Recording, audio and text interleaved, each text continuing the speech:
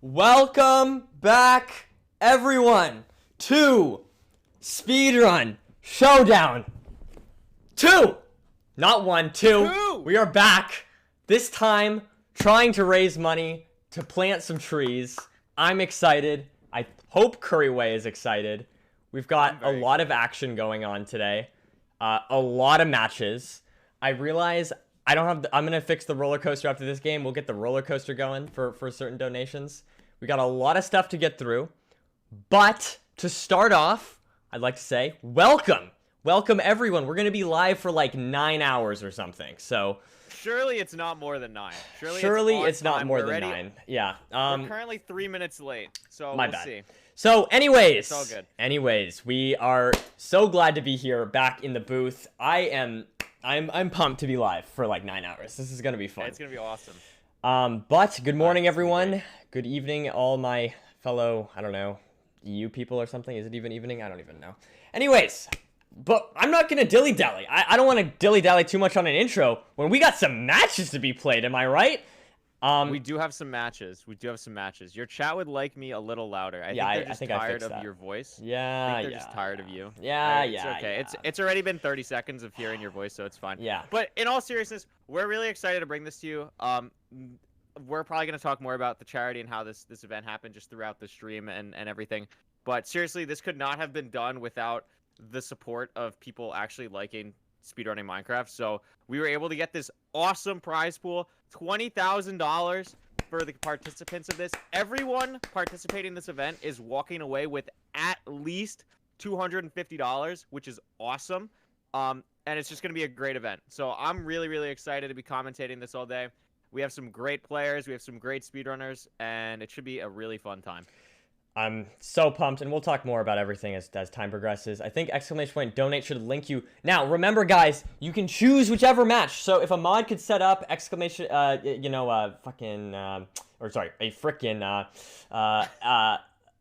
can Emeralds, if you could set up a little, what's it called? The poll, not the poll, the other one. What's the other one? Prediction? Prediction, yes. We'll do predictions. Yeah. We'll do all those. And we'll make sure we get that. But keep in mind, you can always donate. !donate will link you to to donate to there. You can also choose whichever team you'd like. And they should all be good. If you'd like to donate to Fulham's team, it might be called Fulham or Redstone. I'm not exactly sure. But that link should be there. Let's see, let me make sure. So if you just take this and you just scroll down, you can click whichever team you'd like. You can't just donate and type like whichever team you'd like. You have to click on the link below. So click on, it says members who are fundraising for Speedrun Showdown, and you just click on like Redstone, for example. Apparently Illumina, Team Diamond is just Illumina. Wait, can you click on it? Go back. They can't see your screen now, but I can. Okay, no, yeah. It works. Oh wait, no, that one linked to Fulham. Okay, I don't know why that one. That's actually funny. Okay, if you go to Fulham's stream, he'll have the link. It's just not set up. I'll have them fix that back end. But yeah, anyways, without further ado, I think we should get started. So I think we're ready to go, honestly. Guys, real quick, just before everything starts, dude, we got some crazy shit. You guys are gonna some crazy stuff. Sorry, I'll get used to that. I'll get used to that. Me and Nerdi had a conversation last night. Should we curse or not? And it's been 5 minutes. I can't help myself. I'm so excited. I'm so sorry. Okay, anyways, without further ado, transition. Oh my God! Here Look we at that. are. Whoa! And Marcus, start the match. Game 1. Here we go. Wow. And without further ado, these players have started. The match has begun. And they are off in 3, 2, 1, and go. A little bit of stream delay here, but regardless, you can see that we've got multiple players here trying to see what they can find. Seeds have been chosen. Okay, oh yeah, okay, no, we're good. Seeds have been chosen. And specifically, we've got 2 villages near spawn, 2 bastions near spawn, and we've got 1 fortress near spawn, okay? So, Curry, do you want to run us through the changes in Speedrun Showdown 2? I'd love to, but I also have to remember the changes made in Speedrun Showdown 2, so you're going to have to probably help me through this. The first and biggest change, which you can probably already tell on the screen, is that this is Minecraft 1.19.2, which is very exciting. So we have a bunch of new terrain, we have a bunch of new experiences, and this really levels the playing field for the speedrunners versus the content creators, let's say, who are teamed up with each other here, because a lot of speedrunners aren't familiar with this terrain. So yes, that means there are piglin brutes. The stronghold is negative 400 blocks underground. There are no magma ravines. All that stuff is part of this game. Who knows? Someone might even activate a warden, which would be absolutely absurd. So that's awesome. That's really, really cool stuff. We also have a great sudden death mode, which will happen if 45 minutes occurs. People will be teleported to the end, and we have a lot of great features with that to make sure that people don't stall, and it'll be really fun if it gets to that point. We've been having a lot of scrims. It's been really great to see a lot of people play, and the matches that I've seen from scrims, it is so entertaining. So we're really excited to bring this for you. What other changes did I forget? Nerdi. Did you talk about armor? I did not talk Okay, about armor. so probably the yes. biggest change combat related is that one of the things in Speedrun Showdown 2 that really stunk is that when someone came in, Speedrun Showdown 1, sorry. So when someone came in and fought and then died, they lost everything.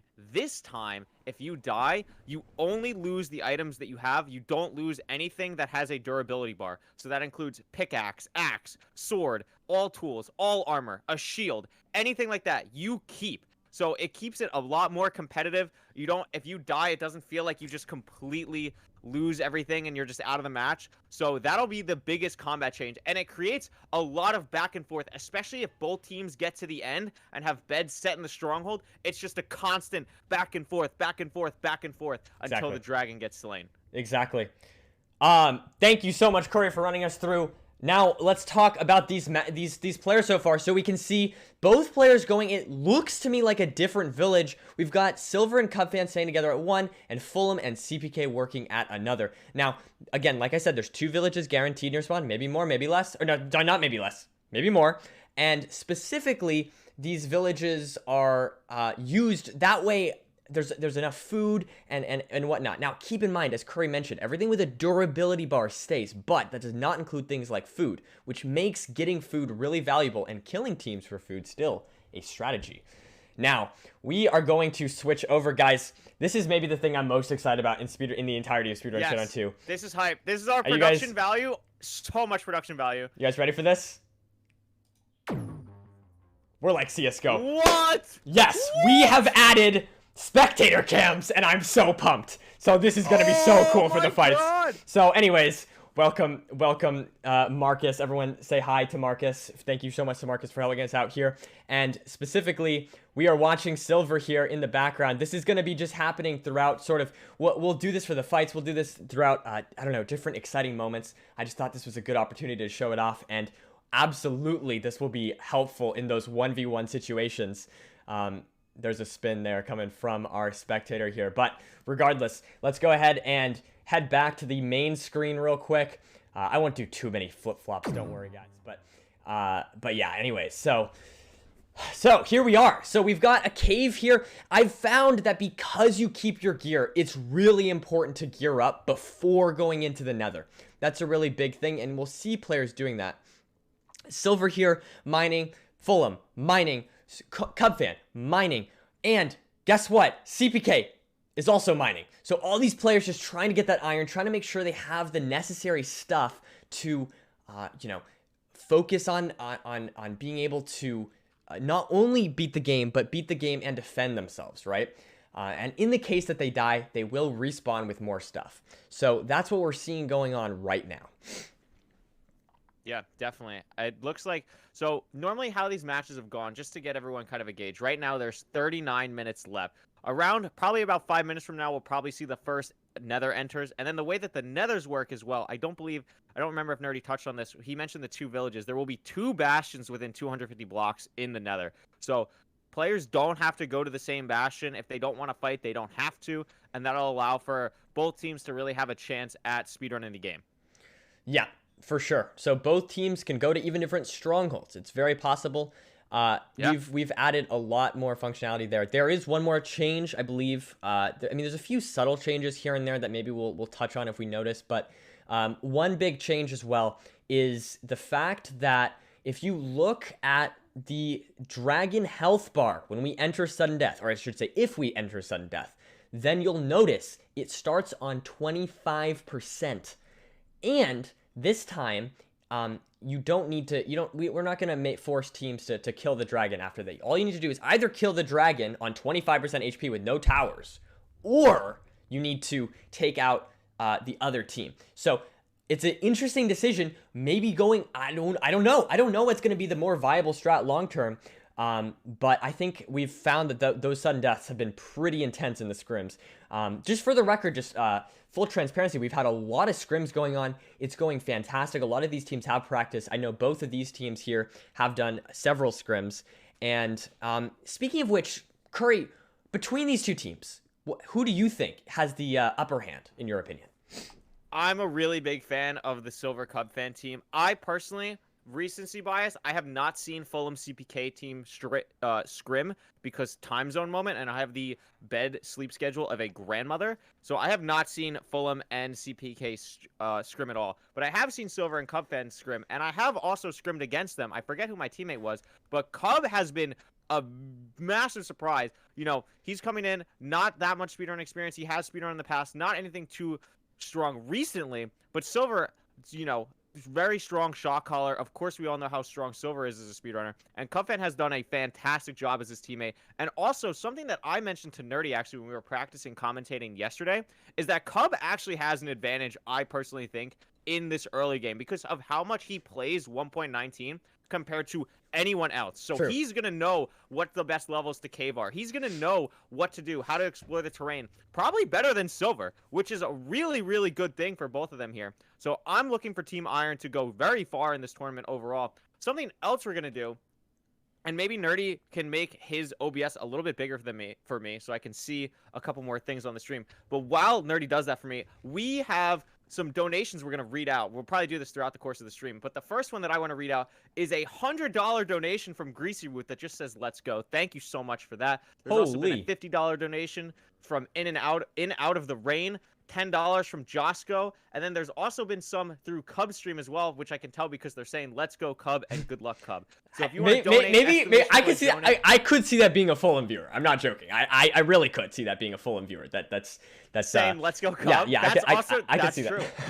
That. They could be going against Fulham. That's totally fair. Thank you to everyone who's donated so far. Remember, $1. Every dollar you donate will be a tree planted. Hopefully we're not planting literal dollars in the ground. That would not be a good use of the money. But our first donation incentive as well that we totally forgot to set up before this is at $5,000 raised. We will be releasing this mod publicly to everyone. So if you want to play Speedrun Showdown for yourself, when we hit $5,000, this mod will become publicly available, which will be awesome.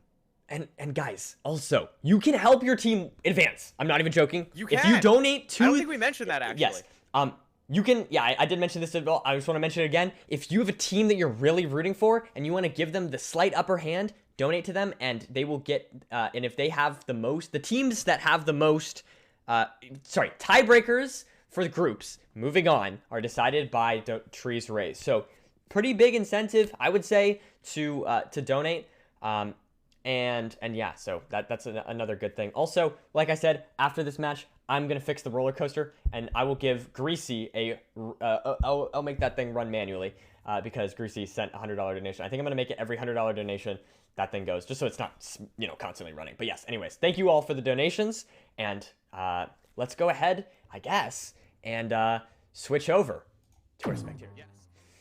I believe Silver did see a lava pool. I was doing a bit of peeking at the preview on your OBS, and there is a lava pool here. So that's awesome. They have an enter. We're looking at the 35-minute mark here. So like I was saying, around this time is when we'll see people getting into the nether, starting to figure out what they're going to do speedrun-wise. And I think both teams have a pretty fair, even advantage here, I would say. It looks like Fulham and CPK are gearing up a bit. Cub still doesn't have that much armor, neither does Silver. So I think just based on that, teams gear-wise are pretty even, but the fact that Team Iron has a lava pool at the moment, I'm not sure how far away they are from Fulham's team. That's a really big advantage right now. Yeah, another change that we forgot to mention. Every time you enter the nether, and hopefully we'll see that soon, and enter the end, actually, and exit the nether, basically anytime you switch dimensions, it will post the coordinates in chat. Yep, which you're about to see that right now. Is crazy. It has changed. It has really changed a lot of the meta here, and I think it makes this stuff just really exciting to watch, because teams will just be able to they won't get locked out of a dimension, basically, right? Yeah. And just to piggyback off that for a quick second, huge shout out to the mod creator Kai. Did a phenomenal job. Also, to my knowledge, created the mod for the first Speedrun Showdown. Yes. We asked them to hook us up with this. They have done an unbelievable job. And as you can see, it says that Silver runs portaled at this point and gives them the coordinates in the nether and the overworld. And there we go. We have Silver and Cub entering the nether here. There you go. Immediately, see, there's the bastion right there. We've also got a fortress nearby. Not in sight yet, but it is within range. Another thing added, there's a world border. So now there's a world border of 3,000 blocks, and divide that by 8 to get the world border in the nether. And so teams they can't travel too far. They can't get out of the, there's still all the stuff within the nether that they need, but they can't blind at like 800 in the nether or something, right? Now, Silver here, dealing with some brutes, taking a little bit of damage, but seems to manage that fine. My guess is that we see Silver primarily dealing with the Bastion here, and Cub kind of looking around for a fort, something along those lines. I think that, let's just switch back here to our mainstream. To me, it appears that Cub is at least trying to be aware of the other team, and staying near Silver, being on that compass, kind of being Silver's bodyguard. I liked the phrase dub fan earlier. That's pretty good. Dub fan is good. So if they win this, I guess he will be dub fan. Chat, we're taking nicknames for anyone. We'll take nickname for teams and stuff. Dub fan is absolutely awesome. I also want to point out something that Silver did there while he was routing the Bastion. You know, some people more familiar with speedruns probably know this, especially if you've done anything in 1.19. You know, just tower up 2 blocks, dig down 2 blocks underneath you. Piglin Brutes will just fall in the hole. Silver played that extremely well. And I think that's something we'll see from a lot of runners here. And people who are going to recognize that and know what to do with Piglin Brutes are going to have a really big advantage with the Bastion routing. Absolutely. Sudden death here in 32 minutes. As we see Silver continue to deal with some brutes to trade some gold. Curry, are you feeling a sudden death, or you think we're going to see any percent going on here? I mean, so full disclosure, we had some issues with the scrims. Not issues with the scrims, but we accidentally ran a lot of scrims with a 30-minute timer instead of a 45, and some of those didn't even go to sudden death. So I think with the rate that Silver and Cub are going at right now, I think they are in a really prime position to enter the end with plenty of time to spare. Unless, and honestly, Fulham and CPK really got to start figuring out something. The one thing that is hard, it does look like they have a lava pool now, which is great. But I was going to say, if they're not able to find that anytime soon, that's going to be a problem. But this lava pool is going to get them right back in the game. This lava pool is huge. As well, they could have gone to the portal that the other team built there. But to me, it feels as though it probably was pretty far away. I think these teams are pretty separated. Mm-hmm. Now, here's the question, Curry. I had this question asked, and I think it's a viable one. What do we think about potions? I think potions are really great. I think especially if you have... So, the way that I would take potions is, first off, I think you got to be close to the fortress right off the jump. It's got to be something you have right there. If it's not something that's right there off the jump of your spawn, I think you already need a pretty significant advantage to go for it. And I think having that advantage makes you feel safe, like, okay, I'm not going to lose a lead here. And then you're almost guaranteeing yourself the victory in the late game. So if you have a lead, I think it's a really smart thing to go for. I think if you're behind, it can be something to try and get you back in the game, but it might just take too much time. Yeah, strength pots specifically, definitely very strong. It's hard to say, of course, as we see this team entering the nether here. Both teams in the nether here. Is that the same portal? I don't think it is. So we're going to get some, it looks like some E-ray here from Fulham. And hopefully they'll track the other team, try and find them. Maybe we'll get some fighting. We have some pause, what is it? Pause champ Peepo knife. Is that the order? I remember that being the big one from Speedrun Showdown 1, the big combo. So yeah, maybe get some of those ready. There it is. There it is. Yeah, awakening some memories in the chat. Exactly. That was great. It does look to me like, has Silver and Cub no, this is the same Bastion. Okay, so we're in a stables here. This is the same Bastion. Yeah. Yeah. Silver had done triple chest up top in the stables. I was going to say this Bastion might be smelly if it doesn't have a good gap, but it does. Something that I actually don't know, and I don't know how you found the seeds for this, and I think chat would be interested as well. So let's say the 2 Bastions are like stables or something in the nether, right? Are those stables guaranteed to have good gaps, or is stables here something that's still completely random? Well, so you see, Curry, when you think about let's just say yeah, no, I did not think about that. I did not consider that. Technically, yes, that's a possibility. Surely there won't be a, what is that, a 1 in 16 chance of there being 2, no, it's more than that. I don't know. It'd be like 1 in 64. It's something like I think it needs to. I think it's one. I think it's 16 times 16. I think it's 1 in 'cause then you also, 256. like, yeah. I think it's a 1 It in won't 256. happen. It's fine. I don't think it'll happen. It's fine. Surely it won't happen. No. It won't at all. So it but looks anyways, like, I think Silver and Cub are going to be leaving this Bastion in a second, though. It looks like they have pretty much everything they need. I think just getting a little bit less trades. I can't really see the inventories, but I would imagine, I think I see 2 lines of pearls for Silver, and he's going to be totally fine with that. They haven't found the fortress, to my knowledge, though. It looks like neither team has found the fortress yet, so that'll be the next big thing. If Fulham and Team Redstone can end up finding the fortress first, that could be a big advantage, and then they could try and take a fight with them Absolutely. on the fortress. Well, to be fair, I don't know if even any team has tried to. Okay, and I believe this is this the same stables, or is this a different Bastion here? This looks like... Is this housing? This looks like housing. Okay, yeah, never this mind. Is housing. Okay, sorry, I didn't mean to get y'all's hopes up there.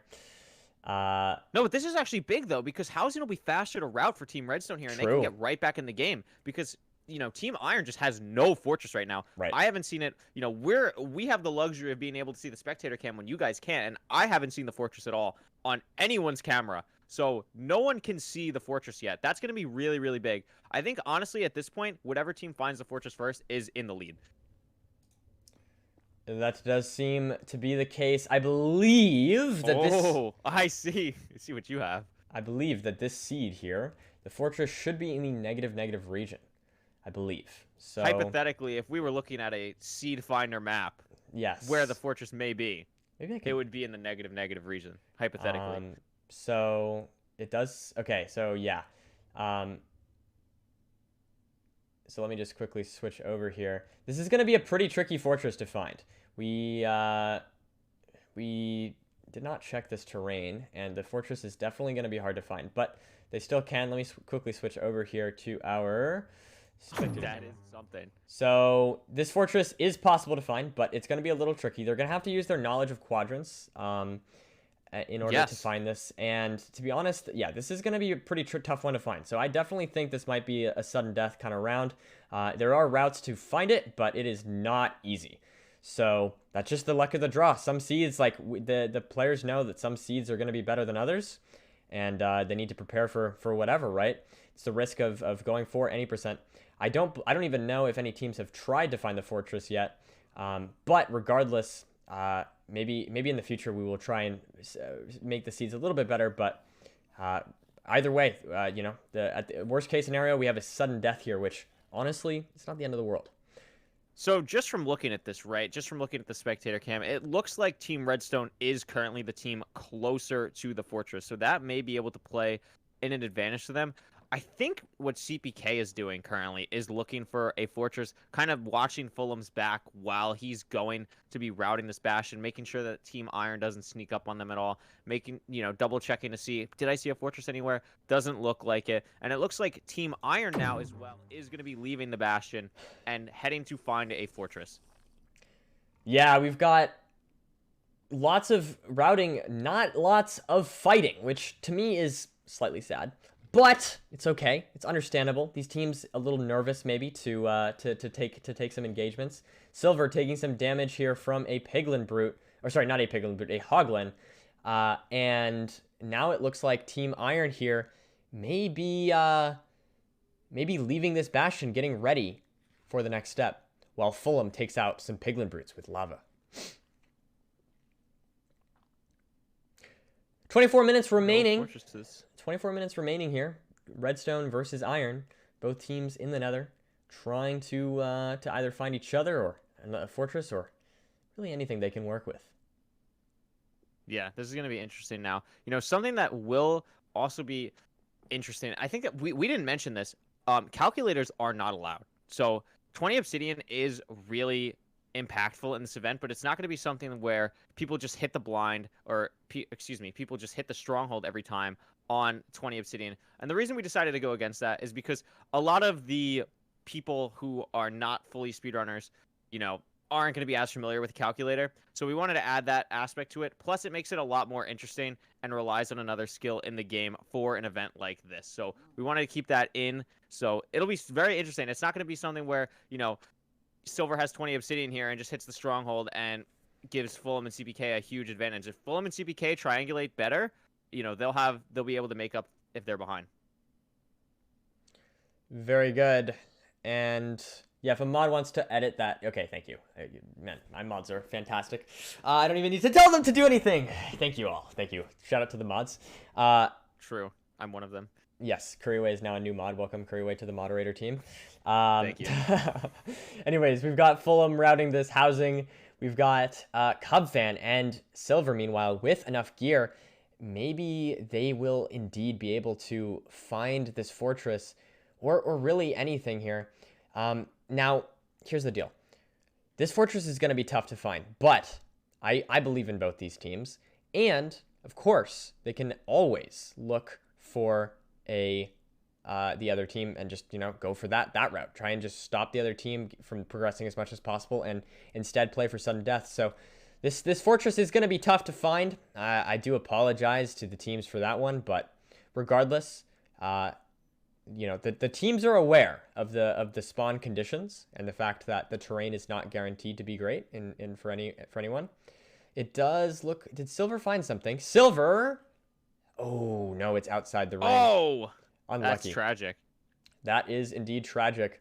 I wonder if Silver thinks that this is the fortress that's considered to be in it. No, that is not the fortress. But here's my logic here. If Silver is smart, which I believe he is, he can use the information of that fortress and the information of the bastions to find which quadrant the fortress is in. From there, he can get the stuff that he needs. So a little bit harder than normal, but still very doable, very feasible. And that is probably the best route if they want to get fortress materials. Again, worst case scenario, we've got sudden death. I mean, let's think about it here. So Silver has routed a bastion. Team Iron has routed a bastion. Team Redstone has routed a bastion. They know what quadrants each other are in. And it looks like Silver might actually have spotted exactly where Team Redstone is, which is very interesting. But they know the two quadrants that they're in. So that cuts out half already. So they're going to go one more quadrant. They're either going to find nothing or the fortress or another bastion. So we've already cut out half here. I think there's still a pretty good chance that the fortress is found here. Team Redstone, still hasn't even really looked for the fortress that much. So I think with both teams starting to look for it once they're done trading with these last couple pigs, I think it'll definitely be found. I do agree here. Surely. It appears that Silver is teleporting, trying to see if he can maybe get some eyes on Team Redstone. We may have our first engagement here.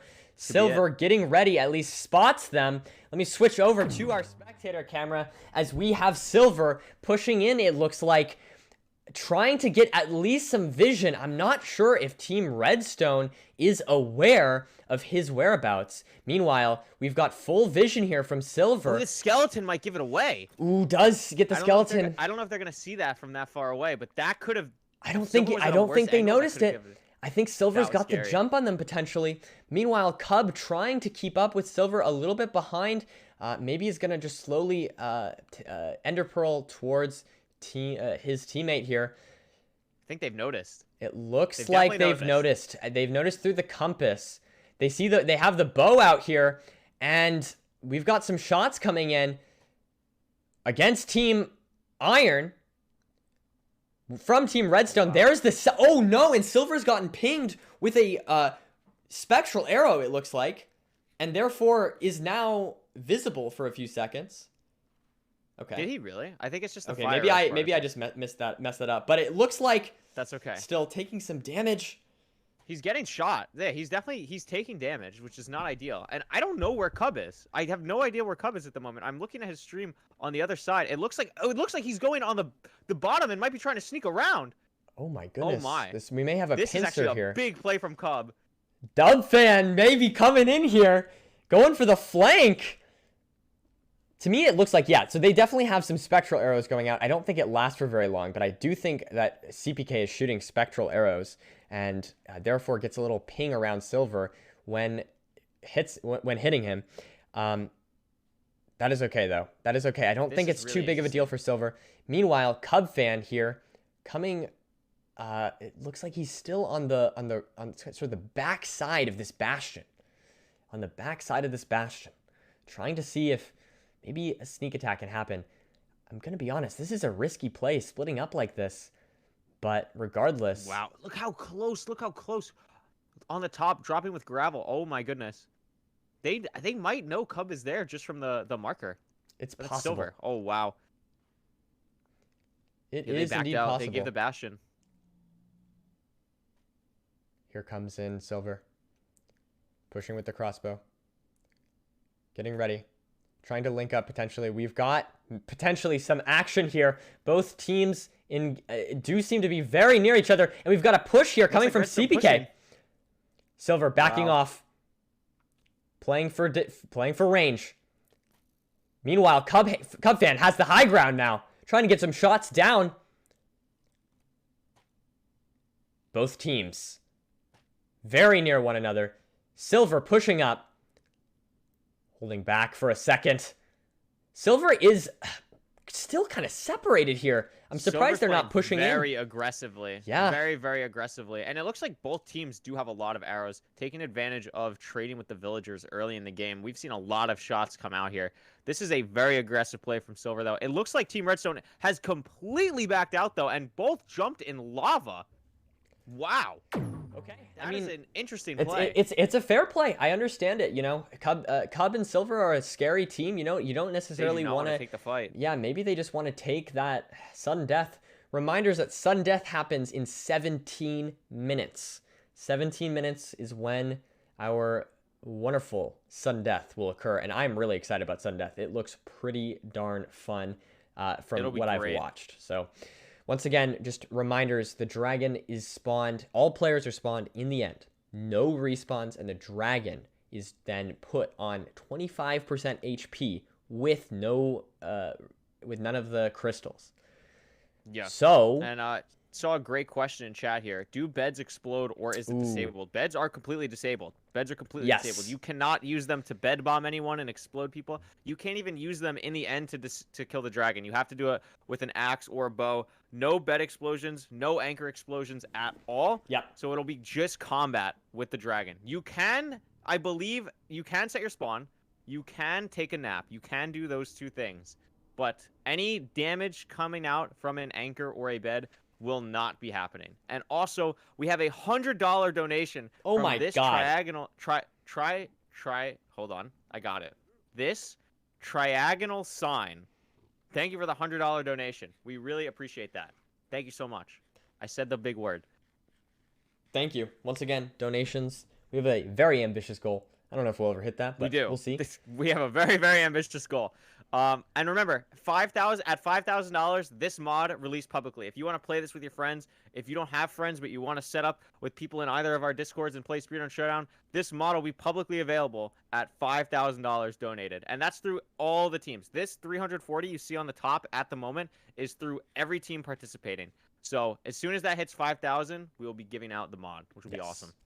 And yes, of course, in order to choose your corresponding team, all you need to do, I believe the only one that's not set up right now is Team Crimson, which we'll set up before they play their match. But all the other teams should be good. All you need to do is click on that exclamation point donate link, scroll down. There's a huge list of teams. You just click whichever one you like. Whichever team you're rooting for, click on that team, donate through there, and it will count towards their pool. I digress. So, yes, you can donate. They actually other teams, found the fortress. Doesn't do anything. Yes, you can donate for Team Nerdi and Curryway. We will be doing we have some. We'll do a little bit of leaking. We have a little bit of some fun donation incentives for us later on after the mod giveaway. We may be doing a TikTok dance. We may be doing a lip sync karaoke.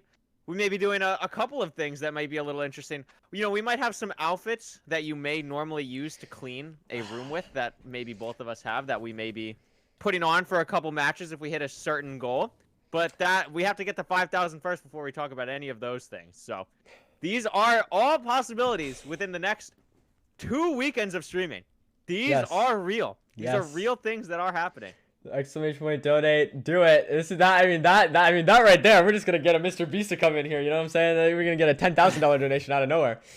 I was thinking, dude, what if we? Okay. Listen. Okay, wait. They found the fortress. I didn't announce that. I'm so sorry. They found this like 2 minutes ago. Yeah, they found this 2 minutes ago. I had a funny thing to say, but we can talk about this later. There is a more important thing going on. Doing things currently. We'll come back to our silliness. We need to be professional commentators here. So this is actually awesome. If we could swap to the spectator cam for a second, I think Silver's going to show off something that I found really interesting. Actually, he's not going to show it off, but that's okay. So it's because he's like basically at the surface. But something that we've... Oh, no, he's not. This is like Deep Slate. He's still underground. He might show it off here. Something that we've seen players do when they're trying to triangulate, when they come out of their first portal. A lot of times you spawn underground in this. And a lot of times when you spawn underground in 1.19, it's awful because you're negative 40 below. But with how big caves are in 1.19, you can actually throw your eye in the cave and like always get it back. You don't have to worry about it like going in a wall or something. You're like always going to get your eye back. So we'll see that more in later matches, but that's something that I found really interesting. That's actually an advantage in this version. You don't always have to go to the surface to throw your eye. You can stay underground if you're in a big enough cave, which happens more than you think, which is really cool. Yeah, absolutely. It is interesting to spot the differences here. There's lots of little changes too and again, this is where I think you mentioned earlier, Cub fan having that 1.19 experience definitely gonna come in helpful for this team. I think this team might be. I think they're just a really strong team. I mean, Cub fan willing to listen to Silver's callouts and very open to learning about speedrunning. Meanwhile. Sorry, go ahead. That creeper on the move. That creeper is on the move currently. I didn't know if but that thing was schmoving. That thing was indeed schmoving. Oh my goodness, this is some action here. I don't know where Cub is going currently. Yeah, hopefully. Oh my, this is actually not great for Cub. 4 skeletons, a creeper, and a slime. Okay, he's okay. I believe in Cub. Cub deals with this every day on Hermitcraft. You know what I'm saying? Yeah, no, this is the average. This is average Cub fan. Oh no, this is definitely scary though. Lots of action. He's one of the only ones in the overworld, but I think, well, I guess him and Silver, right? So he's probably taking up a decent amount of the mob cap himself with just this one cave, and so lots of mobs. If I were him, I would just go up. You just gotta dig up. I'm trying to figure out why he's even here. Like Silver's doing the triangulation. Like I don't know why Cub has to be here because he's not on the surface. I don't know where he is. I don't know what Silver's also looking for here. I guess he needs some food maybe. But very interesting plays from the both of them. Maybe the stronghold's just close. The stronghold could just totally be close. Yeah, they could only have 10 obby. Dylan brings up a great point in the chat. You know, we're so used to seeing 20 obsidian that, especially without calculator, 20 obby might not be that necessary. And especially, too, something that I just thought of, with your portals being told in the chat, sometimes it might just be better to blind and start going if you know the other team doesn't have eyes. Because then they won't come to your portal or they'll have to go somewhere else. So that'll be really advantageous. I think Dylan is correct. They probably only have 10 obby and are just sending it to the stronghold. I do believe that's what's going on here.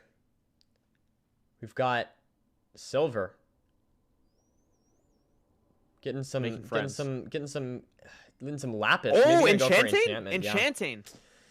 That is 10 minutes left. That is critical, I would say. If they can get enchantments, that will absolutely change the meta. One thing that I expect to see from these teams is piercing. Piercing is an enchantment that wasn't really used much in Speedrun Showdown 1, but is has a crazy ability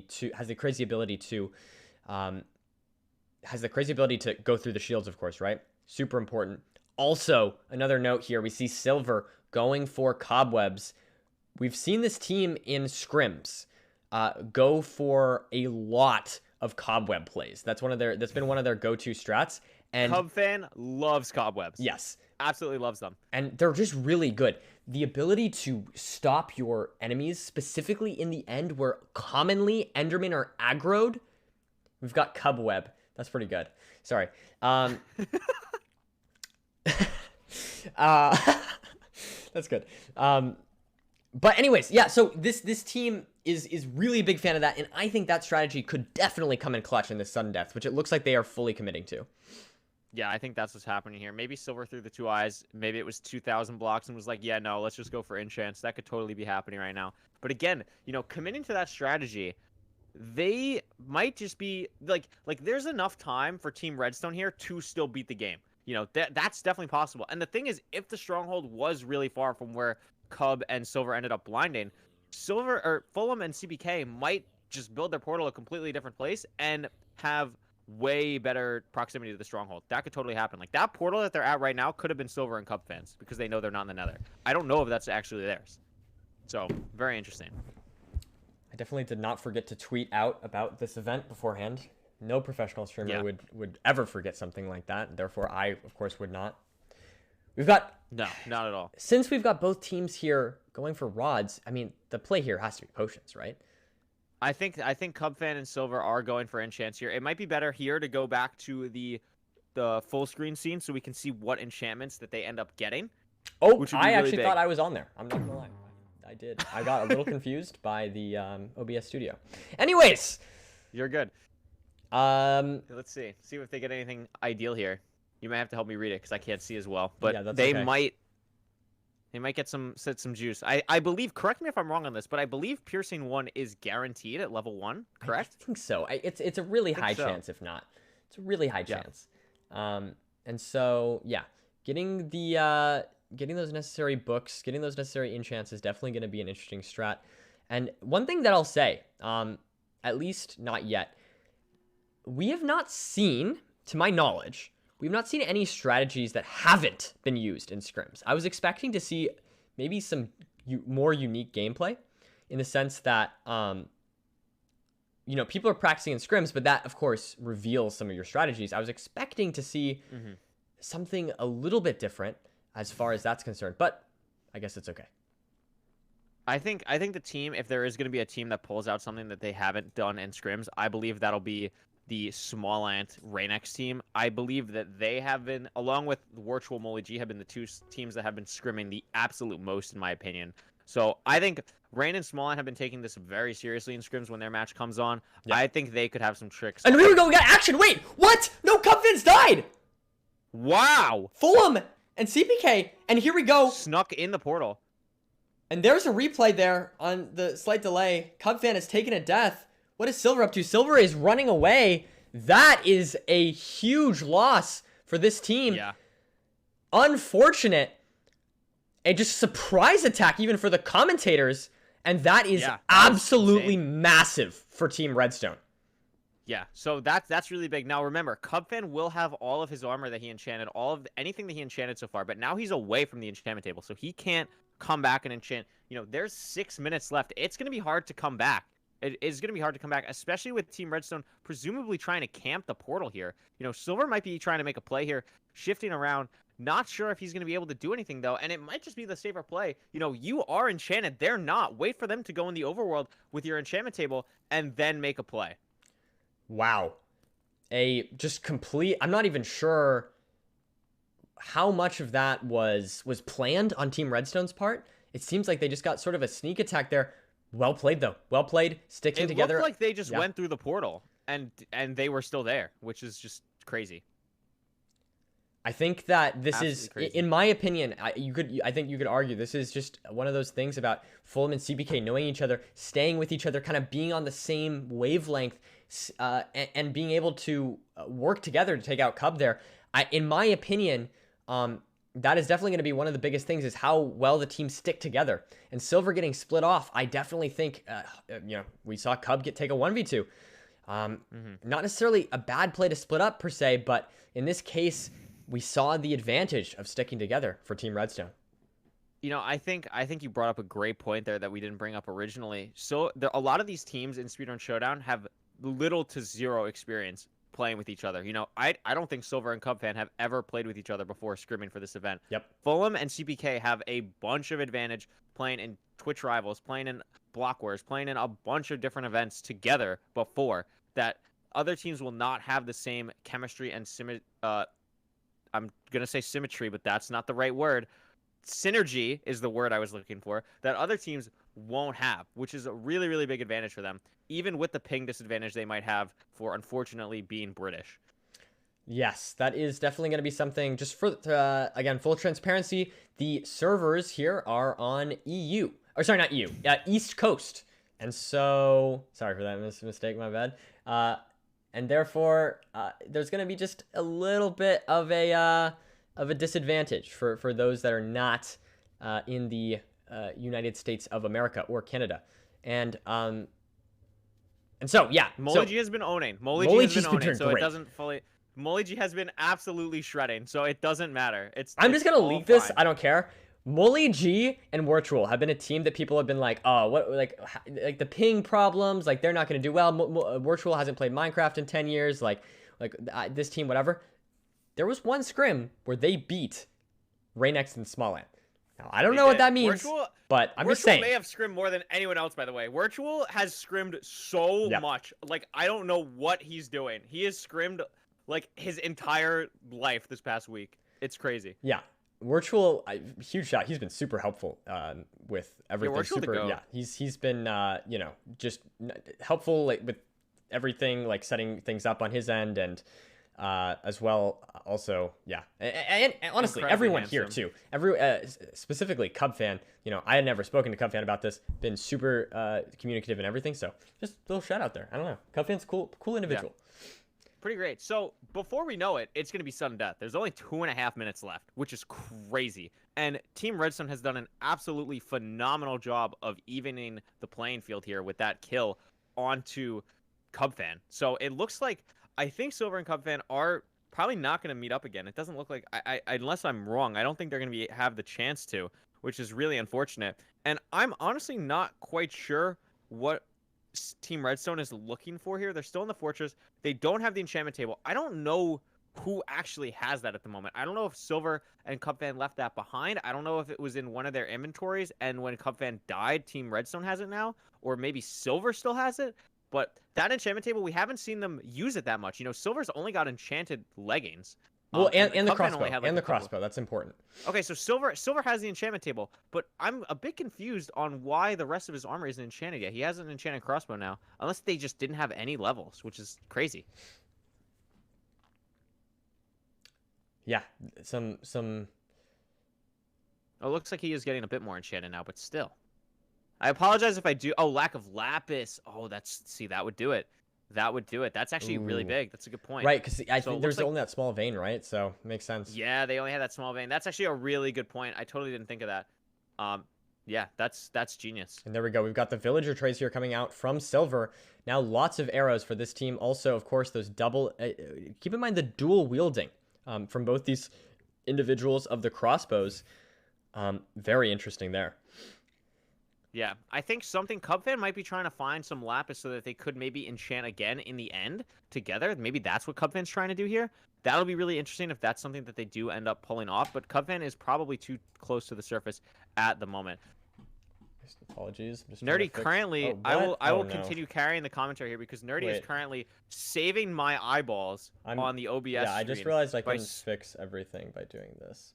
Sorry. Sorry for the pause there. No, you're totally good. So full disclaimer, I've been watching this on like a very tiny screen, and I think what Nerdy is currently doing is switching up his monitor so that I can see the 4 perspectives a lot easier. Now, the one thing this will do, Nerdy, is that I won't be able to see the spectator cam when you switch to it. Well, you can open up Marcus. That's fine. Sorry. Yeah, if anything, I can just shadow Marcus in the actual game on my second monitor. So that's fine. Apologies for that slight technical problem there, chat, but we're good. This is so much better for me. You have no idea. Oh I actually meant to be sharing this screen the entire time, so that's on me. My bad. All right, sudden death. Sudden death coming in 2 seconds. Let's transition over here. Few seconds here left. Wow. And here we go. We've got some action. Okay, it actually appears that Marcus, for some reason, is not showing. That's fine. We'll just use this. Anyways, apologies for that once again. I'll need to fix that. We've got some action here. Both teams need to wait out that resistance, which lasts 15 seconds. Next. Yes, and as you can see, look, the dragon quarter health, no regeneration on the dragon. So it really just takes one fly down and a couple arrow shots to finish off the dragon here if teams want to go for it. Otherwise, they are just going to fight here. Yeah, absolutely. We've got some action, some shots fired. No respawns enabled here as Silver and Cubfan. And there's Fulham taking a first death. This is a 1v2 situation here now. Can Silver and Cubfan take out this last player on Team Redstone? Trying to get the last shots here. Silver taking a little bit of damage with that lava bucket, but not too much. CPK is pretty low on health here. Not too much. There's a big shot there into Silver. Yeah. What do you think is the play here? Can we see any damage onto the dragon, maybe, perhaps, for This is going to be tough. Redstone? CPK is low right now. 2.5 hearts. Doesn't look like he's regenning at the moment. Is going to have a really tough time here. Not sure what he's going to be able to do. Trying to get those last shots there. Wow. Shooting a few more. Still unable. Can potentially get the lava no. bucket. That's big. That's a big take from CPK. Absolutely. Cubfan is on 1 HP right now. Cubfan really, really low. So this might be That's it. No, insane. there is the kill. And wow, what a shot from Silver. There's the kill. Wow. Team Iron has come in clutch Very and won close match. the match. A very good match Incredible. there, right off the bat. Starting off strong. We've got a 1-0 lead, not 1-0. It's just a 1. They go up 1 in the groups here. Overall, first very in the well groups. played. Curry, do you want to drag in Silver and Cubfan real quick into the booth? Absolutely, I can definitely do that. So I'm gonna I'll drag them into a waiting room, and then I'll message and say, "Are you guys good to go?" But yeah. While we that was wait really to good. hear back from this team, we can see like just a very solid match overall, I would say. These teams both played very well. It came down to the sudden death. They weren't quite quick enough to be able to finish off the dragon, so we had to wait for sudden death there, and ended up just getting a very solid game out of that. I mean, I don't know. That was very enjoyable for me to watch. I hope you guys enjoyed the first round. We will be getting into our next match here very shortly. I believe the next match is Emerald versus Purpur? Is it? I don't remember off the top of my head. Don't ask me. Let me see here. Sorry. Let me see the next. I haven't heard from them. Do you apparently- want me to just drag them in anyway? Apparently, Ant Frost's power is out. So yeah. Anyways, yeah. Feel free to drag. Oh, that's awesome. So yeah, if you want to drag in these Sure. teams. I'll drag them in here. I'll drag them in. GG. Hello. Welcome. Yo. Cub fan and Silver Team Iron. Congrats on the win. How'd you feel about that match overall? How'd you feel how you played? I felt it went It was pretty good. well. Yeah. Yeah. Nice. I feel So I have one question. What happened? We actually kind of missed it in the commentary booth. What happened to have Cubfan die? It looked like some really weird like Nether portal timing things. Yeah. What was going on there? So basically, Okay, you can yeah. Silver went through to the Nether, and then instantly both CPK and Fulham came through our side. Wow. Yeah, we swapped sides, and then Yeah. I was telling That's Cub fan to come in slightly later because he didn't have fire res, and then we just swapped. Yeah, Silver That is- predicted they would be there, and then they came through at the exact moment he Wow. went through. Wow. Yeah. That's crazy. That was wild. Wow. Well, congratulations. I'm not sure. Nerdy, do you know if they play later? Will we see them again today, Yes, or they on are tomorrow? playing in about what is it? When do you guys play? I think it's an hour from now. I think you or I'm sure something they can like look that. at my own schedule graphic. Yeah. I need Yeah, to I pull think up the it's like an schedule. hour from I now. think Yeah. it's basically I think it's the match after this one if I have it off the top of my head. Let me pull up the schedule here. Yeah, so we will be seeing this team again the match after this one. So need to do a quick match between Purpur and Emerald. And then we will do that. There is some technical difficulties with Team Emerald, but we will get that sorted and update you all soon. Worst case scenario, that match is going to be rescheduled for later or something like that. Yep. But yeah, we'll let you all we'll Alright, cool. let you all know. Anyways, Yeah. thank you. Not your guys' match, to be clear. Not your guys' match. We're talking to the chat.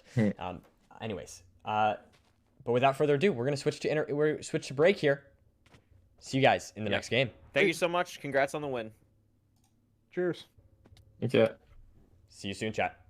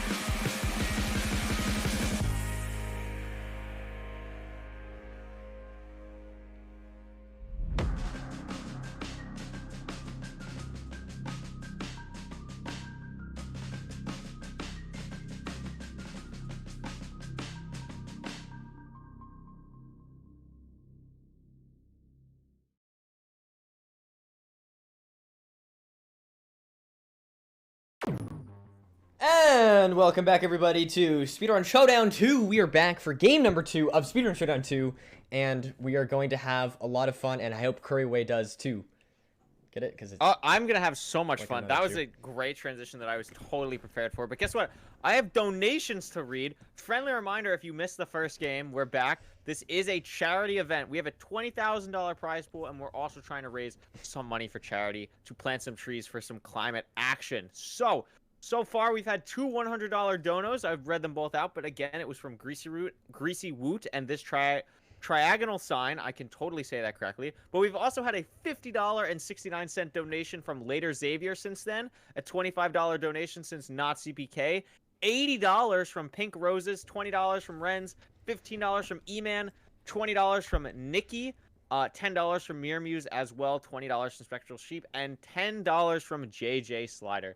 So a bunch of donations. Remember, you can type !donate. It's also been pinned to the top of the chat. Raising money for a great cause. All the other streamers are as well. And if there's a streamer duo who is paired together as a team, for example, maybe you really love Switch and Boomer. I am personally a big fan of my guy Switch. Maybe I want their team to win. And I can help them out by going into their stream and donating through their link, because the tiebreaker, let's say two teams are 2-1. Out of those two teams are 2-1, if neither of them are the best team in their brackets, the team that'll be moving on will be the team that raised more money. So that'll be a tiebreaker for a lot of this. So you can help your team advance into the bracket stage if you would like. So, Nerdy, if I forgot anything, please make fun of me. Otherwise, I think we're almost ready to go here. We had some technical difficulties before with Amfrost, but it looks like his internet is working, moving and grooving, and yeah, should be good to go here. We should be good to go indeed. We've got Antfrost here, and Dylan versus Switch and Boomer once again. Again, if you guys want it, probably the fastest way to choose your team is to select that the pinned comment here, and go ahead and switch it on over to just by scrolling down. You can switch it on over to whatever team you want. So just click on the link of the team that you want, whether it's Redstone, whether it's Purple, Emerald, whatever, and then from there you can just donate. You got to donate through the link. You can't just say, you know, donate to the main link and then say, I want Emerald. You have to specifically go to the link, so make sure you do that if you do want to help out your team. But without further ado, I believe this is a very exciting match. I'm just waiting on these final streamers to get their Minecrafts up and going, and then we should be good to go. Curry, before this match starts, but while we're waiting here, what do you think is the expected outcome? What are you expecting to happen here?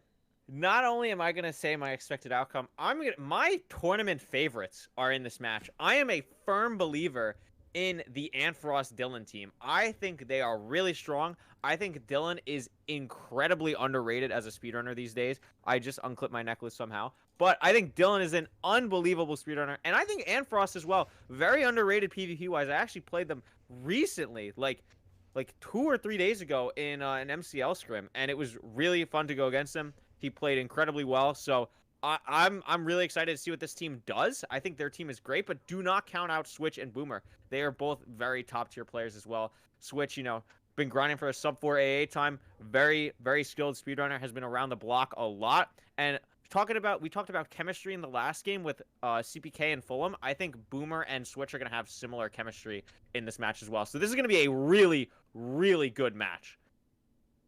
I am thoroughly excited. If we could just make sure, if someone could ping Boomer and Antfrost maybe to switch on over to Minecraft so we can get started here. That's the only thing we're waiting on here, as long as once they're in game. Are they in game, Curry? Real quick, let me just ask you. Let me press the tab button. They are, Antfrost is, Boomer is not. Okay, so we'll just wait on these we're just waiting on these individuals. I guess we can talk about that last game while we wait on them to join. I really think that was kind of a textbook play from Cubfan, in my opinion. Let me explain why. Yeah. Cubfan did die, yes, but the reason why Cubfan was Dubfan, in my opinion, he had his little chest all ready to go. When he died, he was completely fine. The bed meta, the way that you save your stuff, I think is going to be really important. Where you set your spawn, why, like, you know, sort of, do you put it in a wall or do you put a chest near it? And all of that kind of thing, I think, is really, really important. So definitely happy about that. To see some good gameplay there. Did make the mistake of maybe getting split off, but managed to recover and win the sudden death alongside Silver. That's absolutely right. I am currently updating the bracket. I also just added an exclamation point bracket challenge that I totally forgot we made yesterday. Yes. So far, you can check that out. It's only going to be for the group stage. We have brackets too. That might be confusion. Oh, okay. So yeah, maybe, I don't know. You can change the command to whatever you want. That's just the link that we're using, challenge.com/SpeedRunShowdown2G. Yeah. And so far, we've only had one match. Iron beat Redstone with 1-0 in the bracket so far. So that is that. This match will be in Group A, our first Group A match. The last one was in Group C. And this will be Emerald versus Purper. Alrighty. Just hoping Boomer will join the game soon, and we will switch on over immediately after that. This Yes. should be an exciting match. I for one am a fan of both these teams. I mean, to be honest, if I'm being completely honest, I'm a fan of all of these teams. I want all of them to win. And honestly, one of the biggest sad things about running an event like this is that I literally have to kick out my friends. You know what I mean? I have to kick out my friends. But we're still giving the money. So we're still giving the money, though. That's true. That is true. So even the last place still gets what, 250 each or something like that. So yeah. I don't know why challenge isn't updating. So good luck. I guess it's just not working right now. That's fine. Enjoyable. We'll figure it out. Oh, it's because I'm not logged in. That would be a problem. That would do it. That would be the issue that I have figured out. Awesome. And we will get started very shortly. I apologize for the delay, chat. I don't know. Overall, it's not our we're on the ball right now. We're actually on the ball. Where I told Dylan he's got to speed this match up a little bit. He's gotta power through because we gotta get back on schedule here. So he's got to figure it out. I think this is gonna be honestly. I think altering the sudden death timer. It's fine. We don't need to. It's all good. We'll be a little bit behind. It's all good. Yeah, switch already checked in. Is Boomer's in the call at least, right? Let me just. Yes, Boomer is in the call. Okay, so yeah, these two teams are they in the scrim? Oh, Boomer's scan? joining. Boomer's joining. We're good. Okay, We're good. cool. We're good here. Awesome. Let me switch on over in that case to this team. Transition. Welcome everyone Ooh. to this fancy new died. thing, and without further ado, let's get this. Once these players are ready, let's go ahead and get this match on the road. I am so Absolutely. excited.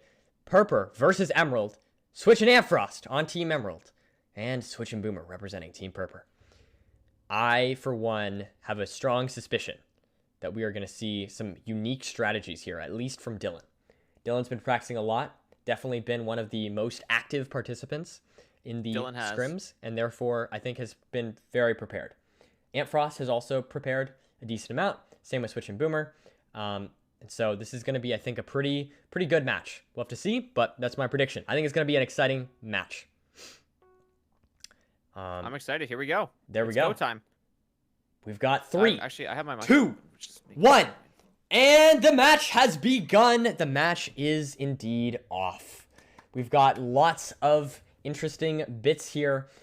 This time spawning in a spruce forest, so maybe getting a taiga village not as good for food, which is unfortunate, but regardless, still can get some useful stuff from that village, or maybe just entirely avoid a village for this match. You know, it's not as good for food, but something that taiga villages are better at is blacksmiths. Looks like Dylan finds one almost immediately. We'll see if he can get a blacksmith. Ruined portal is big. Now, someone can correct me if I'm wrong, if I'm stupid, but I believe in 1.19 it is extremely rare for ruined portals to not have a chest. So even though that portal looks completely destroyed and barren, like, I'm pretty sure there will still be a chest there, which will be awesome. Looks like Dylan also found a blacksmith. Loot 4 iron. That's not nothing. That is definitely not That nothing. is solid. I mean, getting some armor is just so nice to get in this. Normally that iron armor is just completely useless, but Dylan already having iron armor less than 2 minutes into this game. Absolutely Also gonna super huge. Yeah, they're gonna get flint for flint and steel. Dylan maybe not realizing that he could take the Fletcher table there if he wanted to trade. Now again, something that you mentioned, it's gonna be harder to trade with these villagers, but you could still do, you know, stick trades for emeralds. That's something he could totally do here. So having that Fletcher table is nice. That's definitely a time save. just going to keep exploring this village. Looks like Antfrost has gotten here now as well. And it looks like Team Purpur is going to be off to a pretty unfortunate big disadvantage because this village has given Team Emerald a ton right off the bat. Yeah, this is, I mean, that's just a super nice find there for Team Emerald. And I think that, I mean, at the end of the day, looks like Switch is in a Taiga village. Yeah, so Switch has found that, but not having the same level. Hopefully, though, there could still be some blacksmiths if this is a unique one. You know, maybe getting some stuff there. One thing that's important, I think, to note here is that iron in Dylan's inventory. You might see, yep, I'm exactly like I said. We're gonna see Dylan craft. You notice that choosing to go. Okay, no, choosing to go for a bucket. So that he's having a tough time. Yeah, he's having a tough time deciding. Buckets are an important thing to note. Buckets are not kept. Okay, so what's so funny? I'm just laughing at Talking Mime in the chat. He's a very funny individual, and his oh, okay. I thought I said something. I thought I said something stupid. Which is very, very funny to me personally. Anyways, that's a good point. That's a good point. That was funny. Did not lose any of our trains of thought as. I was just making sure I wasn't I wasn't saying the wrong thing, and Curry was laughing at me. Okay. Anyways, so buckets are not kept by the player when they die. So you might see. So Dylan does go for a bucket here, but in general, we might see buckets crafted at weird points. Like normally, that's like the first thing you craft in a speedrun. Here, you might see armor crafted before a bucket. You might see a pickaxe because those things are kept. And therefore, if the enemy team sneaks up on you and kills you, they can't just yoink it, right? This rune portal, unfortunately, is not completable, and therefore no, it is not. Can't use it to enter the nether. These teams... Antfrost hasn't found the chest right yet. He still hasn't found the chest. I don't even know if it's worth it, honestly. With everything they've gotten in this village at this point, they had got the gold block, which is great. Like, what are you going to get in there? I guess you could realistically high roll for some looting, or maybe like a sharp 5 gold axe or something, but that's just so rare that I don't think it's really worth the time to... just dig out the entire ruined portal. Right. Especially when Dylan has this ocean where he could potentially get a bunch more iron from a shipwreck or anything else useful here. We've got... So that 9 gold there, that's definitely nice for Antfrost. We've got Dylan here boating away. Meanwhile, Switch and Boomer opting to go instead for caving, which is totally viable. Oh, look at this boat on Dylan's screen. This is a incredible boat just docked at the shores here, not ruined at all. See what Dylan's able to pull from this chest. Absolute garbage. The emeralds though might come in use because it was going to be hard at the village to get the emeralds for arrows from the fletching table, but now it's looking like a bit of a regret not grabbing that fletching table. And next up here we've got Dylan trying to open up this buried treasure. Getting a nearby buried treasure, it appears. And gonna just instead run right towards that, try and get some iron from there. I think this might be this. I mean, I know buried treasure can spawn with a lot. I don't know the maximum, but we could definitely see this team get geared up before Boomer and Switch, who haven't had a single piece of iron armor yet, it looks like. And so yeah, this is a pretty absurd start from Team Emerald, and this is really honestly just luck based. Like they just got the better village, and Dylan was able to find a shipwreck. Right. It looks like Team Purpur here is just going to have to do more of a traditional approach of just mining and killing animals for their food instead of the more hyper modern way that Dylan and Antfrost are playing, and that's no fault of Team Purpur. They just weren't unfortunately in a situation to be able to do that. It's an interesting thing because. We were talking about how, we thought maybe Emerald were the favorites, but here, I don't think Switch or Boomer have made any mistakes. And honestly, I don't think we've necessarily seen any, amazing plays here from Dylan and Antfrost. Like you said, it's mostly just luck here that's separating the two teams. And, that's unfortunately just the truth of Minecraft. But hey, at the end of the day, it's not these teams are not. It's not like Switch is out of this. Switch and Boomer are out of this. Not at all. We don't know what the Nether looks like. This luck could completely turn with Nether spawns. We could have a fortress moment like the last seed where Team Purpur just finds it and Team Emerald just doesn't. That would be unfortunate for them. So the luck could totally change here.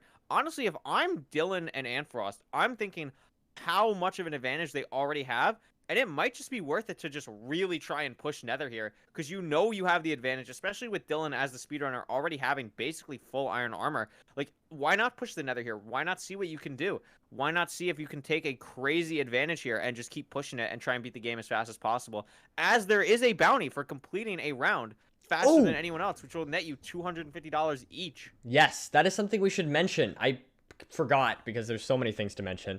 But not only will your donations help with the team advancing, but even if your team doesn't advance at all, the team that raises the most at the end of the event, whichever team you'd like it to be, that team will each earn $500. And so that there's a one bounty. Sorry, each player on that team will earn $500. And as well, on top of that, there is also like Curry said, a $250 bounty for each player on the team that completes the fastest round. So those will be calculated, I guess, at the end. But that is not included for sudden death. But everything else, it will be included for. Yep. Makes sense. Let me quickly respond to this. Curry, can you take over for a second?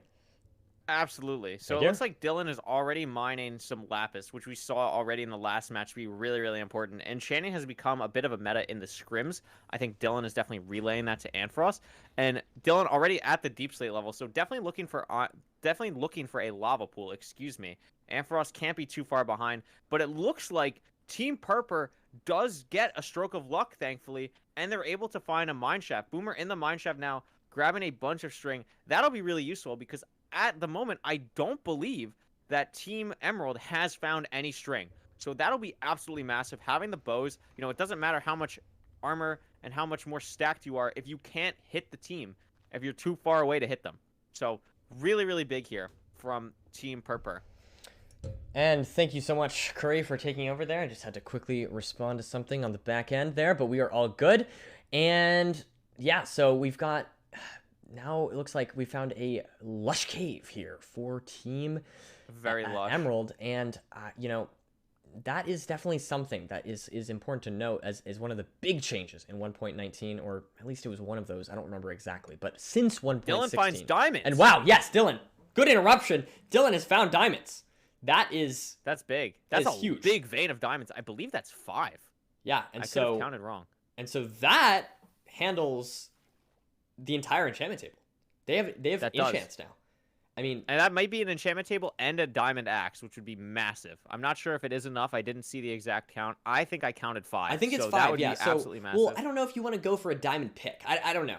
We'll have to see what these Diamond teams pick could choose be to go good. for. There is definitely an argument for diamond pick if you don't get the 20 obby. You could just hold on to it to see if you get 20 obby or not. You know, if you get maybe 10 or 11 obsidian, it might not be worth it. But if you're at 18 or 19, then it might be, because it's not going to be as big of a time waste. But this is, again, you know, how confident are you in your triangulation, especially with calculators being so meta in RSG now? Does Dylan still have the sauce to whip out the calculated and be really close to the stronghold? Or is he going to miss by like 400, 500 blocks? Like, that might just be something that happens. And then Diamond Axe, you wish you have that in the combat. So, you know, that'll be something that'll be really interesting to see later on in this match, how they use the diamonds. And it looks like Dylan is going to go with your suggestion, make the diamond pickaxe, and has the enchantment table as well. Well, also, you can't enchant without the obsidian, so you make the diamond axe now to enchant before you get to the nether, is what I guess Dylan is going to do here. Right. Which is also an advantage of the diamond pickaxe. It does make sense. It does make sense. And again, you do keep that diamond pickaxe throughout. So, I mean, that'll just be useful, you know, not only to mine obsidian, but just you mine faster, you keep more durability. It's just a nice thing to have. And so I'm not surprised at all seeing the diamond pick instead of the diamond axe. I think that's probably going to, again, you know, yeah, I think it's going to be more common. We'll see. Yes, this is just such a unbelievable early game from Team Emerald. Just absolutely insane luck to get to this point. Dylan with the lava pool already. I'm assuming Ampharos is not too far behind at all. They're going to be able to make this enchantment table here, get in the nether with the next 2 minutes or so. And that'll just be absolutely big. If they get a good nether spawn, this could be a really tough comeback for Team Purper. Dare I say, a tough comeback for teams to even beat this time. It's Yeah, possible really. that they like could this, they may just They could this could be this is on They're pace to cooking be right a now. bounty Dylan, winning. Dylan taking round. my words to heart. We needed to get back on track a little bit. Dylan absolutely doing so for True. us at the moment. Absolutely. Clutching up. Next up, we've got Switch trying to craft some or collect some chicken using a smoker. This is I'd big like though. to see that. Like I don't know how many arrows that Team Purple got though. Like they have this string advantage, which is great, Mhm. but I'm not sure if they traded any emeralds with a Fletcher in the village. I don't believe they did. So they're going to be at a disadvantage with the string until they find a bastion. So again, True. it's going to come down to how much longer like does it take for Team Emerald to enter the Nether, right? And then once they do, how long behind does Team Purple enter? Because they really need to hit the bastion first so they can get these arrows. That'll be huge for them and really take advantage of the bows before Team Emerald is able to get the string in the bastions and then just even the advantage. Absolutely. I do think that both teams do have, enough food to play. One thing that was important about this match that was different from the last one is no hay bales, right? And so because of that, you can see these teams have all had to kind of get food. They have more scarce food, but overall, both teams look at similar amounts, maybe 10 combined for each player of any kind of food, right? So that's definitely good for both teams. It's not great for either, to be honest, especially because if a team dies, they might lose that food, and that could be a real big problem. But other than that, these teams both look pretty solid on this, and it looks like Switch here has found this a lava pool. Huge. This is absolutely huge. The fact that they're going to enter before Team Emerald, I think that's going to really wake up Dylan and be like, okay, we need to enter like now. This is really, really big for Team Purple, and that's going to allow them to take the advantage with the arrows, especially if they're able to find this bastion first. Absolutely huge plays from there. And one more thing before we go back. Thank you to Elsie for the $25 donation. Friendly reminder, $1, one tree planted. We've crossed the $600 mark, which is awesome. And our first donation incentive at $5,000 will be releasing this mod publicly. So if you have enjoyed watching this so far and you're like, wow, I want to play this, help us reach the donation goal of 5,000, and we'll be releasing this at that time. As well as helping out your team of choice. True. Very big Very incentive, I would say. Next up, we've got Boomer and Switch. This nether spawn looks rough for Switch. Yeah, definitely this not nether great. spawn looks really rough for Switch. I guess gonna set his coordinates in chat, even though they're kind of set already. Oh, looks like Switch found a bastion. Oh my. Might be Yeah. worth checking to the spectator cam here. This is looking like a nice housing bastion for Switch here. This will be really, really beneficial. Oh my goodness. A fantastic find for Team Purple. Not Iron. Purple. Fantastic find. And Switch is going to definitely be able to take advantage of this and get some, some fire res, get some of those arrows as well. And there's the fortress that appears in the background. So we've got two structures right next to each other. I think, as you mentioned... Oh, no, but Antfrost, super low. Let me quickly switch back to our previous thing. Antfrost on 2 hearts. Oh, wow. This is not ideal for Antfrost, Good but... find. Oh, No, man. Dylan trying to save the Dylan day. going to try 1 and heart. save the day. 1.5. I think he's safe. Wow. Setting Way a too spawn. close.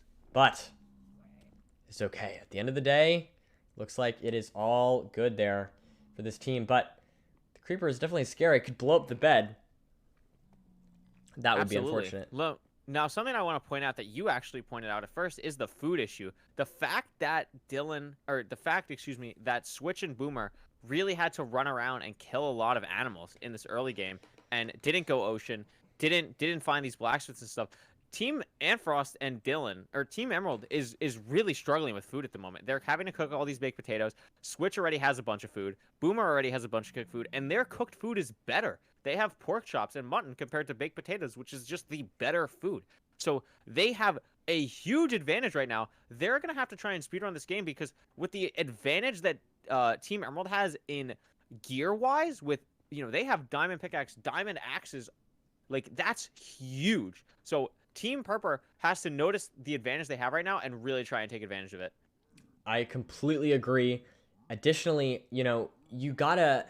if you're Team Emerald, though, you do have to make sure you try and take advantage, or you don't get too far behind pace-wise, because, you know, it is a... Oh, wow, an efficiency 5 pickaxe. Sorry, for Switch. That's absurd. Wow. Yeah. That's huge. So, sorry, I digress. But the point is... That's big.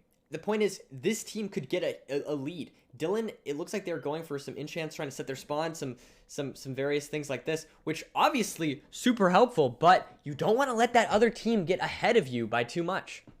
No, and you know what Dylan's not getting on his diamond pickaxe? Efficiency 5. That's absolutely huge for Switch here, and something that I didn't even think about when they were enchanting here. The fact that they get Bastion first with Team Purple is they're going to get the crazy enchantments that can possibly be in a Bastion, and Right. that diamond pickaxe is going to be so helpful for Switch, not only now, but also mining out the Blaze spawner later, and it looks like this is going to be huge for them. Now, I don't know where the fortress is. I haven't seen the fortress at all. It looks like from Boomer's screen, he's just going to meet up with Switch at the Bastion.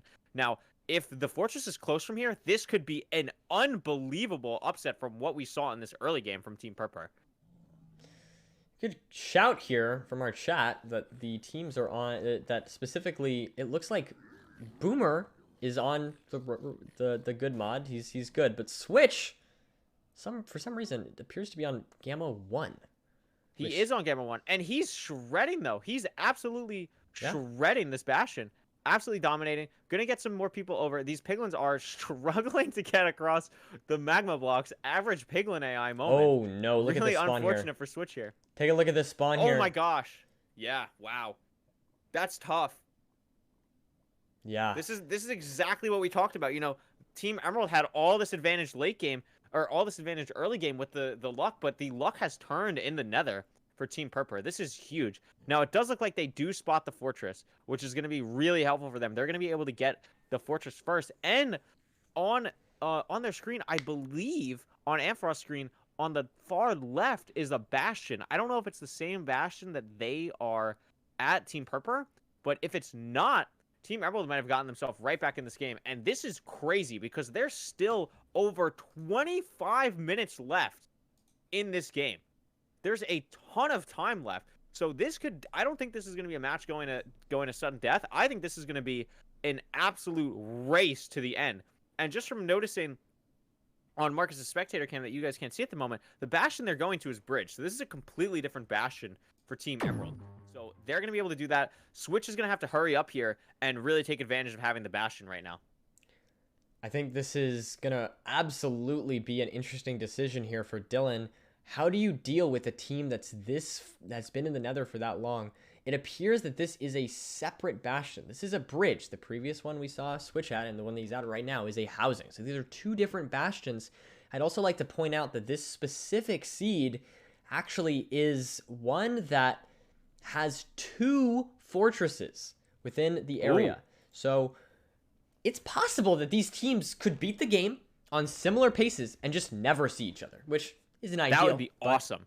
Still. No, I think that'd be awesome. This is a really, you know, obviously we want to see combat, but we saw some combat in the last one. This is much more of a speedrun race, and that's such the great thing about this event is there are completely different ways to win each match, and it's not really a meta kind of decision. It's more just what is the seed more structured toward. This seed seems to be much more structured toward beating it as fast as possible. And it looks like with this Bridge Bastion, Bridge is one of, in my opinion, the easier Bastions to route in 1.19, just because the Piglin Brutes are a lot easier to contain here compared to something like Housing that Switch has been dealing with.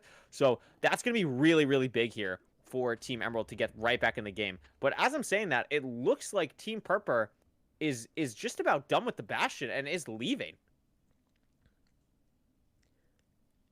This is looking very scary for Antfrost, taking some damage from the Hoglin. Looks like it's managed, but that is okay. Meanwhile, Switch and Boomer, both teams should be aware that the other is in the nether. Of course, they can use their compass to just track down the team if they want. I don't know if they're going to be going for that. I think that Antfrost and Dylan are a scary opponent. So I think if you're Purple here, you're probably not wanting to get into a fight, or maybe they are. Maybe they want to catch him off guard. We'll have to see. But I could see a lot of teams seeing Antfrost and Dylan as a big, big threat. So we'll have to wait and find out. But I definitely think that we might see some hesitations here from this team to engage with Team Emerald. Absolutely. 100%. Also want to give a shout out to Planet Void with the $50 donation What? with a :3 message. Thank you so much. Really appreciate Okay. that. I need to do a lot of roller coaster runs. Guys, I'll get the roller coaster working soon. I'm sorry. I forgot to do that before this. Surely. Whenever we're back on pace, and if not, we'll just start tomorrow's stream with like a roller coaster session, and you're all invited. Yes, you guys are all invited. Everyone can watch the roller coaster do its little thing. There it is right there. I just forgot to turn it on. And it takes like 2 seconds to turn on. So I should do that after this. So anyways, I digress. Yeah. Look at, by the way, I just want to point out, Antfrost Bastion Route Master. There's like 10 pigs in this hole. Wow. Absolutely nailing it. Awesome. This is Antfrost route here for 1.19 bastions. 3 and 10 is like the same thing. It's fine. It's totally fine. Okay, 3 is pretty good for 1.19. And this, It's not bad at all. And this is gonna look good. Yes, an important thing to note, these are 1.16 trades. It's 1.19, Yes. but with 1.16 trades. So Yes. that's the only thing that's like the only data pack that we have installed, right? If that makes sense. And then everything else is just speedrun showdown stuff. Anyways, so it looks like Switch is trying to be aware, at least, of where Dylan is using that Boomer. compass. Look at yeah, we might want to switch back to the mainstream here because it looks like Team Purper has found the fortress. Boomer is looking at it. Looks a little bit scared to go in, which I don't blame. I don't know how much fire as he has. I don't know how much Switch gave to him, but it looks like he has found the fortress, which is really big. Yeah, and this is definitely going to help out this team here. If they can manage to get some strength pots, not something unfortunately we didn't see any of those potions in the last match. I am still rooting for potions. I'm not on any team. I'm on Team Potions. You guys know this. Team Potions. I want to see That's potions valid. being used because I think that they are still one of the most underrated things in Speedrun Showdown, and we don't see it enough. Anyways, I'd like to say in all of my scrims that I got potions. Just for the record, I would like to say that everyone that I played, and we won like all of those games, and we got potions. Just like to say. I played Anyways. one scrim and lost, so that's how mine went. But I was also paired with Pound Cake, so I wasn't expected to win. So it's fine. It happens. Right. But it looks like Switch now heading towards the Bastion, or the Fortress as well, which is really important. Looks like he's going to be meeting up with Boomer here. They're going to probably trade some fire res and get ready to go in this Fortress, which will be good. And again, there's 21 minutes left? So this should be absolutely a race to beat the Ender Dragon. T-Wags in chat. T-Wags, thank you for the seed video thing, by the way. Your seed finding stuff is awesome, and you're cool. T-Wags, shout out to T-Wags. Anyways, let's see.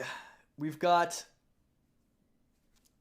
both teams just gearing up here as we wait for potentially some more action.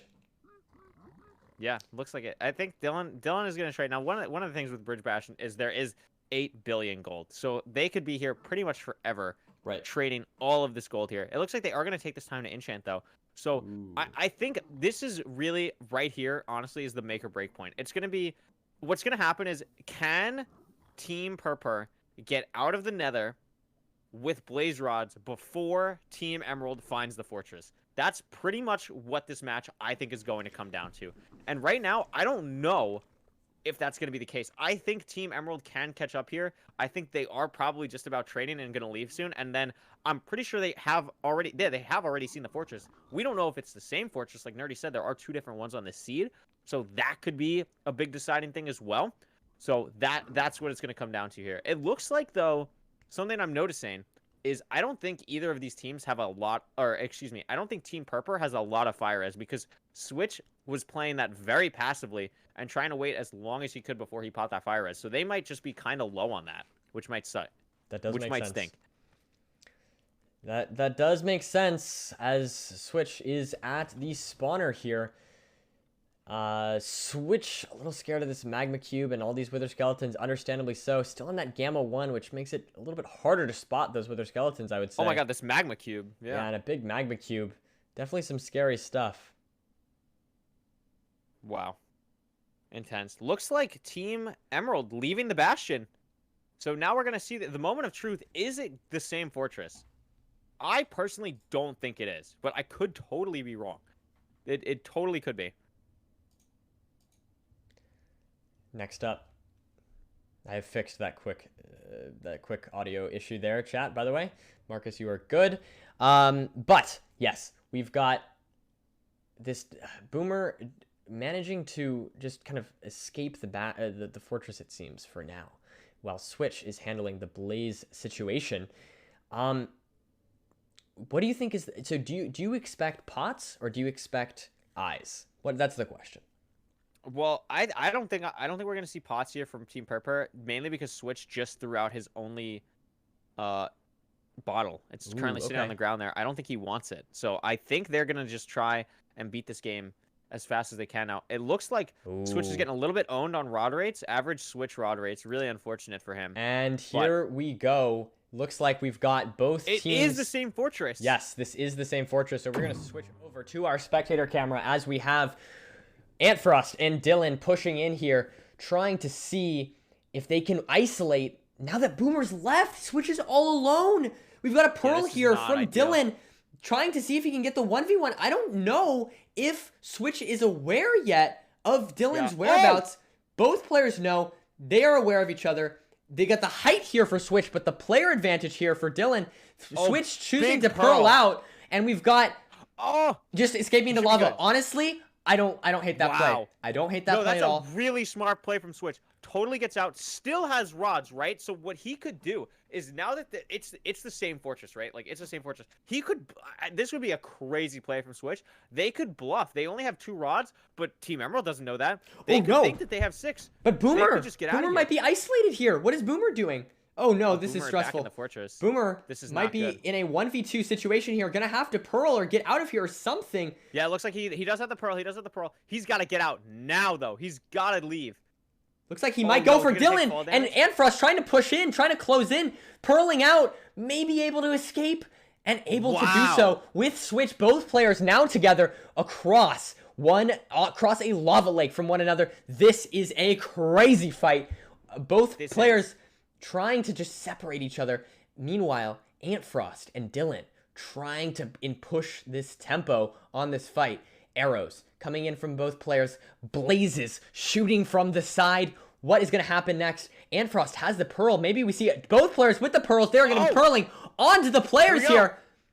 And now, they're going to take Boomer and damage Switch. from that, though. And there's the kill there for Antfrost. As we have players pushing in on Switch. Can they get the kill? Looks like Switch, unfortunately, was killed with his own Pearl while trying to escape. A fantastic push there.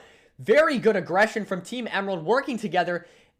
Wow, fantastic. That was absurd. Fantastic that was teamwork. Incredible play. Oh, just all around. Like, Team Ampharos, or Team Emerald, excuse me, you know, not caring that they're going to take damage from that Pearl throw in. That was absolutely beautiful gameplay. Really well done. Calculated that, okay, we've shot them a couple times. They're going to be low here. And just absolutely comes in. I don't think Team Purple was really expecting them to be that aggressive. And Switch almost able to escape. Would have been absolutely incredible if he escaped twice against this team. Has played incredibly well so far. But again, remember, Team Purple is not out of this at all. As you can see, they have all their tools. They still have all their enchantments. Now, they don't have that many arrows left. They're not going to have much food, but they're going to be able to get these things back relatively fast. And because of that, it's not over yet, because as Team Emerald now knows, they didn't have enough blaze rods, so they still need to be in this fortress. They need to take the time to kill more blazes, and then they're still going to get told where the coordinates of the portal are when they leave. So Team Purple is going to be able to get back in the nether here, potentially chase them once Team Emerald leaves the nether, going for the stronghold, and it will still be a very close fight at the end. Some confusions. Just to clarify once again, keep inventory is not on, but all players keep items with durability. So, shields, sword, axe, pickaxe, armor, things like that are kept. Everything else is lost. So, definitely a big setback here for Team Purple, but it is by no means over for this team, and they will just have to try their best. It looks like we've got Antfrost and Dylan trying instead to maybe not go for... We'll have to see. We'll have to see what they go for. Oh, no, but Antfrost getting aggroed by a Wither Skeleton. Dylan able to take it out. Yeah, taking a little bit of damage here. Looks like Switch playing very aggressively, already back in the nether at the housing bastion, probably trying to check, you know, did he leave anything here? Is there any couple extra pearls, extra blocks, maybe anything that could be useful, maybe a fire resistance potion, anything that could be potentially useful in this next fight. could also remember like, hey, I didn't check all these chests. There's still some chests that I didn't get. So could be grabbing those, and Boomer probably going to be joining him shortly. Take a look at this here. We've got a This is a lava great cam. portal. Wow. Think about this play for a second. They just killed the other team. This they is do great. not have fire res. Building the Yeah. portal underneath the lava. Wow. Fantastic play. This does not count as portal trapping. We clarified this in the rules. This is not portal trapping. So all that they need to do is build this portal, and this is going to be extremely hard for this other team to find. And even if they do, they're going to either need fire res or they're going to need to use gravel in order to clear out the area. So really That smart was play. genius. Really good, taking advantage of that little of that kill on this team. And now I think if they can enter the end, it's going to be very hard for Team Purper to catch up. Absolutely. 100%. And something that I mentioned in the last match with really big caves and not having to go all the way up to the surface here. Look at this cave. Dylan does not have to go to the surface. Going to go up anyway just to completely disregard my point and make me look stupid. But totally could just throw the ice here. I believe that's 20-something obby in his inventory. But they also, it could just not be obsidian. I can't honestly tell. But that is something that they could be doing here. And if they're not, that's fine. They're probably just going to the surface because they don't have 10 obby. Oh, they are at their second portal. Oh, wow. Okay. So then they got to just probably throw a couple eyes here, and hopefully they're close. And there's the eye from Dylan. Stronghold hopefully nearby, and we will have to wait and find out. It appears to be about 200 blocks from what I can tell based off the spectator camera, but This is going to be a tough spot, though. This is going to be a really, really tough spot for this team. I don't know what Team Emerald's going to do. It looks like Switch is going to purposely die just to get back. Now, something that they could do is now they know the coordinates of where they are in the overworld. It could be worth it to just run to the overworld coordinates and see if they can beat them there, because the nether is going to be too hard. And I think Switch entering the nether there, doing the scouting, kind of figured out, like, okay, we don't want to be here anymore. This is not what we want to do. Yep. We should try and go overworld. And maybe that's what Boomer ends up doing. As Boomer potentially trying to get some crowd favorites, has a pet dog at the moment, which is very epic. I believe that teleports you. Does that teleport through dimensions? I'm not sure, but I don't know. I don't know either. But regardless, we will have to wait and find out, I suppose. We've got Switch with that very dark screen. It's very apparent. Switch did not install the optional mods, which is fine. That is not disallowed. It's just not an advantage. And meanwhile, Antfrost and Dylan just running towards this portal. From their spawn point, it appeared to be 500 blocks. We just checked. So 500 blocks away was the stronghold. So assuming that they go on relatively okay pace with relatively okay nav, I think they should be able to get to the end portal within 11 minutes. Keep in mind, chat, the timer pauses when you enter the end. So if you do enter the end, it's not like you need to, it's not 10 minutes from right now to beat the game. It's 10 minutes to just enter the end. From there, they killed the dragon, they win. So I think this is probably ideally going to go to just a dragon kill here for Team Emerald. Yeah. Whereas 100%. For Team Purper, they're hoping that they go as slow as possible, and they might instead just be gearing up for the sudden death in hopes that they're too slow. Absolutely. And just one quick second here. We have some more donos coming through. We had a $7.29 donation from Natamiron. I'm probably butchering that. But then we've had two $50 anonymous donations that both just say, yep, tree, along with a $24.39 donation from LQ32. So thank you so much to everyone donating so far. I believe just from watching the stream POVs, I believe that most of those are from Boomer's stream at the moment. So again, if you want to help your team get through the tiebreaker, potentially Boomer's team probably has the most donations so far just from watching this at the moment. But also, friendly reminder, the team that gets the most donations as well just gets a $500 bonus to each player as a bonus bounty goal. And it looks like Team Emerald has found the stronghold here as well. And just a heads up, if you're curious about like what teams have raised which amounts so far, if you click on that pinned link, scroll down to the bottom, you can see exactly the top streamers. So specifically, it says we'll probably get this changed, but you can see that Cubfan and Silver have 185, Fulham has 140 and Virtual has 124, which is surprising because he hasn't even started yet.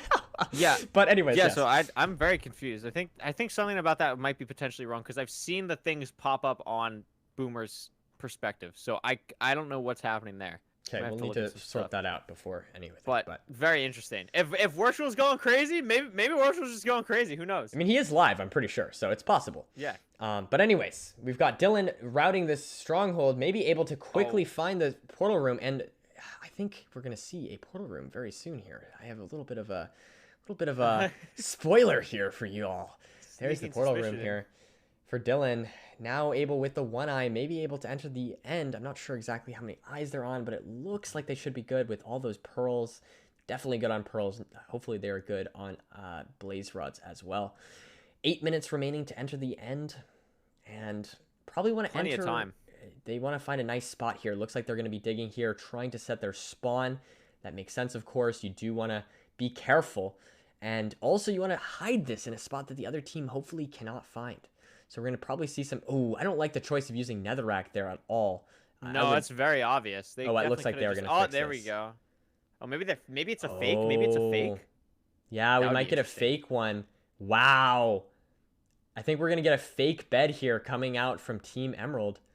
And smart. instead using the other one. I love that. Using the netherrack to bait people That's finding so it. smart. Personally, That's actually I so would have used smart. something like cobble. I think netherrack's maybe a little too obvious, but maybe I'm overthinking it. Maybe that's just the right play. I think that could totally fool That's great. this team. That's so smart.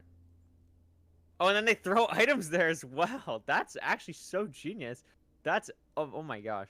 That's so Wow. cool. I really like that. I love that. I love that. That's such a smart play from Dylan. We've Oh my seen some god. incredible plays from Team Emerald so far this game between the portal, the PvP, and now this in the stronghold. Absolutely awesome stuff here. And as they enter the end here, Team Purper has to be sweating a little bit. Yeah, looks like they're going to be trying to go through the nether, but as we mentioned, they're going to need gravel or fire res in order to do so. This, I think this is Emerald's game to lose. I mean, this is fantastic. I mean, just textbook play, honestly, from Emerald throughout this entire game. They've been playing perfectly. Like, I feel like they've been made almost no mistakes. Just maybe entering dimensions slightly too late, but even then, I don't even know if that's true. Just really well played so far to both these teams. I love the play from Dylan of hiding the fake thing, even though it might even be completely unnecessary with the fact that they built their portal elsewhere. Regardless, they're taking out the towers one by one here. And the dragon has taken a little bit of damage so far as well. Yeah. Definitely. The tower's going to be out. So remember, friendly reminder, you cannot kill the dragon with beds or anchors. So it's not like the dragon can perch here really fast and they just win the game. It's still probably going to take Team Emerald another, 2 to 3 minutes maybe to beat the game. And something that I think Team Purper is doing here, and I could be wrong, I don't know if I saw Switch Mine Obsidian, but they have the Efficiency 5 pick, and they know where the end portal is. So they could just mine Obsidian from another portal, place it where the portal is for the end, and then just be right there. Right. Like, that could totally happen. Now, it's going to be close. I don't know if they're kind of time to do that, but if they are able to pull that off, that would be awesome. That would be a really smart play and totally possible if they think of that. That E5 pick is huge. Meanwhile, the dragon on about a third of its HP. That's going to be hard. That's going to be hard to catch up at this point for Team Purper, but still, it is possible. We've got lots of damage to the dragon. And like I always like to say, chat, I'm going to say the line. The dragon is not in the game. Wait, shoot. The game is not over until the dragon is dead. So you never know. That's we might true. see a choke here from Dylan. Dylan is very good at choking Minecraft speedruns, so you never know. That is also true. And I'm going to tell him you said that and not me.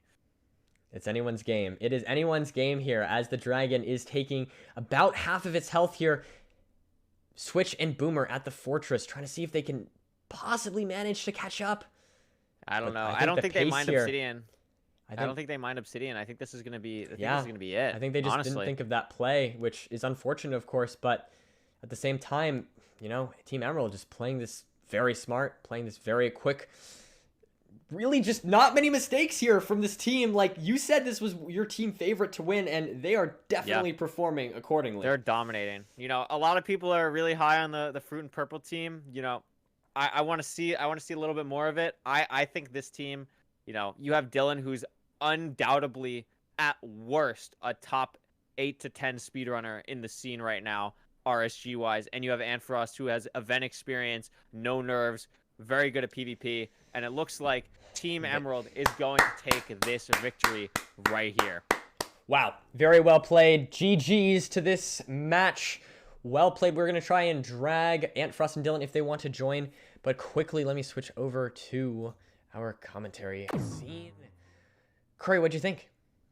That was beautiful. That was absolutely beautiful. I'm going to decide to add Antfrost and Dylan here, see if either of them responds and want to join for an interview. But that was a beautiful game. Really well played from both sides. Honestly, really exciting match with the overworld to the nether. Really, really exciting. Really fun to watch. Yeah, I mean, like I said, just extraordinarily well played from this team. I don't know. Like, I'm trying to think of, like, you know, things to talk about, but like they just played so well. I loved the play of the beds. I loved the push from them. I loved their portal. Like, they just did everything so well. Like, Dylan's decision making in this game. I should say Antfrost too. I don't know who is the one doing it, but I just know Dylan's been practicing a lot. So, but Team Emerald's decision making was just fantastic. Team Switch or Team Purper doing well as well, of course, but still. And now Emerald takes a win. And now we have Antfrost and Dylan in the voice for an interview. So Hello. Congratulations on winning. That was a absolutely beautifully played game from you guys. The first thing that I have is the portal play was awesome. Did you know when you made the portal that they weren't gonna have fire res and that was the reason you built it under there? Yeah, we had a pretty good idea that they were probably gonna stumble across our portal coordinates and be pretty disappointed with the results. So that was kind of the plan. Yeah. Nice. That was beautiful. And I'm assuming they went to it and they couldn't do much. Yeah, it looked like Switch was in the nether alone, trying to like scout out where the portal would be, and he just couldn't find it and ended up like just dying in lava. And I think that's when they decided to just run to where you guys were in the overworld, but just couldn't make it in time. Gotcha. Yes, we've got yeah, that was a fun match. I loved your guys's that fight that you guys just coordinated that fight really, really well. Yeah, that was just awesome. Very well played there. Also, run us through that fake bed deal. That was a little tricky. yeah, we were hoping. Well, we didn't know if they'd get to the stronghold in time. Maybe in hindsight, we should have just went in the end because we might have had the time to do it, but we weren't too sure. So we figured we'd make like an obvious fake bed. You know, maybe we were in a rush. Maybe we forgot to cover it up nicely. And they would break it and be super excited, and then they'd see us pop back in the end if they killed us, and be like, "What It was is going great. on?" That is awesome. We love that play. That was fantastic. Okay, well, anyways, we will send you all back to your team channels. I believe you all. I think Antfrost, you have Block Wars, right? And then I did. And like right now. yeah. good luck. So go have fun, and we'll see you back in a few hours for your next match. All right. See you guys. Bye. Bye. Thanks everybody. GG's. Peace out, All Bill. right, Dylan and Antfrost taking the win there once again. We've got our next match coming up. I believe we've got Virtual. Is it Virtual? Oh, is it Molly G virtual time? Molly G and Virtual versus Team Iron featuring Silver and Ooh. Cupfan, our previous team winners. I'm excited for this I'm one. back. We'll be back big. in a few minutes.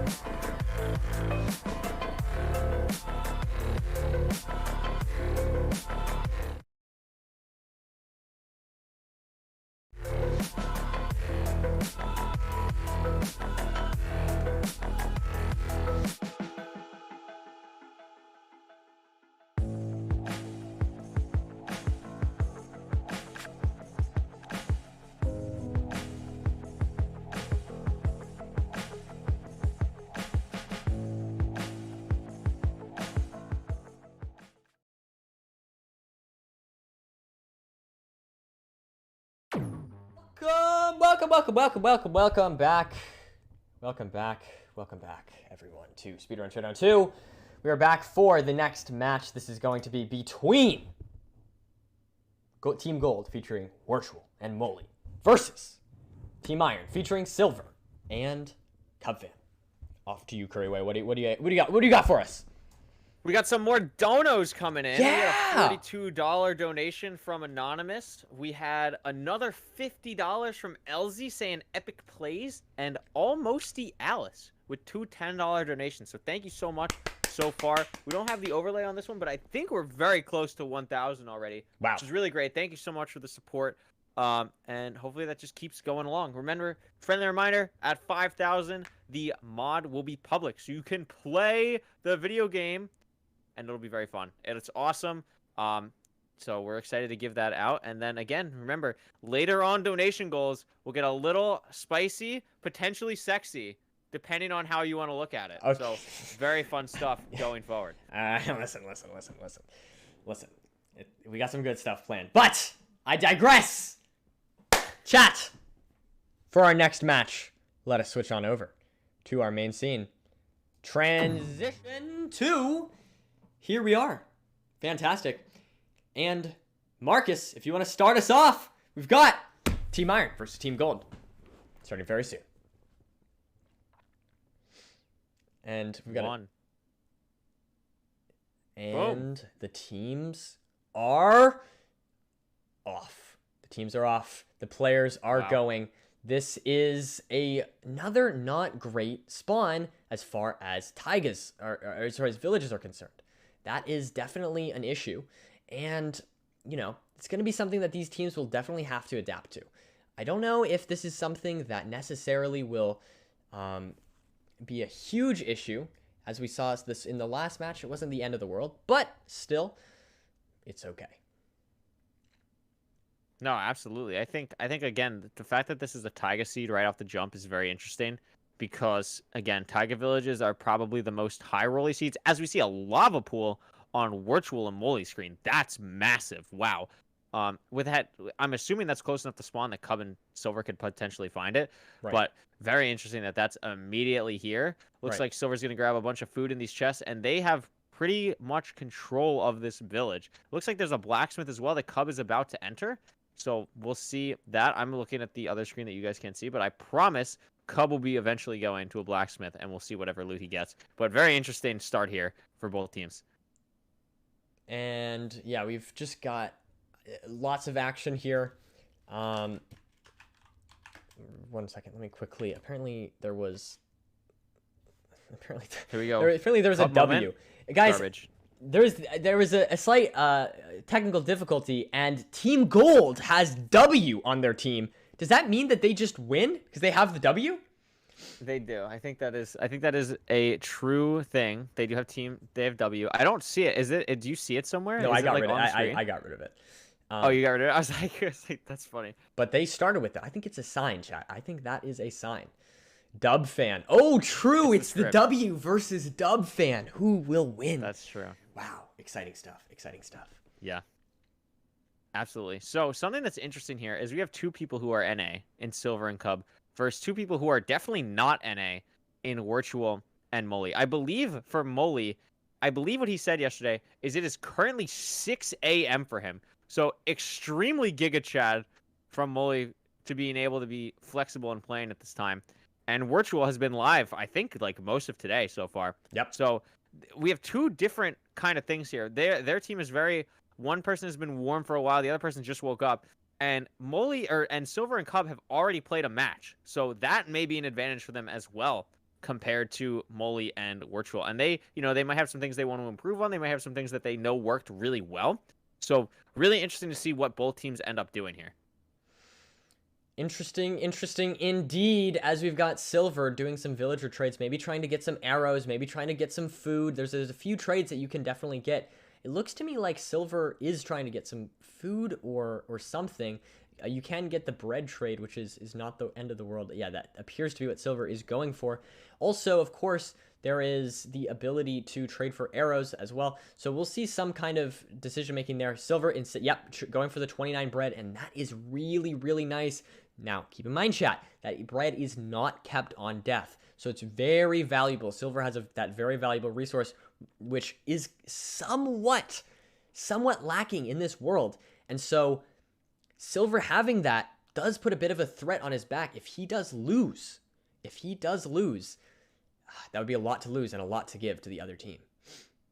Yeah, absolutely. Especially when neither team has a reliable food source. This is going to be similar to the last game, where one team, like Virtual doing right now, probably just going to have to kill a bunch of animals and use that. Now, it's nice that they have a flint and steel right off the bat. Virtual a little bit lower on health than I would probably like, but this is something we saw last game, where Team Purpur in the last game killed a bunch of animals for food, didn't really rely on the village, and it ended up being an advantage to them. But the difference this time is Silver has so much bread he can share with Cupfin compared to what Team Emerald was doing with their food situation. So really interesting start from both teams. Maybe Team Iron was watching that in the last game and thought, they just don't have enough food. We got to play differently if we get a Taiga Seed. And very interesting start here. They're going to have an advantage with this cave as well, since Molly and Virtual don't seem to have gotten any iron really so far, besides the flint and steel and the bucket that they're using. Lots of exciting stuff going on, lots of mining. Reminders that if there's a team that you like, that you want to win, or a team maybe that maybe even a second favorite, but you're like, you're a little worried about them moving on per se, you can of course support your team with the donation link. The ! Donate or the pinned comment in this chat should work, and you just scroll down, select whatever team you want to support, pick that team, and donate there. Is Molly entering the Nether here? Oh, wow. This very is unique play. Absurdly fast enter. Playing very aggressively. I love this from Molly. I love this. I really like this play too. I think that they realize, you've got some scary things to worry about with this team. And also, does Molly have a fake Piglin Brute? Is that what that is? Or am I I thought he was. Is he wearing? Oh, I kind of see what you mean. It looks like he looks like I a think it's Piglin because Brute. I believe I could be wrong. I believe KK Fish made the skin. Love Fish. Wow. Current mod of mine. Fish is epic. That's awesome. And I think I didn't realize it until you said it, but it makes sense because they are Team Gold. So Piglin Brute actually makes sense. Would be very funny if that somehow worked. But I believe that is why it looks like a Piglin Brute skin, because of Team Gold. That's awesome. Yes, very epic. But anyways, so we got some pressure here on Team Iron to enter the Nether. Yeah. Now that Team Gold has entered, this is an aggressive play. I love it. I love that this team is going for it. They're not sitting back. Virtual's still getting back into the flow of Minecraft, but that's not stopping him from entering the Nether at 7 minutes into this game. Not at all. And I think this is something that's really interesting, because I've talked to certain teams about this. Some teams it may make more sense to play for PvP, but other teams it might make more sense to play for this really aggressive speedrunning strat. And I think the MolyG Virtual team, this makes a lot of sense, right? Because that Virtual doesn't really have that Minecraft PvP kind of game sense compared to some other players in this. That's not his forte. That's not what he normally does. So having Moly play to that strength is really, really smart from this team, and it allows them to really play aggressively. Molly, of course, familiar with basically any situation the game is going to give him from speedrunning this game literally 1,000 times. So I think this is a really smart play for this team and makes sense with their personnel. I think it makes sense also considering the fact that they are at a bit of a ping debuff, right? Especially Molly. Yes, that too. They really don't want to PvP. Additionally, Silver is just probably, I don't know, maybe top 3 or 4 PvPer in the event. So yeah, I can understand being scared to engage Team Iron. Silver has been absolutely dominating, arguably the most dominant player in scrims. Molly making a bit of a misplay, but I believe is going to be fine. Yeah, should have the food to regen here. Yeah, I keep accidentally looking at Marcus's screen, which is too fast. Molly taking the fire damage there. That he should be fine. Yeah, he'll definitely be fine. No worry there. But again, the time is ticking for Team Iron. Now, the longer that Team Gold ends up taking in this Bastion, the worse too. But it's Bridge, which is again a pretty good Bastion for 1.19. So they should be, keyword should be, still okay. Yep. They should be okay indeed. as we get some iron, some string, some arrows here for Moly. Definitely very, very valuable resources in this event. Next steps are going to be trying to trade with those piglins if they can. There's, of course, the bridge challenge, which they have not even started to mine yet. No, Getting the gold there not at will be very, very helpful. And from there... I think Moly is just trying to grab these chests first just to make sure that they have everything they need. And then is going to... Oh, he's going to actually start trading outside. Now, this is definitely doable. So something we've seen is because of the Piglin Brutes, it's very hard to actually get decent Bastion routes in the Bastions. And the fact that they're in a Crimson Forest right now, Moly may be thinking that, hey, maybe we want to try to trade with some pigs outside, see if I see a group of pigs, like what he's going to do down here potentially.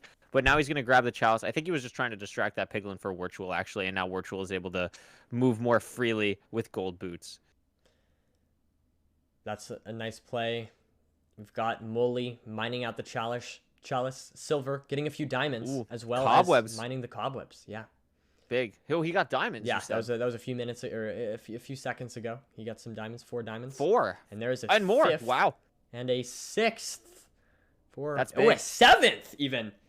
Dare I say? Yeah. So again, this is really just 2 different metas from these players, and something that Cub again is really good at is he's gonna know the correct Y levels for these diamonds. He's gonna know how to mine this just better than anyone else in this event, and Right. I think that is something that has really played to the team advantage. I remember yesterday I was watching a scrim, like there were teams close to full diamond. Like that is something we might see in this event. Teams getting pretty close to full diamond between mining plus treasure bastions. So very interesting so far. Looks like Moly is going to be routing a very interesting route for this bridge bastion, but it ends up working out. He's got like 4 or 5 pigs, which is totally respectable in 1.19.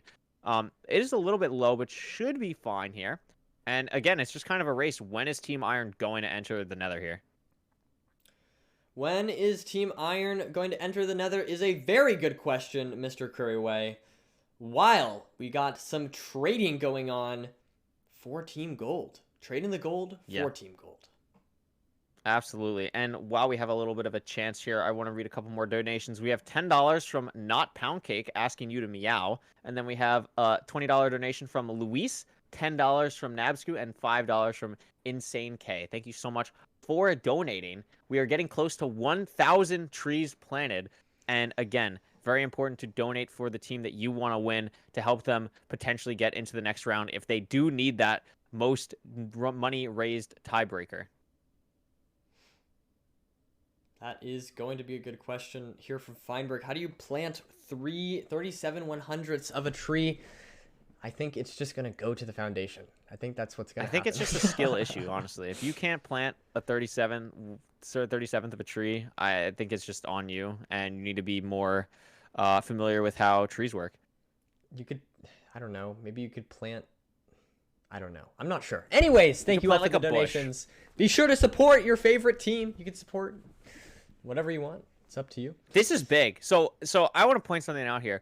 This is probably just from scrim practice. Moly completely trusting Wirtual here. 4 first, no armor, just a shield, not even fire res. Oh my God. God. That shows how much Wirtual has put in the work here to really become a player. And this is not easy. You know, I've died to situations like this before. Like, some things can just go wrong. So this is really, really Giga Chad from Team Gold here. And they're playing to their strengths. Not, like, Team Iron is not in the Nether. And Team Gold will be leaving in, like, 3 or 4 minutes. This is absolutely crazy. Wow. This is awesome. I love this play from Team Gold. I am so happy with how Wirtual is playing this. I think both Silver and Cub fan definitely underestimating this team a little bit, and this is awesome. This is if they win this through just going as fast as possible, I would be so happy. I mean, and of course I want Silver to win, and I love Silver, but man, that would be a legendary story. The player that hasn't played Minecraft in 10 years beating 100%. Yeah, I'd say one of the tourney favorites. Oh, absolutely. Like, I had this team potentially getting to semifinals. I think if I did a bracket, I probably would have put them in semifinals. I think Silver on his own is just unbelievable. And with Cubs' experience in 1.19, it's been really fascinating to watch. But again, like, I was really hoping a team would play like this and really just focus on the speedrunning aspects. And we're seeing that this can work in this event. We're absolutely seeing it. And I don't know how many rods Virtual has exactly, but I've seen a lot drop. Yeah, it He's looks got to like have 6. at least 4 at this I point. think He's at it's- 6. I think it's at 6, yeah. He's got to be careful, though. It looks like this team definitely preparing to enter the Nether, so we may have some fighting happening pretty soon here. This is huge. But they're still like Molly G is just coming here pretty much to leave. Like they're gonna leave right now. They're gonna enter the Nether and like Team Gold is gonna be leaving. This is unbelievable play right now. Wow. 7 rods there for Virtual. Oh, they can't break the Yeah. spawner. They want to get out. They're Molly wants to leave, I think. And yeah, this team might leave the Nether before Team Iron enters the Nether. How That's awesome would absurd. that be? It's absolutely absurd. Now again, they had like at this point, I think we can both agree the only way this team is winning at this point is that oh wow, look at where Silver's portal entered. Look at where Silver's portal entered. That couldn't have been a worse spot for Team Gold. They need to get out of here pronto. They really need to leave. They may realize like okay, their portal is kind of close, but that is insane for them right now. My god. This is just getting crazier and crazier. Guys, Look at what Molly's doing. Look what Molly's doing. They're building up and building their portal in a completely random spot.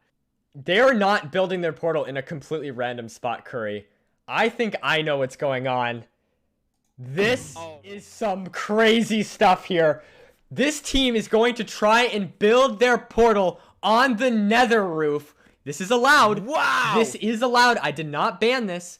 And therefore making it so that Team Iron is going to need pearls in order to catch up to them and This find is their so portal. Genius. Wow. What a play. This is a genius play. If this is, I'm just freaking out. Like, Team Gold was like one of the teams that people were like worried about like performing well, and they are just dominating right now. This is absolutely amazing. And there he to gets watch. onto the roof here. Oh my god. He's on the roof, and so is Virtual. First try. And they're running away. They're out. They're like, I don't even want to be where that was. They're just completely out, building the portal. This is incredible. And I like Nerdi has said it. We could not be happier with how this team's playing. When we invite people, you know, who don't have that much Minecraft experience, especially with speedrunning, we want to make sure that they still feel like they have a fair chance. And this is just absolutely awesome to see Virtual playing this well. Wow. Yeah, I don't know. I think the fastest way for Cubfan and Silver to catch up would just be either. Yeah, I don't know if there's a single way. I think that there's just no way to win from here. I think they did not anticipate that play, and I think that that's just a win here potentially as long as we don't see any throws here from Team Gold. They've got 28 minutes to enter the Nether or to enter the end. Very smart play, and this is just going to be Just unbelievable. Yeah, I mean, I guess people just, you know, I think the strategy, people maybe underestimating the value that, you know, building your portal first, getting that early lead can have, going for the speedrunning route definitely might be something that's not everyone's considering as, you know, because a lot of teams have been practicing with the PvP, right, which is very valuable, but you know, this is an allowed strategy. There's nothing banned here yet. You know, if this does become a problem, that, you know, we might ban it eventually, but as of right now, this is totally allowed. This has never been banned.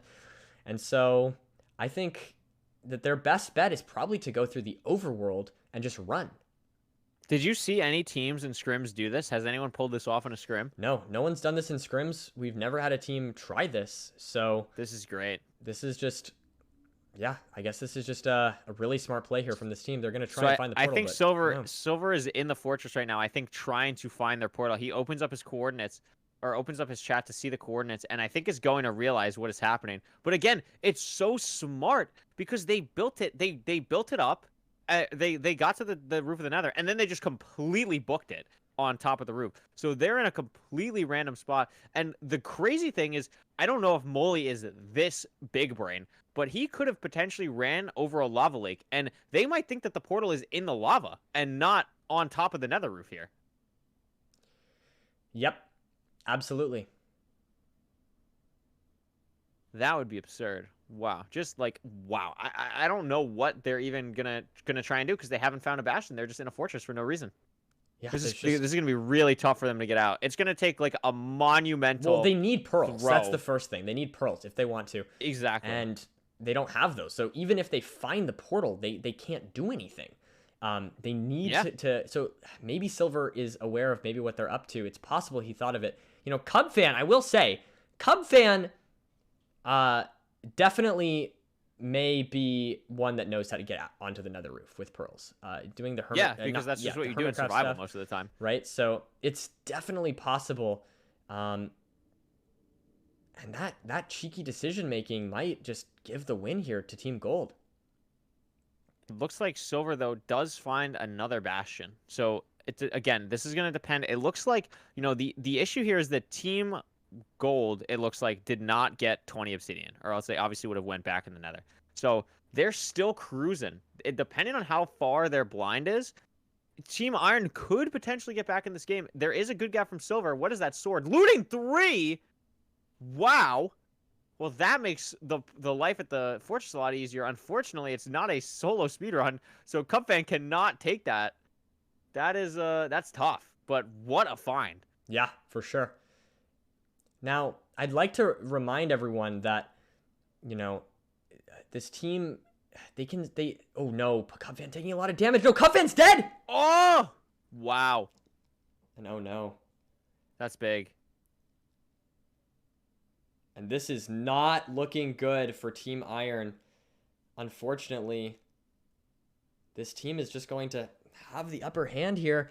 And I don't know, man, this is just going to be like, just with that super early enter, it's just going to be, I don't know. I think it's going to be like, it's going to be really hard. Silver is going to have to do some crazy stuff here. You know, I think, you know, I don't even know what you do here if you're Cub, because, you know, I'm assuming Silver communicated, hey, I have a looting 3 sword. But Cub's still just going to go back to the fortress, maybe see if he was able to keep any of his items that burn, potentially food or other useful things that he might have had besides his armor, which of course stays on.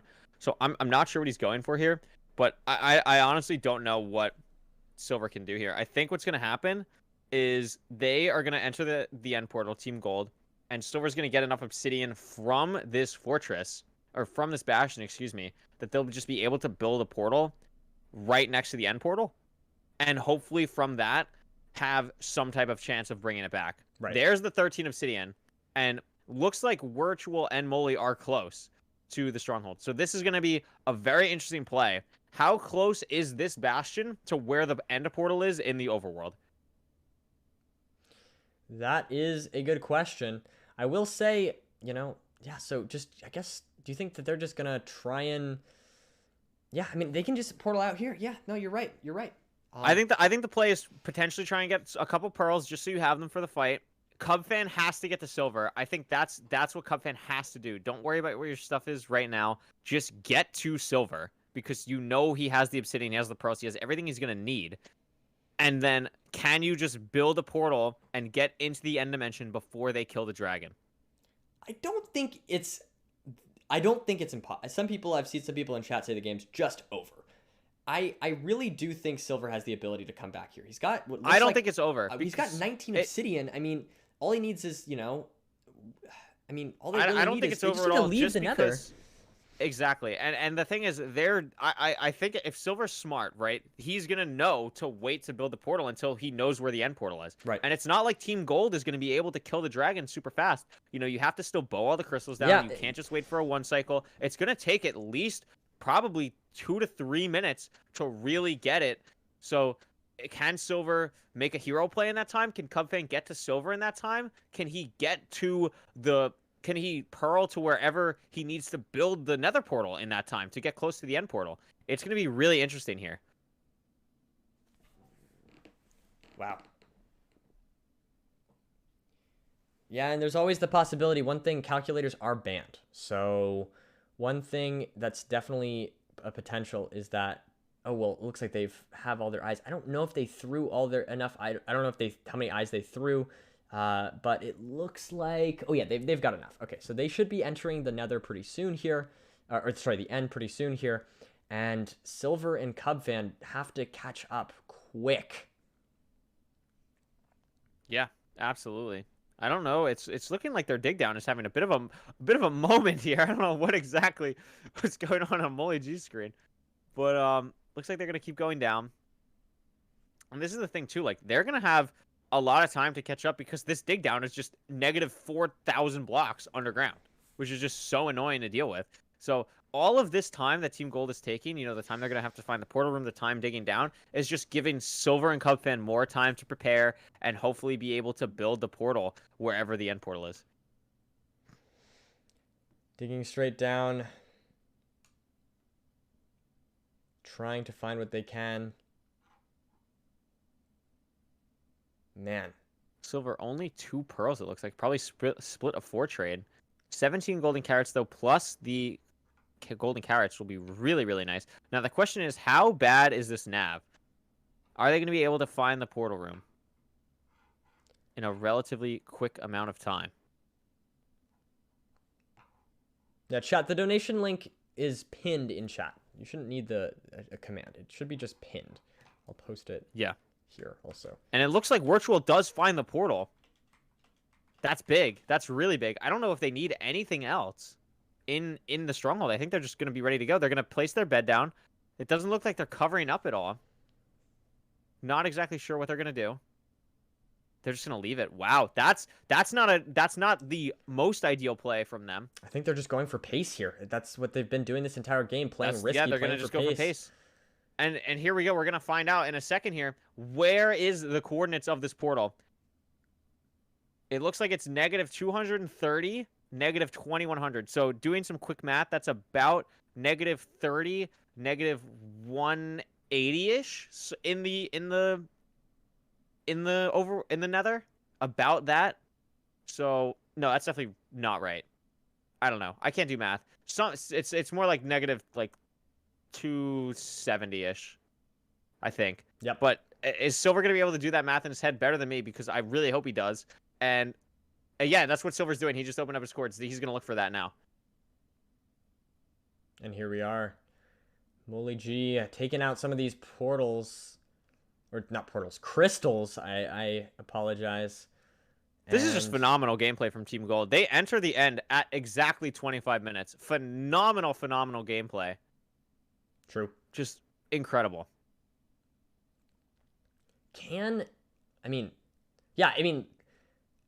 Look at Silver, though. Look at his cords. He's, like, right where I said. Oh, like, my God. He's going to negative 30, 270. He's, like, right there. Oh, wow. This could be This is crazy play from Silver if he's able to. Yeah, I forgot that. Chat, one thing that I think maybe some people right in there. chat forgot about, the end portal cords in the overworld are posted. So Silver might be able to blind into the portal room. Yeah, that's what he's trying to do right now. I think his X is a bit too... I think he's way too far on his Z. It was like negative 2100. I think he's way too far on his Z right now. Because if I'm doing negative 300 times 8, let alone 820, that's like negative 2400. So I think he's going to be like 500 blocks away here, unfortunately. Yeah, look at that. He's a bit off. He's too far. And he's underground, which is really unfortunate. I think that might be it. Unfortunate. I think that was their kind of final chance, technically speaking. Oh, but Silver has more. But yeah, he has Silver more has obby. more. He has more obby. He has more obby. He's not. Wait, Silver has yet. more obby. It's not over yet. It is not over yet. Insider info telling me that the portal room was 430 blocks away from where they just built that one. Silver building another one. Is it going to be enough? Can they blind into the portal room? It's possible. It's not impossible. They kind of have the direction. They know where to go. Ooh, it doesn't look like he's there. They're hopefully close though. And they're going to be trying to get in. Looking. This team, the Dragon's pretty low. They might be able to snag a win. This would be a crazy comeback for this team. This would be an unbelievable comeback. This is really, really interesting. Silver still checking the cords. Seems to know where he's going, but it doesn't look like it's going to open up enough. Really, really unfortunate here. I think that might just be it. I think that might just be it here. Yeah, I think we're going to need some throws on the second here. portal. You know, of course, they still have to beat the Dragon. It is possible that this team could could choke, but I think it's looking pretty bad here for Team Iron. They did give it a good go, but Yeah, this was a unfortunately- really like Silver definitely made the right play there. Cubfan came right back to Silver, was able to really, after dying, really come back and still become a huge part in this match. This has been a really enjoyable match to watch, and it looks like maybe one more cycle from Virtual and Molly G will be able to do it. doing some damage here to the dragon, getting it pretty low. Still is not dying yet, but I think that this is going to be it for this team. Wow. About 2 or 5, maybe 5% of the dragon's health is remaining. This is going to be pretty hard for this team to throw at this point. Yeah, I think this is about it. I think even with the fact that strongholds can't be exposed in the ocean anymore, I think that just about seals the deal for this team. Last perch. And here's coming the, down. The perch. Wow. And there it is. Gold wins. Unbelievable. Really, really well played from Team Gold. Really well played from Team Iron as well to get themselves back in it. Just GG. a complete difference of strategies. And it ended up really working out for Team Gold. Wow, what was that? With 30 minutes, or no, 25 minutes on that kill, that is crazy fast. Crazy, crazy, crazy fast. We are here. What's up, everyone? I'm sorry. I'm tired, and I'm excited to get into the next match. I got distracted there for a second in my head. But, guys, we have our next match, which is Purpur, which featuring Boomer and Switch versus And Lapis, Yes. featuring Ant Venom and Feinberg. So, stay tuned. We will be back. Donate to your favorite team. We're not to your and we favorite team, have- to the cause in the name of your favorite team. And yeah. yeah, we will. We got our interview. We will be back. Wait, sorry. Well, yeah, we got our Oh yeah, we interview. got our interview. All right, are they gonna join? Yeah. I just dragged them in. Oh, they're here. Hi, welcome. I literally just dragged them in. Don't worry. Welcome, No, you're welcome, good. welcome. I hope you all are doing well. Hello. Congrats on the win. Congratulations.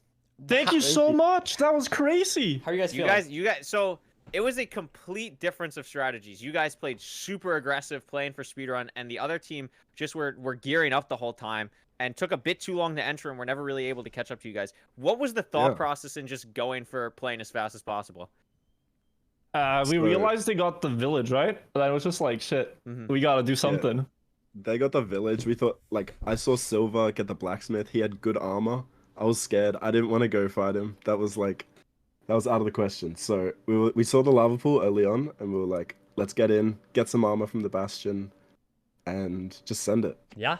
Awesome. So that's was what sick. we did. And then the other insane play that I can think of, building the portal on top of the bedrock. That was absolutely Yeah. genius. We loved that play. Was that something you guys knew you were going to do the whole time, or did you just realize like how far behind they were and went for it? No, we were thinking of doing that for a few of the games. We just thought, this is it. We're so far ahead. This is the team that's gonna do well. Silver's team, they beat us in so many scrims. This is the first one we beat against them. And it's the Wow, one that I mattered. didn't know that. Yeah. Wow. So That's so Yeah. awesome. pulled out Congratulations. all the That was stops. so great to watch. It really was a fun match. That was so good. good. I had that was a like, man, like you guys just, you know, like virtual. You handled the fort just entirely on your own without fire res. Dude, that was awesome. I was scared, but I was just like, I gotta do something while he gets the bastion, so I just You killed it. did I did it so for my well. That's team. fantastic. and You actually did pretty well. Virtual's the goat. You guys absolutely killed it. We'll see you later. We'll see So- you in 1, 2, 3, 4-ish. No, 3-ish hours. 3 hours. hours, Yeah, yeah. 3 hours. Hmm. We will catch you guys for your next match against Fulham and CPK for your next match. And yeah, congrats on the win. Yeah. Thank you so much. It's gonna be guys. great. Thank you. See you guys later. See you Peace guys. out.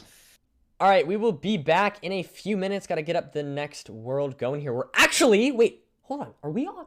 We have that match just saved us so much time. Now I we're like know, way I on know, schedule. right? How okay, awesome is that? so we will be back probably in about 20 minutes, guys. I hope you guys are enjoying the stream so far. Maybe we'll be back in like 15. Yeah, But probably or so. great game so far.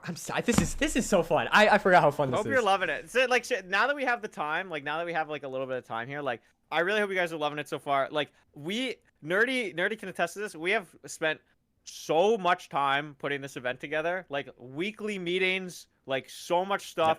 We really hope you're enjoying it. We wanted to bring something really special to you guys. And of course, it's all for a good cause with charity. So hope you're all enjoying that. Hope you're able to, if you're able to donate, hope you donate to the cause, support your favorite team, help them win the tiebreaker. And yeah, I think this is going really well so far. Yes, it is indeed. I agree. And we'll go into a quick break here. We'll be back shortly. Bye. See you soon at 12 p.m. So 20 minutes or so. Goodbye. Yep.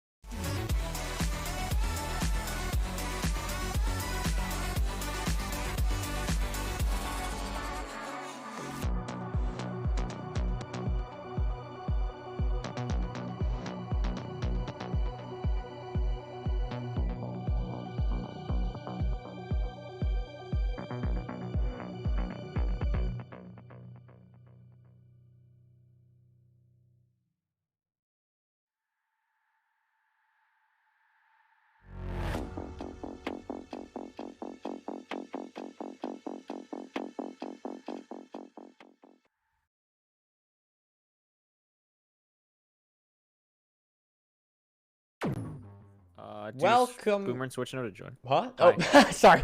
I did that bad. I did that very quick. Anyways, welcome everyone. Welcome back. Welcome back. Anyways,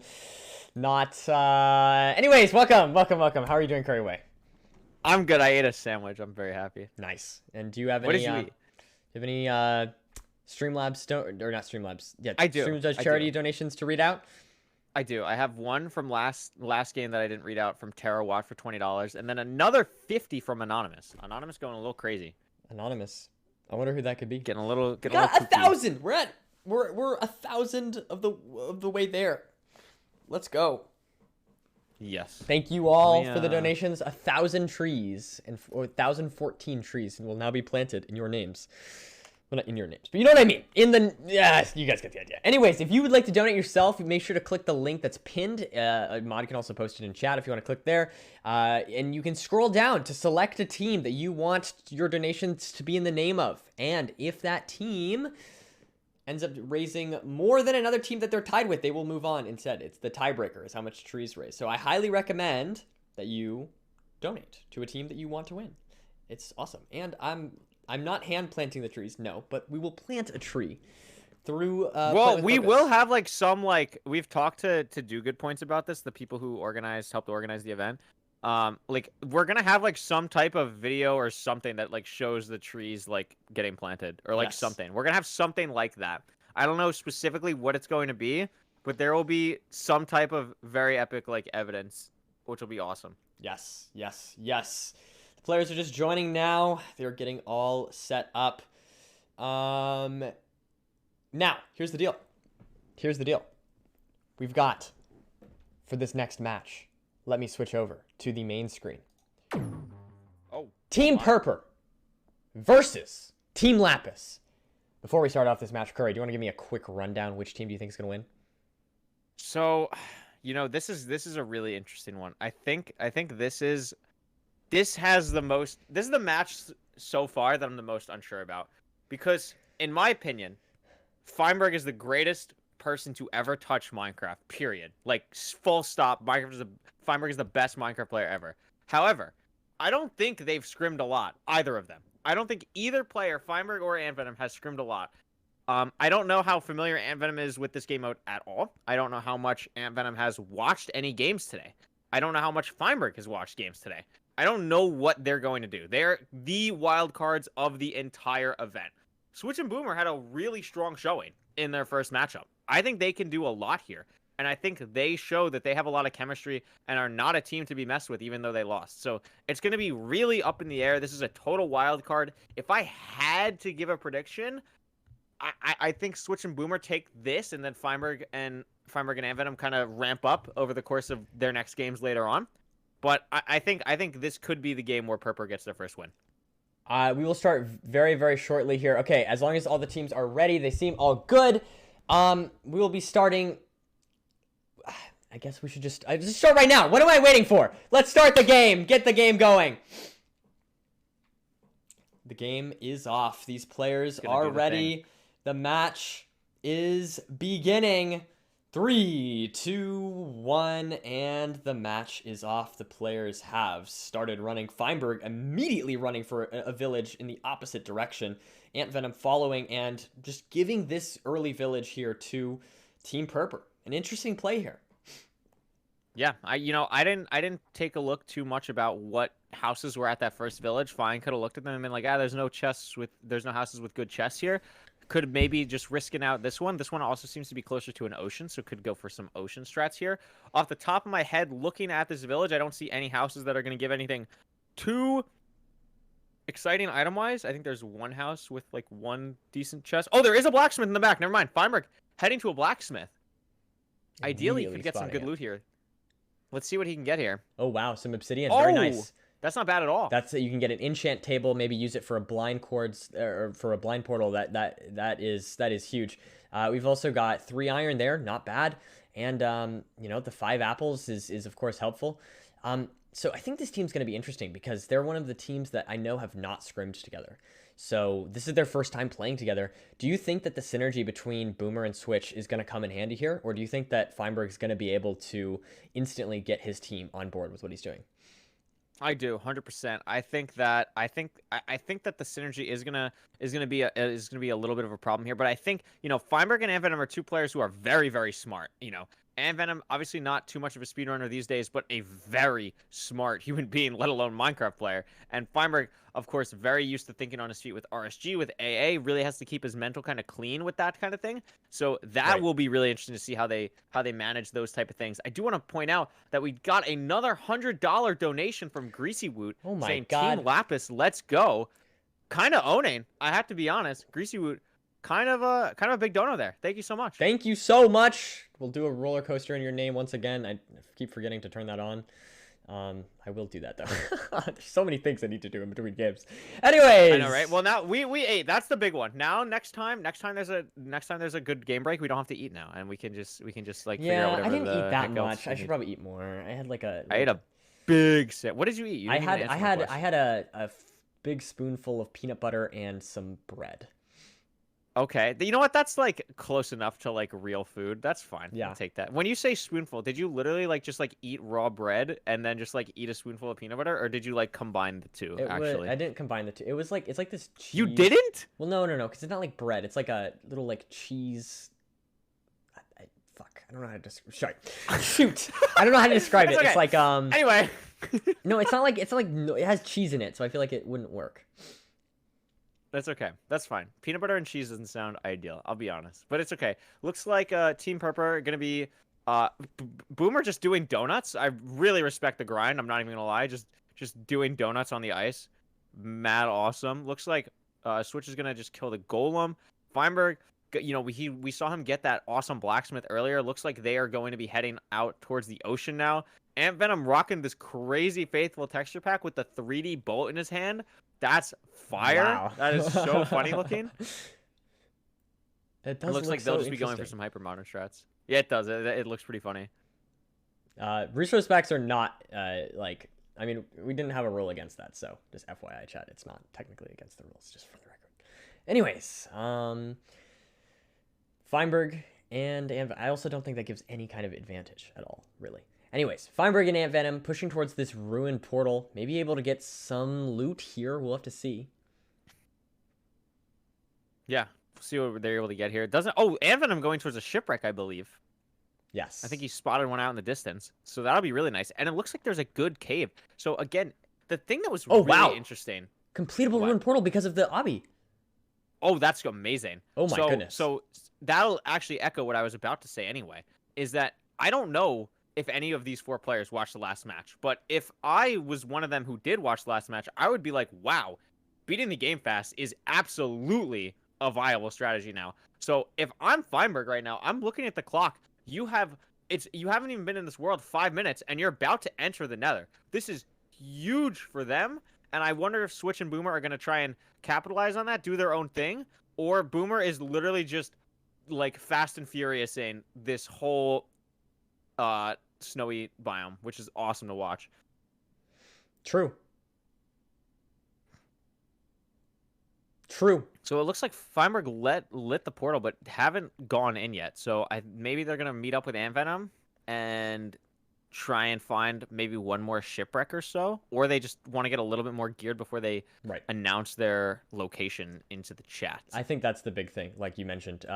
Just so people understand, the stuff does not post in chat until someone enters the Nether. It's not builds the portal, or lights the portal, right? So it's just on the dimension change. So you might see teams do something similar to this in general, where they'll build the portal and not enter it immediately. And the reason why they're not entering is because they want to wait until they're prepared to announce it to the other teams. Oh wow! Look at that. I'm definitely looking and not updating the bracket that I've forgotten to update for the last 3 rounds. Feinberg gets 5 diamonds from a ruined portal. Fantastic find. You mean a buried treasure, right? Buried treasure, sorry. They were looking at that. Yeah. Wow. That's big. So now this team and they already have the obsidian. Oh no, but now they don't have the obsidian. Yeah. But that's still like that's amazing. Wait, 5 though. So that doesn't even matter. They just make a diamond pick and can still enchant. Yeah. So they can just mine the obsidian on this ruined portal, and if they want to go for enchants, Now they're totally able to. Just need That's crazy. looks like they still need leather, but other than that, they're good. This is awesome. Really cool. Just from a personal POV too. Very cool to just see Ant Venom playing in this event. That was one of the people we were really excited to have on. Yeah. And looks like this will be a really, really cool matchup here with him and Feinberg. And it seems like they're playing very well, even without any Scream experience or anything so far. For sure. Good coordination, good teamwork so far. Able to. Ooh, Blacksmith for Switch. Oh, a lot of stuff there. Oh, That's wow. actually big. Wait, what was in that? I missed it. Iron pickaxe and like 6 iron. Okay, very strong. Very strong there for Team Purper. Both teams having found one blacksmith of their own and now able to potentially put that to use. Feinberg has entered the Nether alongside Ant Venom. Yes, they have entered the Nether here. Might have to dock points from this team for Ant Venom using the old Netherrack texture. Ooh. That is absolutely vile and yeah. disgusting. We'll have to mention that to them. Definitely just absolutely abhorrent content from them, but it's okay. You know, they'll make up for it in their gameplay here. Ooh, yeah, that one's gonna bug. I'm glad you agree with me on that, Curry. That is. No, it's absolutely disgusting. It's literally the main reason why I don't play pre 1.9. I'm not even kidding. Yep. Looks like there is a bastion they're heading towards, which is good. We haven't seen a fortress. This is a bit interesting of a nether. It seems very enclosed, but they are already at the bastion. Again, we haven't been in this world for eight minutes yet. This is awesome. Yeah, again, just teams going for speed, which at the end of the day, you know, I think just hearing people talk, people were saying this is going to be really PvP focused, really PvP focused. Yeah. That strat by Molly seems to have inspired Feinberg potentially to be going for speedrunning instead. Now going for this bastion early on, I think there's a pretty heavy lead here for Team Lapis. Oh, absolutely. And I think it really also, the strategy that they're using really just amplified by their spawn and the situation with the obsidian and the ruin portal, and just taking total advantage of the situation and really just playing into what they have to do. You know, maybe they play a bit more passive if they're not able to do that, as Switch does find a lava pool here, so it looks like they'll be entering. I would assume this is going to be a completely different location in the Nether, because this is just like a absolutely, they have to be so far away from each other here. But again, is it going to be I don't think it'll be too little too late yet. But what's going to come down here is who is going to be able to find a fortress. Will Team Purper be able to snag that from Team Lapis and be able to make them have to come to them at the fortress? Yeah, and it's going to be interesting. I think a lot of teams have been... It's so interesting because I really feel like teams did not practice for everything that's going to be in this event. Like, I wonder if Boomer and Switch are going to be underprepared. Maybe they didn't watch the last match like you mentioned. If they don't, they might be confused if we see another similar play. I know for a fact I saw... Oh, no, but there's Switch in the Nether. But Switch in the Nether, yeah. I know for a fact I saw I don't know how Feinberg. far away Boomer is. I know for a fact that I saw Feinberg in chat. And therefore, I know he was watching. So he's aware of that strat at the very least. I don't know if I can say the same for Team Purper here. That's true. That is true. Looks like, you know, Feinberg dealing with the Piglin Brutes very nicely there. Maybe actually not. Oh, now he's dealt with them nicely. Now he has. But that'll allow him to grab all these chests here. Looks like they don't have that much obsidian yet. Looting 2, huge find. Absolutely massive. Bunch of stuff there. Food, arrows, really great loot. Looting 2 is awesome. One of the main reasons we wanted to do this in 1.19 was because the Bastion loot just makes these matches so much more exciting. And these last 2 matches, both looting 2 swords. These aren't even like items. I mean, Nerdy, correct me if I'm wrong, but these aren't items like we scouted for in the Bastions. It's just like the cool stuff you can get just completely randomly. For sure. The only requirements are structures, not like what's in the structures. So, yeah. I mean, it's totally possible, for example, that there could be a Bastion, stables with, both stables with double bad gap. It's also possible you get double housing, double, triple. There's just a lot of RNG. It's a risk. It's a risk reward situation, and that's the deal with the Nether in these games. But totally possible to get things like the looting or anything else really from the Bastion that can spawn in 1.19. No, absolutely. Speaking of RNG, it looks like the spawn that Boomer and Switch got is just absolutely awful. Ravine, just kind of in the middle of nowhere. I was watching Switch a bit, trying to just traverse this. It looked like he's a bit close to the Bastion, But at the same time, like, this is just a bunch of time wasted for having to mine all this out, and it's nothing that he can do. It's not like, you know, they just got a less unfortunate spawn in the middle of the ravine and just have to kind of manage it. Now, again, maybe they could be close to a fortress, but I don't see it on Switch's screen, and I definitely don't see it on Boomer's either, who also just entered the Nether. So the question is, what is the game plan? It looks like they're going towards this bastion. I wonder if they also know that this is the same bastion that Feinberg and Venom are currently in. Yeah, this is gonna be a bit scary. Wait, sorry, you said this is the same bastion? Is it the same? I believe this is the same bastion. I think it is. I think it is, I just thought based on looking. The other one was a bridge. This is a housing. Oh, it is a housing. You're correct. Yeah. You are absolutely correct. I'm So- sorry, you're right. No, it's all good, Mr. Curryway. Just everyone That's should know in big. chat that I know my bastions better than Curryway does. That's all you guys To be understand. to be fair, Nerdy is cheating and looking at the spectator cam, and I wasn't. Okay, that's what that was right there. But okay, still, okay, sure. very, very nicely done. Feinberg and Venom already out of the bridge. Again, we haven't been in this world 15 minutes yet, and this team is looking for the fortress. Now, I don't know. Again, it's going to be a bit hard to find the fortress. I don't know how it's going to work for them, but it's really nice that they're already done with that. Feinberg crafting some golden apples. They have the looting 2 sword, which is a huge advantage. Also making some golden carrots as well. And Feinberg just one of, if not the best player with inventory management in the Absolutely. world. So having that, knowing how to help Venom with that as well is gonna be really big here. And they have just absolutely everything they could possibly need and more. Feinberg is unbelievable at inventory management. And now that you mentioned that, that's a very good thing to bring up. That is super Yeah. important in this event. It's not like RSG. You want to keep a lot of weird stuff. It's much more similar to all advancements. You're right, because Or there's even so like many something like odd Lockout? things. Yeah, Kind something of- like Lockout, kind of in like you that have this vein. enchantment table. Yeah. And so it's always kind of this thing of like, what do you keep, what do you drop? And Feinberg definitely going to be one of the best at that, probably. Absolutely. And it looks like here, Boomer in a bit of a, no. oh no, Boomer that has is taken a death, really unfortunate. and that's I wonder if they set their spawn. They did. Okay, they did. They set Okay. their spawn. They're chilling. that's not too big of a They're deal. chilling. They're chilling. But still slow. It's slow. That's the problem here. It's less that it's too much of a like immediate. Not that the issue here is not that they lost items per se or whatever, but just that now it's a bit slower, and they need to go Yeah. fast. This other team already has all the pearls and fire res that they need.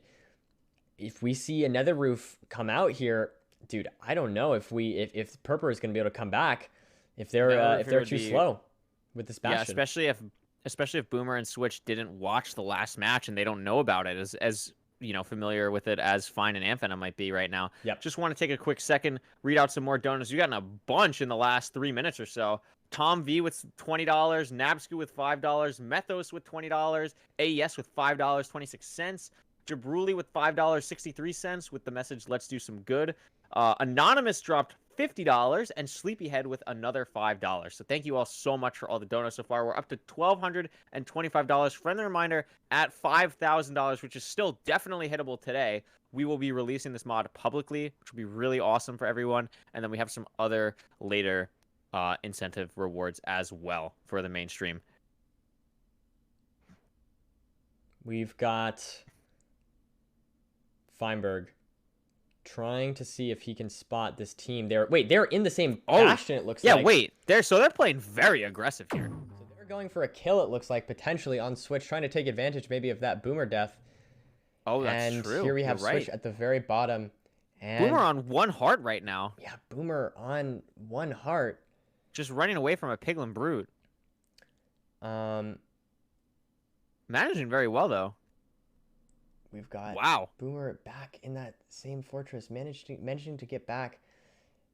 Man, this is scary here, though. If your team Lapis trying to go for the kills potentially, Feinberg being very sneaky here. I'm not sure if Switch and Boomer are aware of their whereabouts for this other team.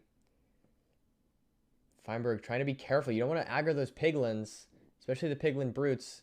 And Boomer takes another death, unfortunately. Yeah, if we can... It might be better to go back to normal cam now, just so we can see if they do decide to go jump on Switch when Boomer is not in the nether. Because I think this Bastion is still It's relatively close to the spawn, but now they see Boomer die. Like, this is the moment they have to take. They know he can't respawn in the nether here. Yeah, they're gonna go for it. They're gonna go for it. They're gonna go potentially try and push this team here. We've got some action coming out here. Let's see there. There's the kill. Oh, I'm sorry, I missed it for you guys, but hopefully you caught a little bit of that. There's the kill on Switch, and now I believe Switch and Boomer are separated from one another and not able to quickly get to the bastion. Switch hadn't set his spawn, it looks like. Oh no. That is unfortunate. It's a big misplay there from Switch. Now Feinberg and Ant Venom able to take a pretty substantial pace lead here, I would say. Boomer trying to make his way back towards the bastion, but it might be too little too late. Yeah, I don't know what he's gonna even be able to do here. Maybe get a sneak attack kill on someone. They don't have that much armor, but I don't know. I don't see the game plan here. Yeah, maybe just trying to go for a kamikaze type deal. You know, it's fair. It's a fair strategy to try and push and just, you know, you don't got much going for you. Maybe just try and get a sneak attack. See what you can do. Oh, he sees him. Oh. I don't know. I don't even know if Ant Venom saw him. I don't know if they know that Boomer's right there. Oh, they. Oh, It looks I like honestly they don't do. know. Oh yeah, I think Feinberg. No, I honestly Yeah, No, they he does. definitely Okay, know. Feinberg They does know. definitely know. We've got another intense fight here potentially happening. Boomer trying to hide away. Meanwhile, Ant Venom and Feinberg. Now, here's what I'm going to say. Boomer maybe isn't doing much right now as far as, you know, genuinely threatening them. But here is the deal. What he is doing is slowing them down. And every minute counts. 100%. Every second counts. And so him just even being there will make them check their backs more, will make them, you know, just run generally slower and be more cautious, and therefore will allow for this team to slow down. That's the main issue here. It'll force them to try and play more cautiously, which of course is not fast. No, definitely not. I wonder how, for lack of a better term, interesting this nether is with this fortress, because I don't know, you know, it seems like there's a lot of ravines currently that Feinberg and Ant Venom are navigating through, and they're doing a very good job of navigating them. But I wonder if they're going to be able to find any open terrain to hopefully see the fortress better, because we haven't seen it anywhere on our end so far. Yeah, pretty enclosed nether so far. Of course, that's a possibility with the way that the seeds are generated. And that may be changed in future bracket matches, for example. We might isolate better seeds, but just for the groups. Mm-hmm. The nethers aren't really... The fact is there is a bastion and there is a fortress. There's 2 bastions and there is a fortress within the world border. That's all the requirements. Technically speaking, the fortress could be entirely enclosed. It looks like they did find a bit more open of an area, though, on Ant Venom's screen. So hopefully they are able to find a fortress. Looks like Feinberg found something. Oh, no, Yes. just more terrain. Never mind. Where is the fortress here? Let me take a look here on our little biome viewer. I believe we are using... Let me find where we're at. Oh, my. This program is absurd. Yes, give me a second. Give me a second. Let me find the exact seed. I believe it is... How Sorry. can you even tell? Because it's just... I'm just looking for the number.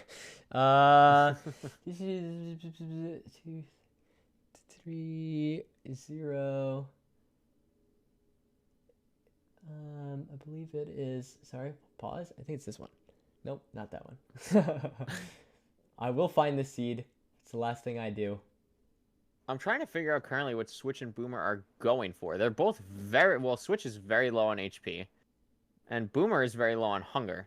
So I don't know what game plan they're trying to go for. I mean, they are in a Crimson, so they could get some Hoglins for food.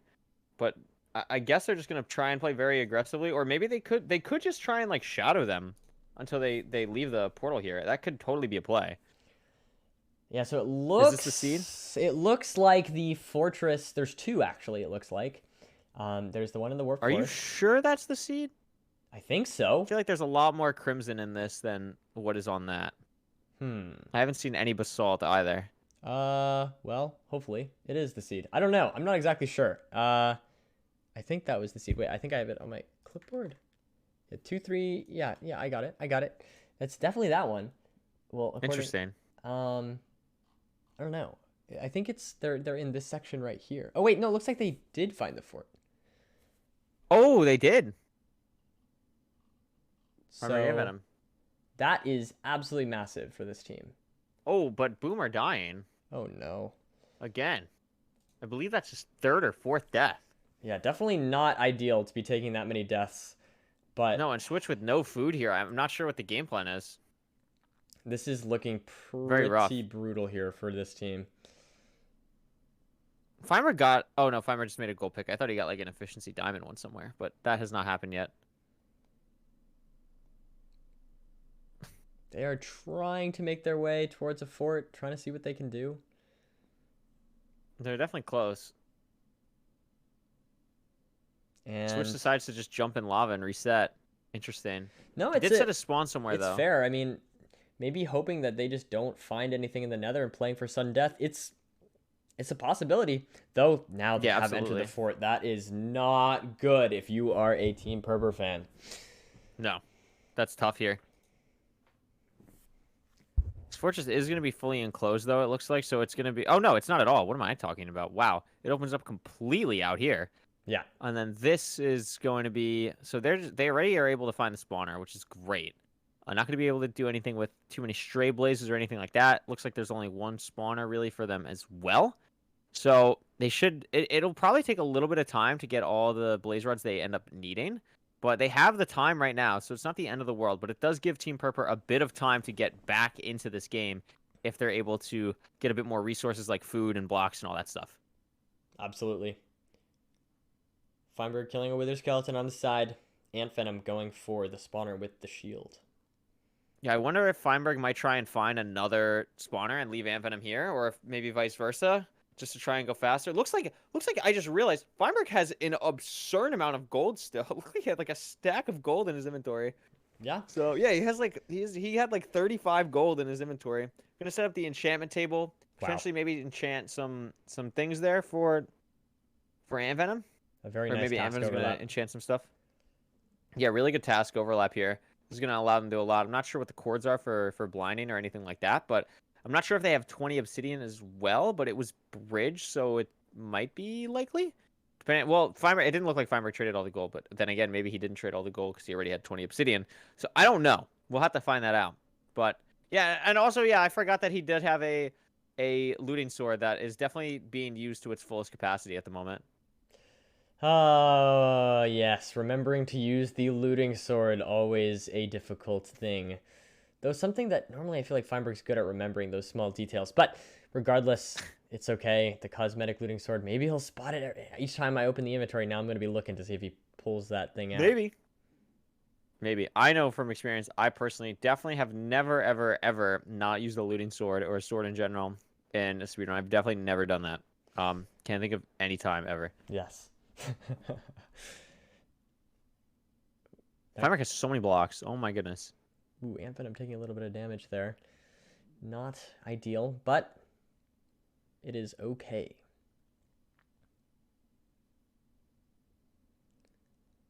The blazes coming in here. Not the best drop rates, but there we go. Get some at the end. They have 7, yeah. And there we are, 8 rods, and Feinberg's going to be building his first, and actually, oh no, not only purple, because he has a diamond pick, right? Oh. Yes, he does have a diamond pick. Good point. It does misplace that, but it doesn't really matter. So No, I think they're good here. now, That's just to big, though. clarify something that I expect to see from Feinberg here. Teams are not allowed to use calculators, but sheetless access is totally fine.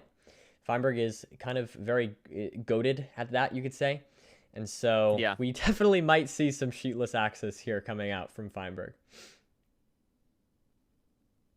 Yeah, he is gonna try that. Very awkward angle for sheetless access, though. You usually want as straight angle as possible. Close to 45 degrees, very annoying. But we'll see what happens here. Now, the interesting thing here is if they do try and go for the if they try to go for the same strat as Molly, which I feel like they may, they can't I Spy, which is maybe not the best, but probably worth it still.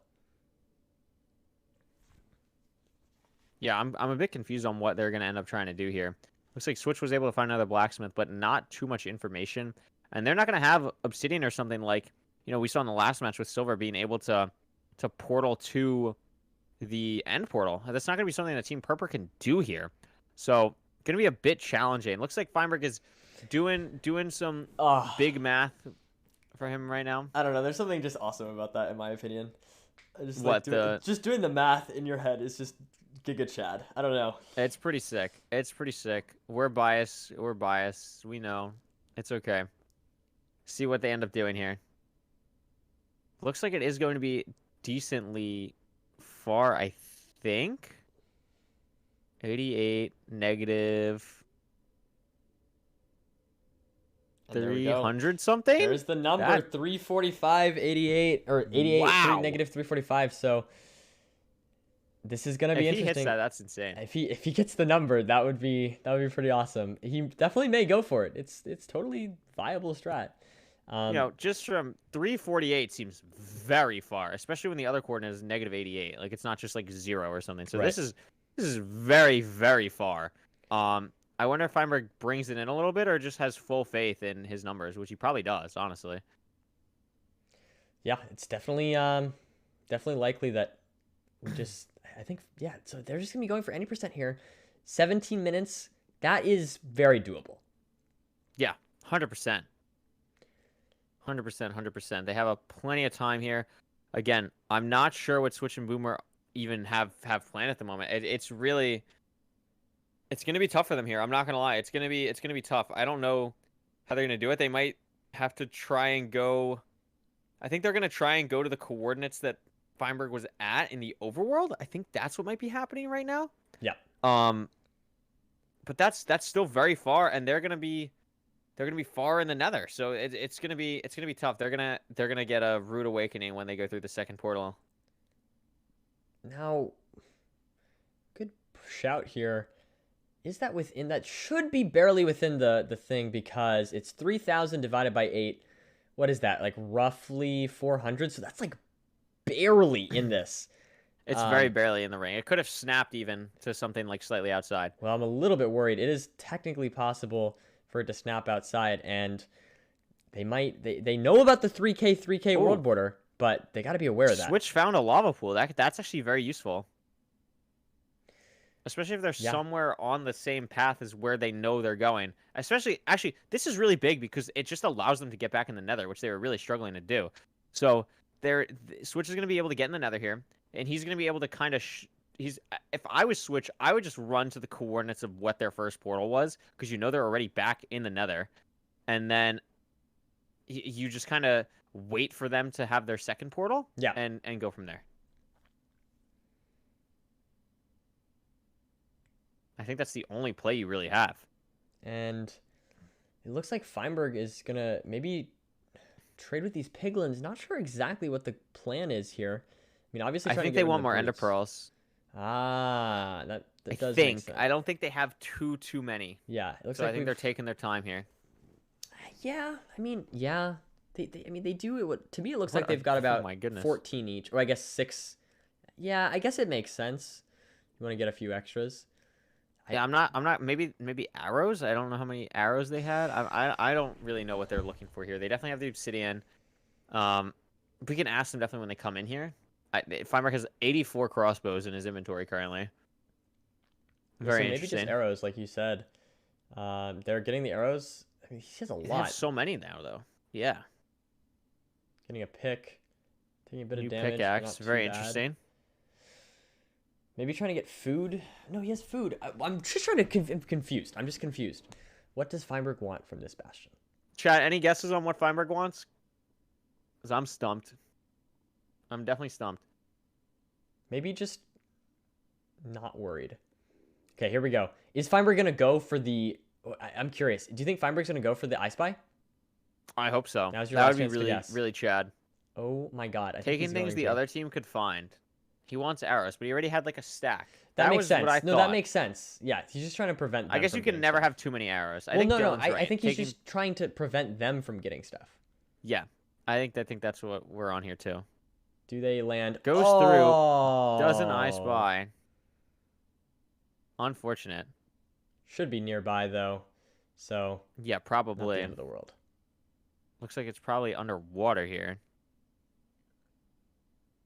Feinberg helping out his teammate mine a little bit, prevent drowning. That would be bad. We have seen a few matches where That some would bad be drowning bad. have happened in some of the scrims. Drowning is not ideal. Oh, and there's a Trident guy. Oh, this could be bad. Ampharos, or not Ampharos, Amphenum's got to deal with this quick. Getting in the boat. They should be fine. Okay, looks like they're clear. They did throw an eye. Fire just leaving his teammate behind. All good. Oh, it's very close. It looks like. I think it's about 100 blocks or so. Yep. And again, I don't know. I have no idea what Boomer's game plan is. I guess maybe one of them is going to the coordinates in the overworld, one is going in the nether. I It's the only thing honestly I can really think don't of. hate that play. I really I don't. don't hate that either. Um, Especially because it looked like Boomer really like Switch kind of got lucky with that nether enter, that lava pool, and I think Boomer just couldn't find one. yeah. This is one of the things though, I think with 1.19, like this terrain is so much harder to traverse just when you're running the overworld here. Like this is really annoying for Boomer. Like what is this? Like this is not ideal. Ocean though. Meanwhile, Switch. So yeah, Switch and Boomer just trying to separately go towards the portal. I respect that. You could say it's a misplay of Feinberg not building it under lava or on the portal. I think specifically absolutely. in lava would have been good because, you know, then you're if you build it under the lava lake, then I don't know, it's just nicer because the team can't find it as easy. But Absolutely. regardless, it's okay. Might be interesting to switch to spectator cam here for a second because it looks like they're gonna mine into a monster drop in the cave here. And I wonder if they're gonna realize it or play it safe or just Ooh. completely fall. This could be bad. Feinberg It's a big and they're drop. together. And it's Oh! gravel! Oh, And he they gets it both for clutched! both of them, I think. They both clutched. No, Oh my I god. don't know if they both. Feinberg did clutch for both. Oh my think god, Feinberg you're right. clutched The for water? both. That's absurd. Wow. Wow. That was insane. Clutching for both. The water rolls over into Ant Venom's spot. That was absolutely insane. Wow. And look how deep this stronghold is. They are still digging down, confident that it has to be here. Starting to dig a little bit safer after that drop. My goodness, that would have gotten Team Purple right back into this match. Good stuff there That from was Feinberg. insane.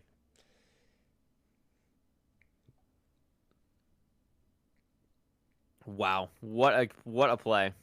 They are in the stronghold now. Will they be able to find the end portal? Surely they find it in 10 minutes and 20 seconds. Meanwhile, we've got Switch and Boomer. Switch trying to trade some gold. Boomer trying to just make it to those portal Oh my gosh. boards. Look at Ant Venom's doors. They're 3D. They actually have like the 3D part in the middle of them. What the heck? Very cool and epic. That's wild. That is so cool. Very jealous. Farmer getting paper, playing all advancements. Have not found this portal room though. Guys, I wonder if you don't understand paper, you guys are in for a treat. think I people- don't understand. You don't understand paper either? Is he? I will is he say. going- I will say. I know what he's got. I think I know what he's going for. Don't you need gunpowder for that too? Yes, you do. I think he has it though. There you go, Raul. Feinberg maybe trying to go for some rockets to put inside the crossbow, which does a lot of damage. That would be a little bit of a flex. That would be a little bit flexing from Team Lapis here. But it wouldn't surprise me. Wouldn't It surprise would me not either. surprise me. These are Feinberg has never done anything showboaty in a tournament before. I can't think of one time. I can't think of a Especially single time where either. it might have backfired. Yeah, me neither. Me neither. Yeah. So I think this is gonna be really awesome if he is actually able to pull out the firework rockets here. It'd be a very cool play. But they are both very struggling to find this portal room. I don't know if it's like hard to I find remember the nav this. on. I think it's behind a hidden room or something. If I remember the nav. It doesn't look that Looking far away. Yeah, no, to be this honest. is I think not they're just far. bad at the video I game. think If I'm they being missed. honest. I think they missed a route. I don't know. How'd they miss this? Yeah, sorry. We've got it on the screen. Let me show you. We're let looking me at the show chat. spectator camera. So you start here in the starter staircase. Then all you need to do is turn right here, and then another right, and then it's just to the left. So it's not far at all. This is not a bad stronghold, and I'm a little surprised. Feinberg is kind of the nav king. Maybe he's too used to his preemptive. Please cook Feinberg for this. I will. After this I round. will. I certainly will. He just completely forgot how Awesome. to nav a stronghold without his pie chart, it looks like. It's okay. Sorry, they still have the advantage though. I don't know.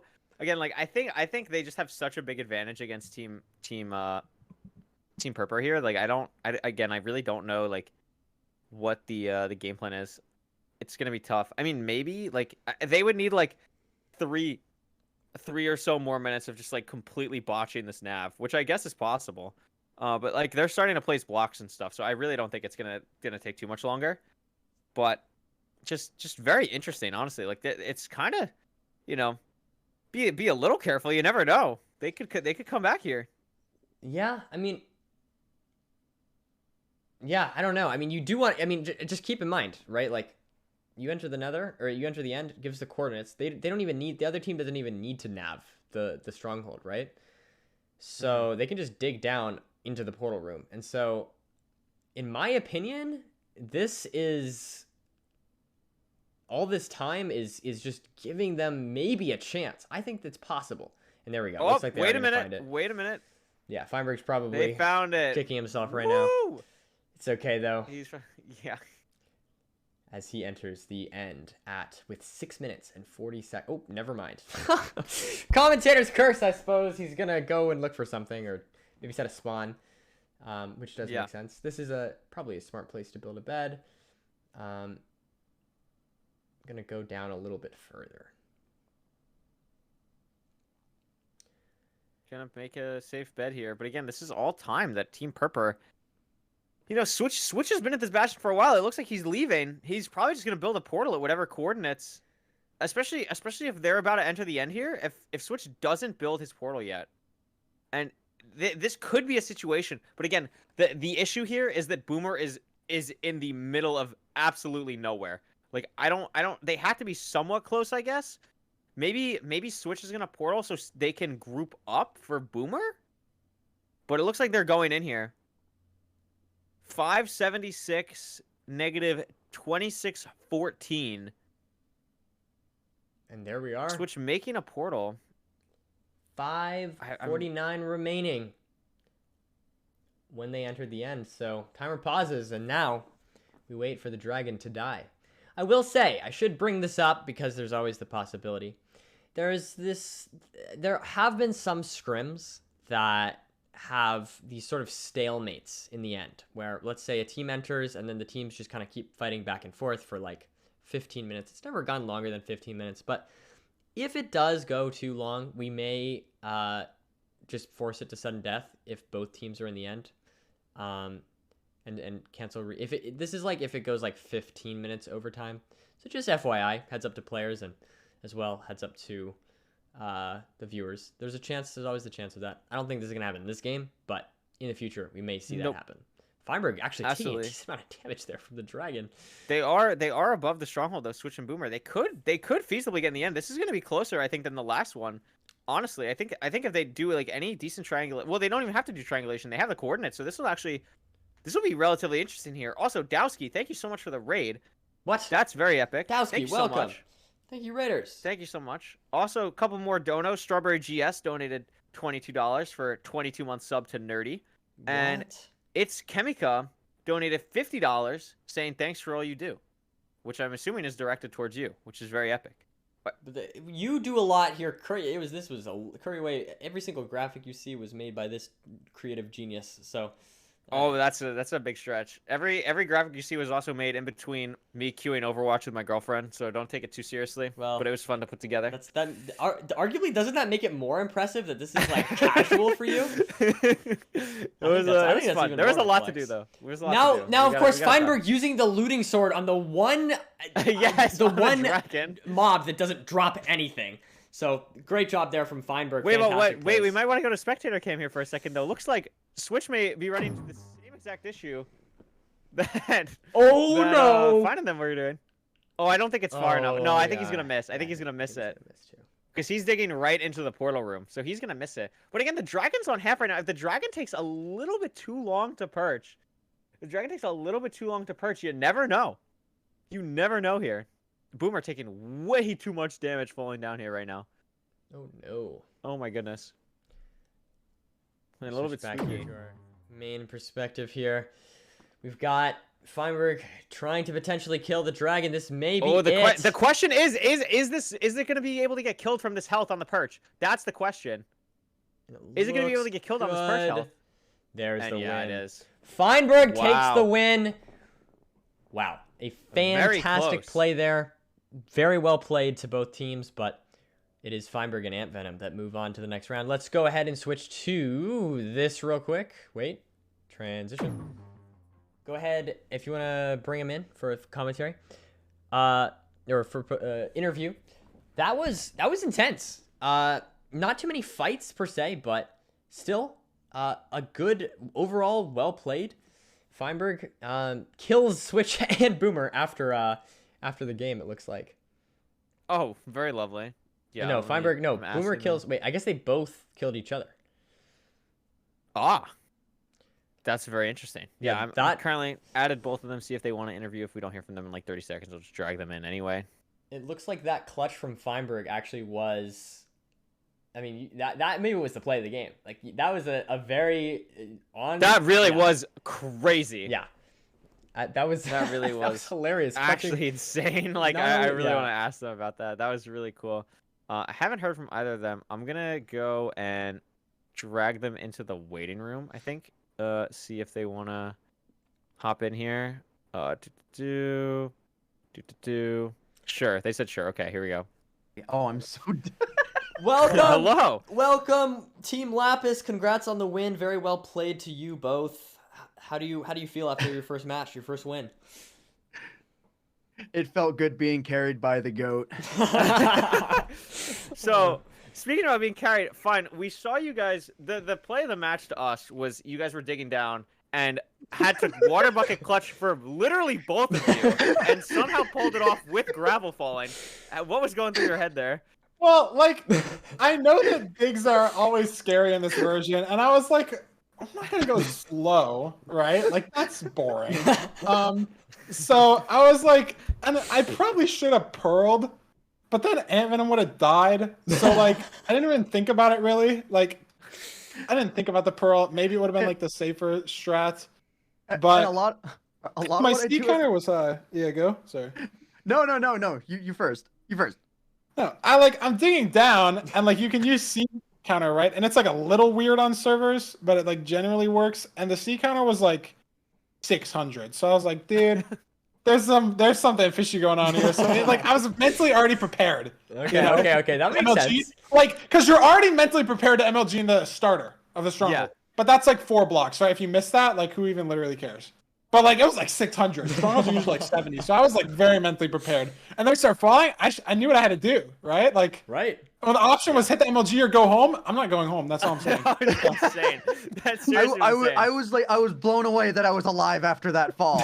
It was crazy. I wasn't like mentally ready to like throw down a bucket or anything, and a lot of what I do these days doesn't involve survival. So like my reflexes were just slow enough to like not know what's going on until after we hit the ground. That It was is so hilarious. awesome to watch. Plus the gravel falling too. We were really worried. Like I don't know. It was just so odd. The whole I situation. lost my water. I was like, what is actually happening? Like, Oh, hit the that's MLG and then I got pushed out of the way.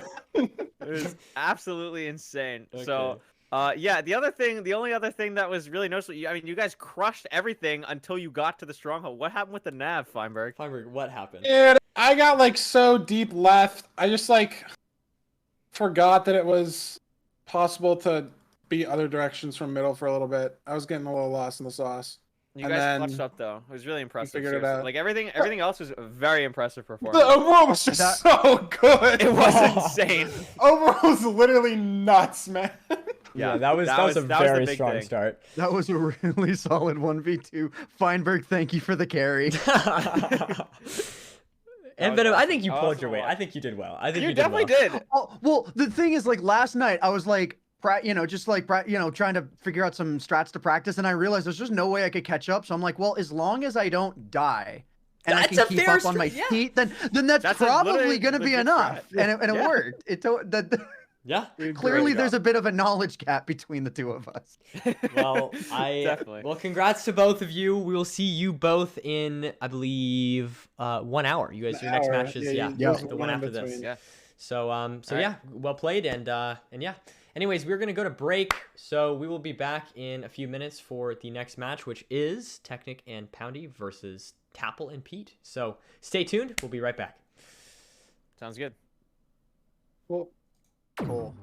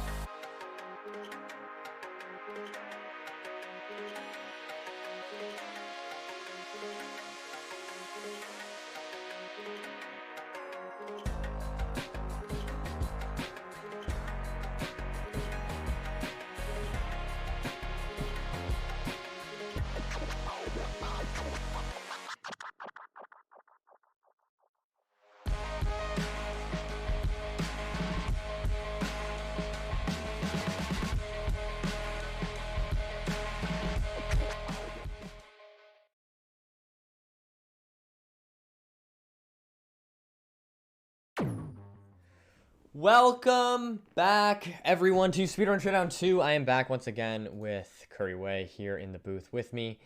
And we are back for a match, this time between Team Crimson, featuring Pizza Hut and Tapel, facing off against Team Slime, featuring President Poundcake and Technic. The previous winner of Speedrun Showdown 1 alongside We didn't mention that with Feinberg, actually. Feinberg is the previous winner in the last match. We didn't mention him. Yes. Feinberg and Technic were the team that won Speedrun Showdown 1. Yes, so some exciting stuff happening here, absolutely. Should we just get right into the match, Curry, or is there anything you want to mention? I think we should get right into it because we're already a little behind. We're already a little behind, so let's go ahead and get right into it. And yep, teams, there we go. There they are. They're all good to go.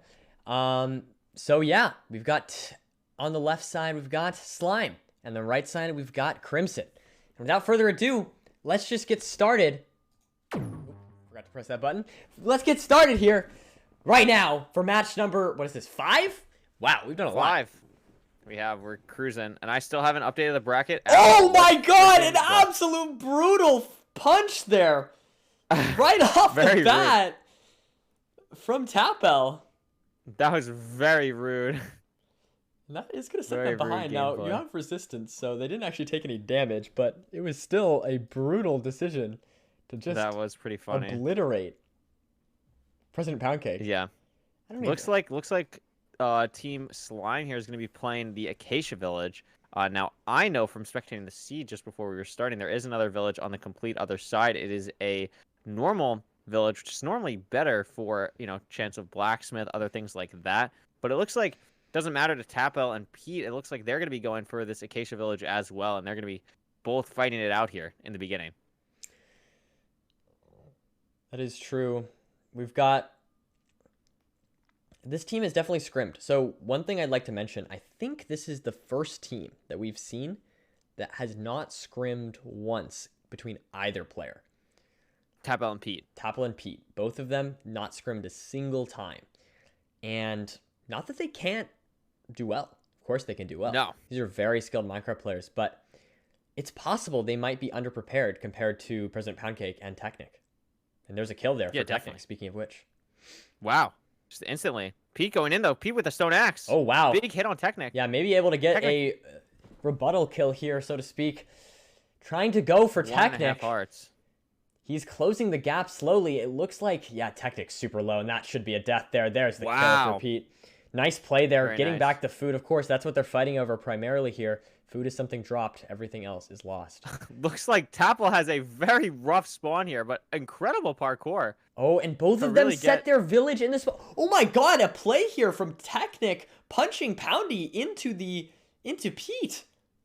Yeah, very interesting. This is some OG 2013 Minecraft survival game strats here. Tapel resetting his spawn to get out of a very bad spawn. Honestly, a really smart play from Tapel. I think Pete's safe here, to be honest. Like, he's on pretty full health. I think they're fine.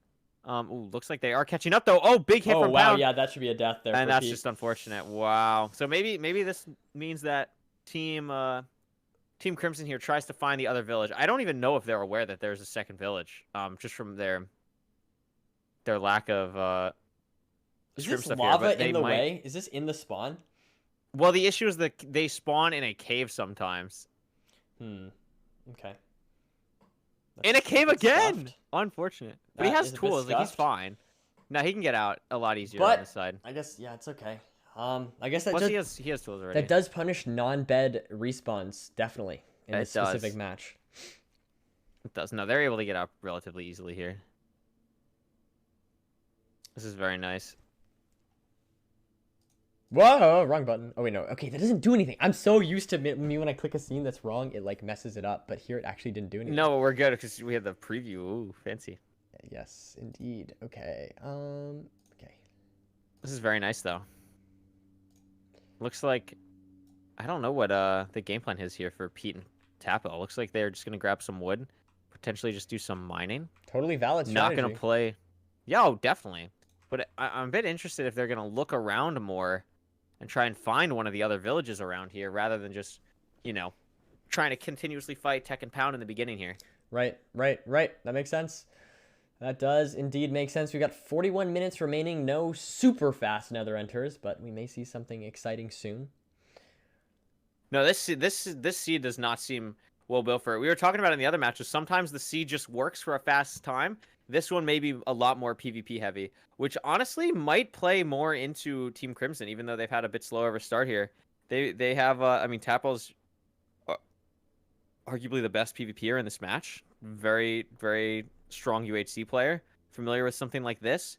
I wonder if that's something that this team wants to deal with more, rather than Technic and Poundy, who probably want to play more of a speedrun game, as both of them have I believe, better PBs than Tapel. I'm not sure what Pete's PB is at the moment, but I think Technic's PB is better than Pete's. I could be wrong, though. It's probably very close. Yeah. I think you're right. I'm pretty sure. I think Tech has a low range. 12 and like Pete that. has like a mid 12. So it's very close, actually. It's closer than I thought. So I don't know. I think this will be a more PvP heavy seed though, for sure. That does seem to be the case. We've already had some action early on in this match. We've got Technic seems to have sort of owned this village. Meanwhile, Pete instead opting to go for the iron. Definitely here. Seems smart. Some crafting here from Mr. Pizza Hut. A lot of iron in this cave. Yeah, Like, lot of iron. I was just gonna say, there's lots of stuff for them to work with in this cave, and so just playing off of that, I mean, I think that they could get geared up and maybe catch, maybe catch Team Slime off guard. No, you're right. They definitely could. I think this is because honestly, like, you know, it's really nice that Team Slime has the village advantage right now, especially for the food and everything. But you know, they don't have a lot of iron. They have arrows, which is great, but they are going to be a bit behind in the armor category. They're going to be a bit behind on just the tools category. So potentially, Tapel and P could really gear up here, and then eventually try and go back against them and take advantage of the armor and tool disadvantage here. Yeah, for sure. Interesting. Oh, looks like they found the other village, Team Slime. Okay. Heading to it now. Okay. That's Wonder if there's going to be solid. any blacksmiths or anything here. Terrain is a bit wonky. Also, 2 new donos coming through. Mickey Kajek with $2, and then El Beardo with $50 saying, have a good one. Everyone seems like a pretty good charity. I would agree. You know, would very agree simple too. goal here. $1, 1 tree planted. Very easy. Climate action. Something hopefully we can all get behind. Very cool. And again, remember, you can donate to us, but it would be preferable if you donate to the team you want to win, because you can help them win a tiebreaker or one of the extra bonus bounties for them to actually receive more money for the team that raises the most money in total. Yep. Each player will get $250 for that bounty. I'm And gonna if there's a tiebreaker, they could potentially make it based off of your donation, which is crazy. Yeah, you could literally advance your team to the next round. I'm just going to post the link in chat if you guys don't have the access to that pinned comment. If you scroll down, you can actually see, it's kind of cool. You can see all these teams. We need to fix Illumina. Illumina is for Team Diamond. That's for both. But you can click on whichever team you want to have your donations be in the name of. And you can see if you scroll down, right now, Virtual and Feinberg, those 2 teams are in the lead with Virtual at 334 and Feinberg at 300. So thank you to everyone donating, and very strong start. That's close. Yeah. That's definitely big. Especially, you know, we're talking about it could be an advantage. Like, Molly's team already won one, right? So them having that team gold, having that top donation spot right now, yeah, with 1 win, they're looking at a really good chance to be moving on into the bracket stage already. Yeah, for sure. That's a really good point. Yeah, them having won, not only won, by the way, won against dominated. Well, yeah, dominated against our team. Like, that is not like a casual team. That is Silver, who probably has practiced the most out of every single person in the entire event. No, and you can make an argument that Silver is right now the best RSG runner based on how much he's been playing recently. So that was a huge win. Absolutely huge win. Yeah, I think that they should be very content with that, how they played that first match. Just outpacing the other team. It's a viable strat, you know. Yeah. I think some teams might be over. Ooh, yeah, you're right. A lava this pool. lava pool. This is big that they found that. So something we haven't actually touched on yet that I think Nerdy will agree with is this is, I believe, our first match of Group B. And I think a lot of people, after seeing the team previews, think that Group B is the strongest group team-wise. You know, we have these 2 teams playing, but there's also 2 teams that aren't playing, which is Smallent and Rain-X. Yep. And the other team, which is, I would say, the fan favorite, is Fruitberries and Purple, who a lot of people have seen and think is going to win. So a win here against the other team that isn't Fruit and Purple is massive in this group stage, where 2 of them are going to get out. Yep. So this is really big for them. And the winner of this will have a really big advantage going into the other matches in their group. I personally also think this is just the strongest group overall for the 4 teams. This is a really tough bracket. It's a hard bracket for sure.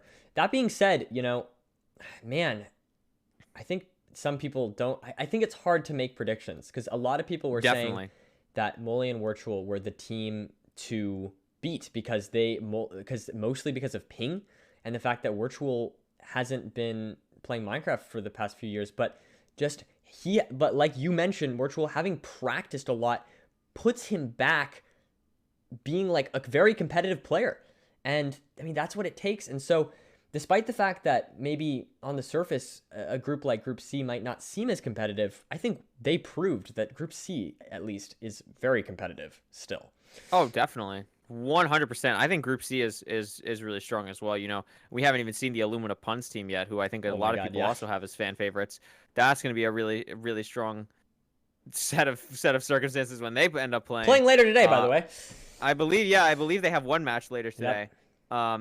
Which would be really interesting. But again, you know, I think a lot of people, honestly, myself included, was a bit lower on Team Slime here, but they're pushing out to a sizable lead here. Yeah, this is great. Finding a bastion and pushing up.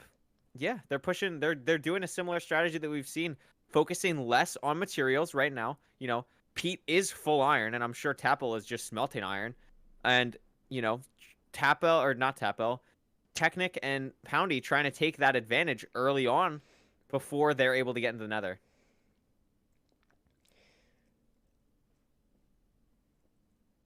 It seems to me like Pete is quite decked out, though. So, you know, kind of the risk-reward going nether versus gearing up. Pete enters the nether now. He's a fairly scary target. Though I will say, Tapel does seem to be a bit naked right now. He does. He is a bit naked. It is unfortunate. I wonder what Pete's plan is. You know, he is very decked out right now. So maybe he's going to try and look for a lava pool while Tapel gets the rest of his stuff. You know, the thing is, the compasses just do not work at all when the player's in the nether. Correct me if I'm wrong, Nerdy. It's not going to point to where they entered the nether, right? They have the chat in that for They have the chat. No, the chat is for that. Yes, you're right. That's kind of what I was saying. Yeah, so they could go for that now. I think it was at the village the other direction of where Pete's currently going. So that'll be interesting if they decide to go for that. Maybe they want to try and go for a different enter. Maybe don't want to like go in the same way and take it a bit slower. But if I was them, you know, you're ready. You've been a bit behind here at this point. You know, it's been a couple minutes since they've entered the nether, and you don't want to get too far behind. So I would enter in their portal and see if you can follow them, especially when you're hoping, and they do have the gear advantage. Right. And I hope that they're aware that advancements are off. I did announce it to all players, but it's possible they could have not seen my announcement. And therefore, they may think they have more time than they do. That could be something. Looks like this is a housing bastion. So this will be, whoa, very nice chest. Bunch of golden carrots. So that solves the food issue if there ever was one, but there isn't. So yeah, that's very nice. They're looking good here. They're looking good. They're looking very good. They honestly probably want more armor than anything here. See what they're able to find out here. Maybe they can get some iron blocks. That is, of course, something you can find in these chests, or even I believe even diamond. I know diamond pickaxes, of course. We saw that in the last match, but I think diamond armor is just bottom treasure. Yeah, I think you're right. So, regardless. Oh. They can still get some good stuff. See, Poundy is about to open this chest. And let's see what we've got inside. Nothing. Air. Yeah, not much. The iron's not super helpful. It's just not a huge quantity. So I would say this team, their best bet here is probably just going to be going for fire res and just kind of trying to outpace the other team. Use that fire res advantage. Maybe see what they can do. Meanwhile, on the other side, I'm expecting to see Pete and Tapel enter the nether relatively soon. Use Pete as that kind of brute and try and stop this other team from progressing any further. Oh, 100%. 100% here. Looks like Technic is going to do the main bastion route, it looks like. And Pound is probably going to try and grab the chests, is what I think is going to end up happening here.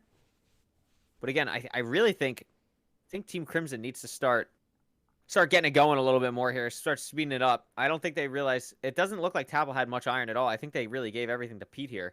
So this might take them a bit longer to get as geared up as they want than they think. Absolutely. We see Poundy going up to the top of this bastion, meeting up with Technic at the middle here. They might... I don't think that they checked the top chests yet, did they? I don't think they did. So that's going to give them an opportunity to potentially get some more iron, potentially get some more gold armor, you know, maybe get some like a looting sword or something, and of course, obsidian. Yeah, definitely. Interesting route here from Technic, but I think he's going to be able to get, like, what, 3 pigs? Maybe more if he goes up the side. Might be able to get a couple more here. Poundy trying to kill some piglin brutes. Manages with 1. Oh, and a little bit of a pickle here. Oh my god. He's going to be able to get out. Can he escape But now the this? question is the lava going to drop down into Oh, no, Technic's Poundy is- hole? Uh-oh, Poundy. No. Oh no, and Poundy takes a death. That's big, actually. Can Technic clutch up here? They seem a bit far from their portal as well. Because I believe the portal was at the other village. So that's a bit unfortunate for Pound here. Apparently, But Technic is going to be able to grab everything. Apparently, Tapple somehow lost his armor. I'm not sure. You need I to. don't remember You need to have the Tapple armor having on. I armor. don't know if that maybe was the issue, but you do need to have the armor on. Yeah, I don't remember that. So I don't know. I didn't see him have any armor on. I never saw him personally. have any armor on either. Yeah, I don't know. This is the 3rd village we've seen on this seed so far, so they're gonna be able to get some stuff. There is a mesa and a jungle on this seed. Very epic.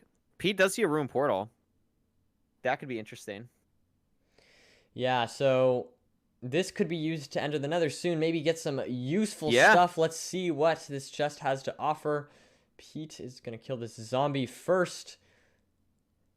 Check the chest. Sharpness 2 sword. Not really anything great there, but could share that gear with Tapple. Definitely. Tapple thought, oh yeah, so you can't have the armor. I guess, yeah, that's just, I guess, like, I mean, that's an understandable mistake from Tapple. The mod checks for your when it checks for your armor, it's checking for the slot, right? So you gotta have the armor on. And you can't, for example, bring a pair of armor, and you would lose that if you brought a pair of armor for your teammate. That's the reason why that was removed.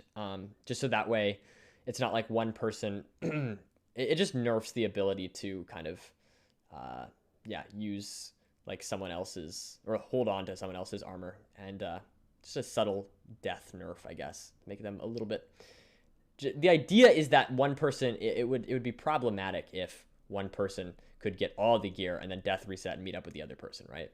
So that's kind of the idea, that it makes it a little bit harder to do something like that. You got to coordinate a little bit more with your team. Makes sense. But Pete entering anyways, the nether here.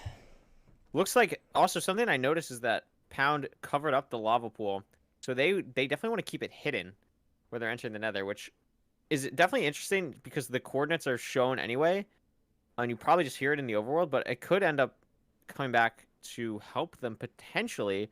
But Pete's enter should be fine. It should just work out. Poundy does see a bastion. I'm assuming it's the same one the Technic's at, because they don't need a second bastion here. I'm not quite sure what Tapel's going for. Potentially just trying to get emeralds for arrows. Do an Those are arrow good. trade after this. Yeah, Would be my guess. trying to get some wheat here from this trade. The villagers These do not villagers seem to are want to not cooperate. cooperating. It might be too late. Wow. I don't know exactly how villagers work. Yeah, maybe. But it might be too late in the day. Oh yeah, punch him. Yeah, I don't know about that decision. That's unfortunate. Yeah, I think it is too late in the day. I think that's what's happening right now. Oh, Pete, wait, what? crafting crossbow correctly. That was awesome. Villagers are being janky. Tapple seems to be. No, right. I think it's just because it's nighttime. He just had one work. I don't. Maybe it was already a dude. Yeah, this is wild. Just villager moment, Minecraft villager moment. Average villager moment. I think that's what's going on Yeah, here. I agree. I agree with that take. It's a good take. Hopefully, Tapple will be able to get this sorted. Poundcake trying to meet up with Technic once again. Didn't seem to lose too much, but this is one of those things we were mentioning earlier. Like, the death didn't necessarily... He didn't lose items, per se. Like, Technic was able to recover them, but it lost time, which is very, very valuable. Just going for the bucket. Traded for the bucket, so no arrows, Okay. just bucket. I guess that makes sense. They want to push Nether. Yeah, now they both have a bucket, I guess. Tapple's still very low on resources compared to Pete here. Let's see here. Surprised they haven't entered yet. It's been 20 minutes. No Nether enter. Pete waiting on Tapple here. Getting a little bit of gear for him, so he's not completely... Thorns 1, and is able to craft him a bunch of gold armor, There actually. we go. So actually, these two teams are pretty similarly geared. We got one kind of brute, specifically with a gold helmet and iron armor. The other person with slightly worse armor. So these two teams are both at pretty similar levels, but there's two big problems. One, Poundy has a crossbow, or Technic rather, has a crossbow. And second, they have fire res, or they should at least have fire res. Yeah, they do. So yeah, definitely. So we might see some action here soon. I would definitely say the advantage is for Team Slime here, but the coordination of Pete and Tapple definitely might help out here a lot. Oh, definitely. And I'm pretty sure the bastion that Pete is looking at is the same bastion that Technic and Pound are currently in, just based on the compass and based on the fact that it also looks like a housing. So there could be a brawl here somewhat soon. We could be looking at a fight here. It is very likely that we see some action. Let's switch over to the spectator camera here. We've got Technic and Poundy at the top of this bastion. Meanwhile, the other side here is going... These players are coming in from behind, trying to see if they can make their way up to the top. You know, it's... What do you think about this push here from Tapple? I think it's definitely very interesting. You know, it reminds me of what we saw with... Oh, and a Cup in shot the there first from match where they Pete. just take- Sorry to interrupt, but we have a shot there. Wow. Not going for the sneak attack. Instead, just trying to do some damage. Yeah, no, that's just smart play. And I think especially when they're bridging like this, like Pete, if Pete can get a shot on them while they're just bridging like this, that would be huge. Pete going for it. Oh, trying Oh my gosh, so close. Wow. Jeez. Some scary stuff there from Pete, trying to do some damage, to this team. See, but meanwhile, Slime is Floating off not into the interested. They're sunset. trying to just get out.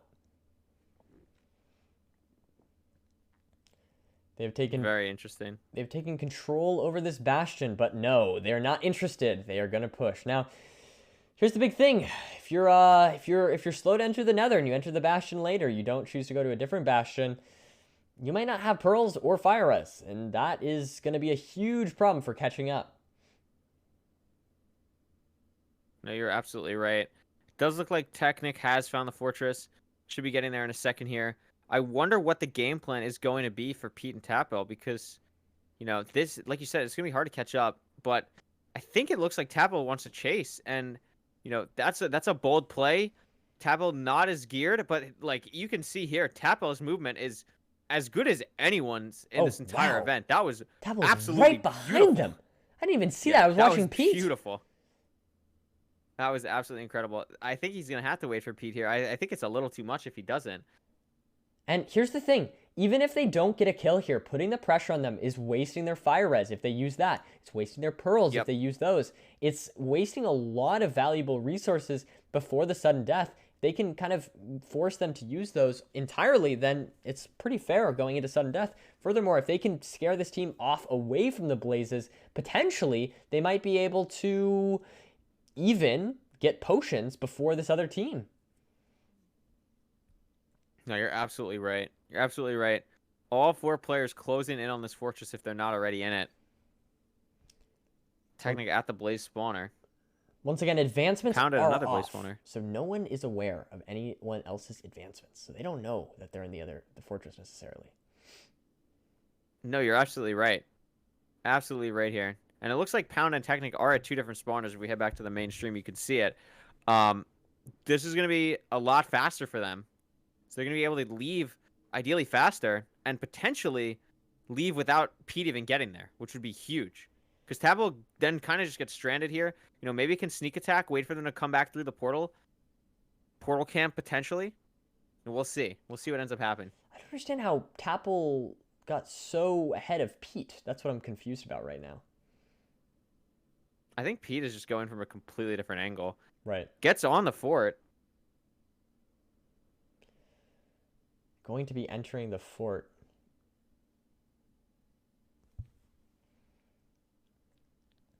I think this is the same exact spot Tapel entered. Yeah, I think you're right. So they should be near each other. Should be able to push this team soon, hopefully. We will have to wait and there find they out. are. There's Tapel. Tapel and Pete together. Going to be looking for this other enemy team. Could be a potential fight happening soon. We could They get end a up seeing potential each other. fight here. And there we go. The two teams starting to engage. We got the lava buckets coming out from Team Slime here. Meanwhile, Pete and... Oh no, getting hit by the blaze. That's not good at all. Pete That's putting big. some pressure there, trying to lava bucket them. I don't know if he knows that they have fire res enabled. That is definitely going to be big. Honestly, if you're Pete and you find out that they have the fire res, if I were them, I would just try and stall. Yeah, Try and absolutely. stall out that fire res. You don't know how much fire res they have. You want to hope that it's not that much. And Technic and Pound in a position where they can get shot by blazes here. You know, they got lucky. Right. They just missed that cycle, but they could have got shot. Yeah, and Technic taking a bunch of fall damage. And oh no, that's unlucky there. I'm gonna switch back to the main screen so you guys can watch the individual POVs for a second. We've got Pete and Tapel both trying to see if they can, you know, stop this team as much as they can from getting all the rods that they need.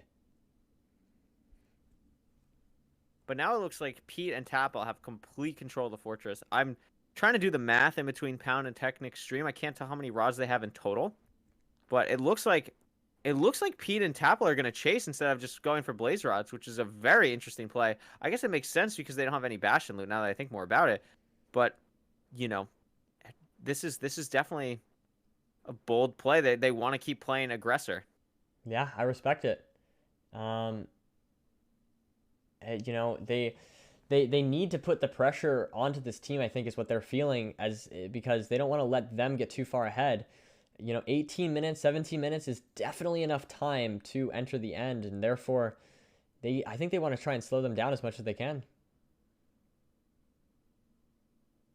Absolutely.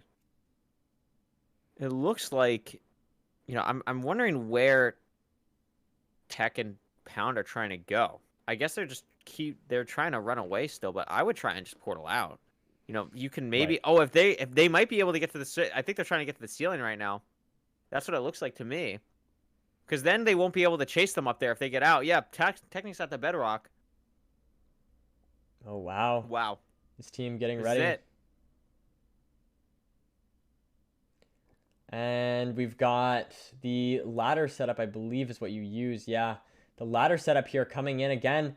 And I think this is just going to be, I think this is going to be really hard for Pete and Tapel to come back from. They're going to need obsidian, or they're going to need some way to get up here with pearls maybe. This is, once again, showcasing why it's so important to go for speedrunning potentially. And there we go. Technic and Pound Cake both on top of the bedrock. Both up. Wow. Really, really good play there. Yeah, once again, using that advantage that they had of having Bastion first, and now there's very little that this team can do. I don't know if they're familiar with the potentiality of going into the nether roof as your spawn, but otherwise, I mean, this team, it's going to be really hard for them to find what to do. Yeah, no, you're right. And I think the issue here is this doesn't look like that big of a cave, but they are in a deep slate level at least, so they are going to be able to get up relatively fast. Going to be a bit annoying too. Hopefully they get like ocean or something, but you know, this is going to be tough for Team Crimson here. I think this would be a pretty big upset win in a lot of people's eyes for Team Slime, which would be very interesting in this Group B bracket like we talked about earlier. Right. It's going to be hard too. And it looks like, sorry to cut you off, I think what's happening right now is I think Pete is looking for the portal and realizing that it's not low. They're super low right now. They're looking at their coordinates. I think that's what's happening right now. Yeah, I guess so. I guess they're going to be trying to nav their way to this, or not nav their way. They're going to try and start triangulating, maybe having one player Wait, I don't even know what they're doing at this point. Maybe they're gonna be trying to. I don't know. They're doing some fancy portal work here. I'm not exactly sure. We'll have to wait and find out. I think what's gonna happen. Actually, I have no idea what's. I don't know what. I don't think this is gonna work. It's gonna put Technic on the bottom. But why would they want that? Because now they're separated. Yeah. So it's Technic's on the bottom now.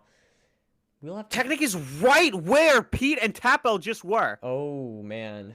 Oh my gosh. And now he just That's gave them insane. a portal. Wait, he just gave them a portal. He gave them a free portal. Tech could have just easily died if he was 10 seconds faster. Like, easily. I don't know what they're doing right now. Well, no, the bigger problem is now they have a portal there. This is a monumental throw. I don't know what they were going for. I don't know. They might not find it still, but... Oh, to Pound? What? I think turning... What is happening? He did that on purpose. Okay. But now he has no... Wait. What? What is going on? They don't know. I'm okay, so there's confused. they're doing something fancy, I think. I think this might be all intentional. No, all right, so this is what I think happened. I think they don't have 20 obsidian, and Pound has the diamond pick, so Pound wanted to start breaking the portal to get to 20 obsidian, but Tech was still in the overworld. But Poundy then should have just rebuilt the portal and relit it, and Tech would have gone back.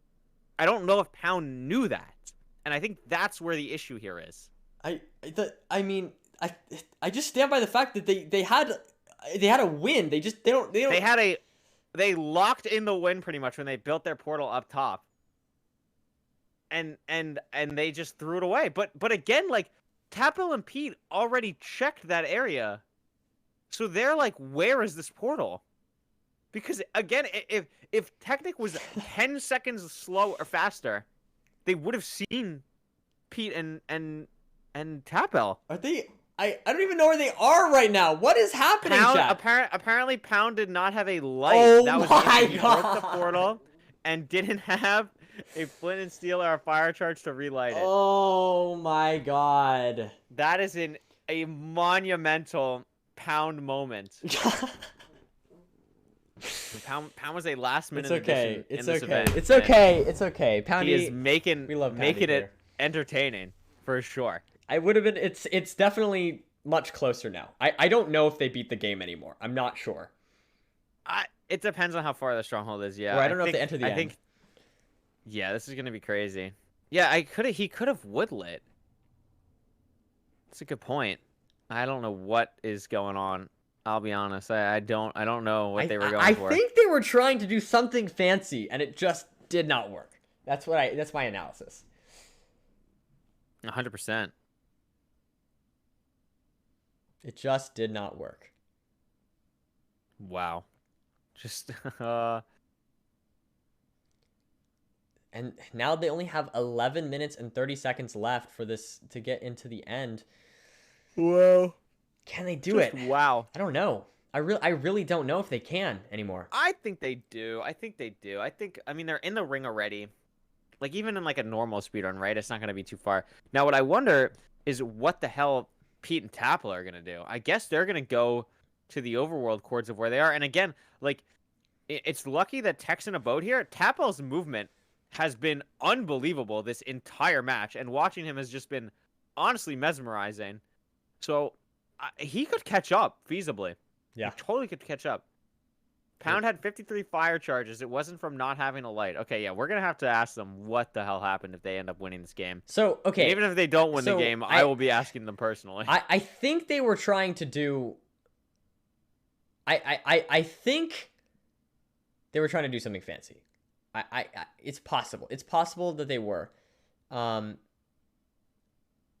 know of a strat that exists in this tournament that no one's tried yet. That is it has to do with fancy portal tricks that you can do. Interesting. But that is not what the strat was. What they just did, that was just not it. So I don't really know. No. I don't really know. Small Ant, thank you for the raid. Welcome on in, everybody. Whoa! Small Ant's playing tomorrow, by the way, everybody. Tomorrow you can do exclamation point schedule. Should have everything linked. Thank you, Small Ant, for the raid. I appreciate it. Yeah, thank you so much. We're in the middle of a very interesting match at the moment. Team Crimson versus Team Slime. This is actually the same group that Small Ant's team is in, so this match actually definitely has implications. And Team Slime looked to have almost a guaranteed victory, but had a bit of a problem with their nether portal. So they have definitely thrown away that, but they are still 100% in the lead at the moment. Friendly reminder for everyone joining in, this is a speedrun tournament, but it's also a charity tournament. You can type exclamation point donate. You can donate to Small Ant's team, Team Glowstone, if you want to help Team Glowstone have a better chance in a tiebreaker scenario. The tiebreaker for this is separated by how much money your team donates. And that'll obviously be a thing as well for tomorrow as well. I don't know what Tech is doing. He's thrown an eye on the spot like 4 different times. I don't know what is going on. I think he threw another eye. This is like the 3rd eye Technic has thrown that has gone straight down. I don't know what is happening. So I think I can explain. I don't think Technic is aware that you, in the normal 1.16 game, the eye points to the middle of the chunk. In this version, it points to a cross like the corner of a chunk. So really, yeah, I didn't know that. So he just might not be aware. It's possible. I had no idea that was a thing. Wow. That's very interesting. So digging down, definitely use some eyes there. Not ideal at all. 8 minutes left. They should be okay. So long as they have enough eyes and everything. Whoa. Oh my god, Whoa. taking heavy damage there. And this is not good at all. Technic. Taking some damage. There's a second skeleton, too. There's a second skeleton. This is not good. Gonna go ahead and eat. That was basically as close as you can get. And all these slow things, meanwhile, should be giving time to Pete and Tapple, who I believe are just tracking, which is the correct play. Pete and Tapple or at least Pete is only like 200 blocks away. I was just looking at Pound's coordinates and Pete's coordinates. Very close. Wow. And that is a totally viable strat. I think some people get the idea that once you blind, you can't ever catch up. But since it's only first ring, it's only about 1,000 to 1,500 to 2,000 blocks usually. So, I mean, it's obviously slow, but considering how long it takes to nab the stronghold, and I guess in this case it takes to get to the stronghold, it's just gonna be slow and giving people time to just make that run. Yeah, this is pretty nuts. Tech actually does hit the starter staircase. Starts to nav. And yes, chat, this is definitely a good opportunity to get out those pause champ people. Portal room. There's the portal room.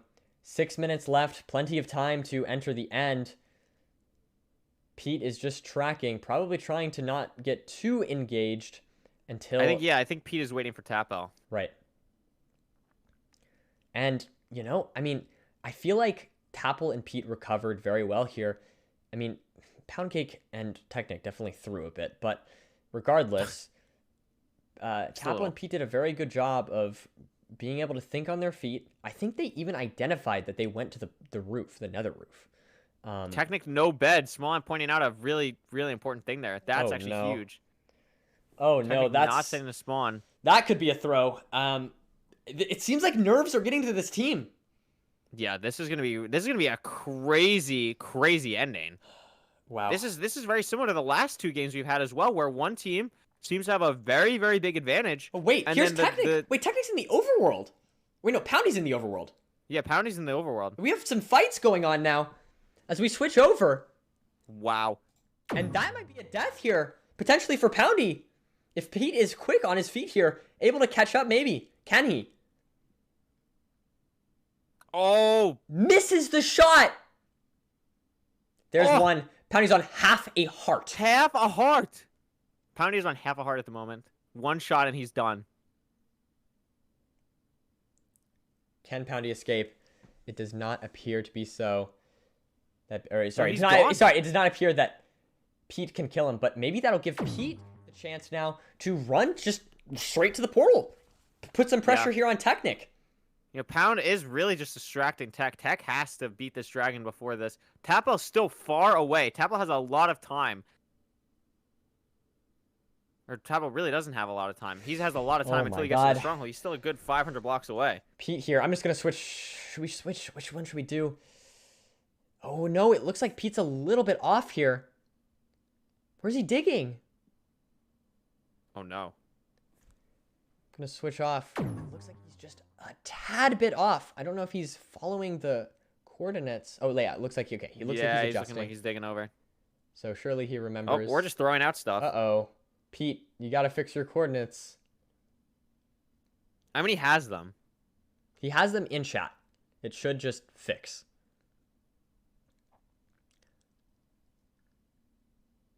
Here we go. Pete getting close, but not it. Oh, he's running the wrong way. There we go. Okay, fixing the coordinates. Able to correct that, so that is good. We should see Pete entering the think stronghold about here this. soon. Technic did all the work for Pete. Technic broke all the crystals and is just going to start doing damage on the dragon. It's not going to be fast enough. Pete is 100% entering the end here. So it's really going to be a 1v1 between Tech and Pete unless Pound is able to beat him there. And there's Pound right above the portal, it looks like. Oh my goodness. Yeah. And there we go. Pete is in the end. No spawn set for Pete either. But I think Pound is not going to set a spawn either.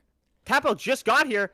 Wow. Has to hit a crazy MLG. It just falls in the portal room. Wow. What just happened on All Tapo's the players screen? in the end right now. We have Team Crimson pushing in here, pincering on to Pound Cake. Can they get the kill on Pound Cake, who does not have a bed set, I believe? No one here has And there we go. There's the kill here. Can we get another? There's 1 versus 2 situation here. And Pound Cake. Oh, Pound is the only person with a bed spawn. Okay, Pound did set a bed spawn. With a bed spawn. Now they just need to kill it. So this is very interesting. We've got 1 bed spawn between the 4 of them. Pound Cake is in the end again. Meanwhile, Pete and Tapple have the item advantage, but they do not have the bed advantage. Wow. They're just going to constantly And there's kill another Pound. kill. There's another kill on Pound, yeah. But that's fine, because he just keeps respawning and keeps going back in. That's all he has to do is distract while Tech deals with the dragon. This is crazy. This is so winnable. Yeah, very winnable. Very, very winnable Winnable here. for both teams. Like, this is Cake. crazy. This could Pound really back go in either way. again.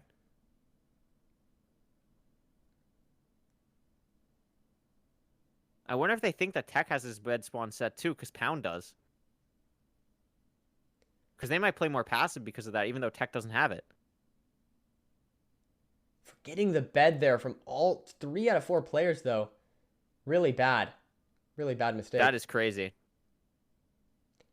Technic looks like he's just going to be playing cautiously. He's trying to whittle this dragon down, maybe. Meanwhile, Pete and Tapple chasing Pound Cake. And this should be a kill here. Pound Cake should be dead. This is like the most Pound Cake way to be helping your team, but he is like genuinely helping by doing this. Like he's genuinely like doing a lot by constantly just running in and dying and distracting them. Like this is genuinely the best play for him to do. It's actually helping a lot. Pound Cake dying, chat, is helping Technic. Can you believe it? There's another. He's gonna take another death probably. I think they know this. Like I'm watching. I'm still able to watch all 4 perspectives. Pound is very serious. Like he's not laughing about dying. Like he is invested. He knows what he's doing is working. They just need to get it. If they get 1 kill, then that's huge. Yeah. So I wonder what Tech is waiting for here. For the record, at 2:10 p.m., so 15 minutes from now, if the dragon is still not dead and there's still some sort of, if there's any kind of stalemate remaining, we may send it to sudden death. Just for the record, not happening yet, but may happen in the future. Pound Cake taking some heavy damage, but doing some damage as well, and gets the kill onto Pound Cake there from Tapple. But unfortunately, does not kill either of the 2 from Team This Crimson. is so interesting. This is so interesting. Like, yeah, he's just running in and dying, but like this is exactly what he needs to do. Oh, Tapo killed, or Pete killed an Enderman. Has a pearl to potentially throw up on Technic. They need to get that kill onto Technic. It looks like they are going to be going. But it looks like I don't understand why they won't just go for the dragon damage here. Yeah, Yeah, it looks no, like now Pete's gonna go for it. Technic does have the pearls to potentially go in if he wants. And doing some very solid damage there. Poundy taking a death. That's not a helpful death, unfortunately. But still, 50% health here for the dragon. He missed the portal. Oh my god, that's incredible. That's actually incredible. That's good. That is good. It may be worth to just swap back to the 4 cameras just so people can see like what is literally happening on Poundy's screen. Because it's quite literally just he has his bed spawn underwater. He comes in, jumps in this giant hole. Oh no, instantly Technic falls takes a from the death! portal. We missed it! Technic gets Technic killed by the dies. Ender Dragon. And he's back at spawn! That's it. Can Pound somehow steal a dragon kill? Can Pound? No, Nerdi, correct me This if I'm is wrong. the best content I could have possibly This written. is. Oh my god. This is insane. It is Poundy versus 2, and Poundy has the only bed. Can he get the dragon kill? He needs to steal the This kill. is genuinely possible. All he has to do is kill the dragon somehow. No, Nerdi, correct me if I'm wrong. When you die, you lose your arrows, right? Yes. So it's yes. not like Nerdi. So Pound cannot just like he can't hold steal back it. and try and shoot the last Ooh, shot. This is he gonna has be to hard. somehow do it with an axe. But they're not picking up the arrows. Okay, there we go. They picked up the arrows. Gotta make sure Poundy cannot get those. No, there's still a few left, I think. Oh no, there's not. Okay, looks like they got. No, there are more. Okay, Poundy can still get the arrows there and steal the dragon. It's possible. It is very possible. This is crazy. This is absolutely insane. Pound Cake entering the end once again. All he needs to do is get the last hit shot. He doesn't need to do any other damage. Here. I wonder what he's trying to do. He doesn't need to do anything else. Oh, I know. I think I know what he's gonna do. I think he's gonna try. He picked up an Ender Pearl. He picked up an Ender Pearl. So he now can swoop in. Oh, never mind. Yeah, he's dead. He's dead. we tried to give him hope. We tried to give him hope. But I will say, as they do more and more damage, this becomes, yes, more likely for Crimson to win this, but also more likely to for Poundy to be able to steal it. This is crazy. This is absolutely insane. What a match. What a match. And the thing is, they don't want to deal with a 1v1 here, ideally, because if Pete takes a death here, he can't respawn, and Poundy has the advantage. Pound chasing P right now. All that Pound needs to do is get a singular kill. Oh! Oh, Wait! It's close! Oh! Insanely close there. Wow. But Wow. unfortunately, and we have a little bit of a heads up. I need to be better about with the spoilers. I apologize. But here we are. We're switching, and Crimson has won the match. A very good game. Insane. Wow. Wow. Wow. Wow. Wow. What a game. I just did not expect that at all. I feel like they had that in the bag. Absolutely insane. Wow. What a game. What a game. What a match. Just really came down to not setting spawns at the end of the day. Well, actually, not really, though, because no, never mind. What did it come down to? I guess just separating from the team? I don't even know. Anyways, Curry, you want to deal with dragging people in? Yeah, I'll ask if they want to come in here. Wait, okay. See if they want to Wow, do it. what a game. So, Seriously intense match. That was really well played. I insane. mean, you got to give credit to they Pete both and said Tapple. sure. Yeah, can you help me here? Because they're so far down. I'll drag Tapple, you drag Pete. Yep. I'm having a moment. Hold on. I'm having a moment, too. It's like not letting me do it. Why is it? Because I have an unread. Is that why this is being annoying? Okay, Curry Way screen you guys Alright. cannot see anymore. I can't. I got Tapple, kind of. All right, I got Tapple. You got Pete? I got Pete. All right, Alright. let me fix Curry Way screen. Prioritize on a bunch of things. Hello. Hello! Congratulations on an insane game. Wow. Holy crust, man. You guys were behind for a while in that game. We at one point were saying that we didn't know how you'd come back, but just going through the overworld, being fast with your nav, that was really well played, and then just winning the fights, playing well together. How do you feel after that first game? Dude, I feel good. I feel good. I feel slightly lucky, and I'm glad we did the plays that we did. Yeah. I was worried insane. around the when they portaled for the first time in the Nether, because I had watched match 2 and 3 where there was a portal in the lava and there was a portal on top of the Nether roof. Yep. I had no idea if they did either of those strats. Yep. So it got to a point of like, I don't know where their portal is. Like, and we didn't find out where the portal was. Could be on the roof, could be in the lava. So when I saw the coordinates were like -1500, I was just like, we should just go into the overworld. Yeah. And luckily enough, there was an ocean. Yeah. You guys made a really smart play there. Their portal was on top of the Nether roof, but they had some issue that we honestly don't even know what happened. They like kind of threw. Pound broke the portal on top while Technic was in the overworld, so Technic portaled back down, not on top, and couldn't get back up. Yeah, you guys were like 10 Pound blocks had away to, from the portal at one point, actually. Pound had to kill himself to get back to Technic, and that was just insane. And then the other thing that was insane was neither of you set your spawn in the overworld, and the only person that had the spawn out of the 4 of you was Pound. Tech didn't have his spawn saved, and neither did you. So Pound was the only person that could keep running in and potentially like just distract you guys. So it's just insane to watch that whole time. So were you worried when you realized that you didn't set your spawn? Was that like a conscious choice to just try and go faster? What was going on there? Well, you see, I wasn't worried because I didn't know that was a thing. Right. That's fair. Well, you learned from match 2, I guess, right? That was insane. That was wow, absolutely what a game. insane. Congratulations on the big win. Thanks. Yeah, Thank that's you. an important Yeah, one too. I think No, go. I was honestly like the thing I was most concerned about was it looked like Technic with the building up strat in the end was like he had an opportunity to dive down and like steal a kill, go for the dragon at whatever point. I thought that was going to be like the game changer. Like we need to figure out how to deal with that. And then the dragon knockoff, like that was the big change in the match. I think like that was the only point where we really felt like we were ahead at some point at all. Yep, that makes sense. That was crazy. That was I mean, that's not even lucky too. That's just like that's the risk of going to the towers is that the dragon can totally do that. Yeah, and you guys played the end really well by not letting Pound ever really have a 1v1 against you guys and stayed grouped up really well. That was awesome to watch. Yeah, really well played.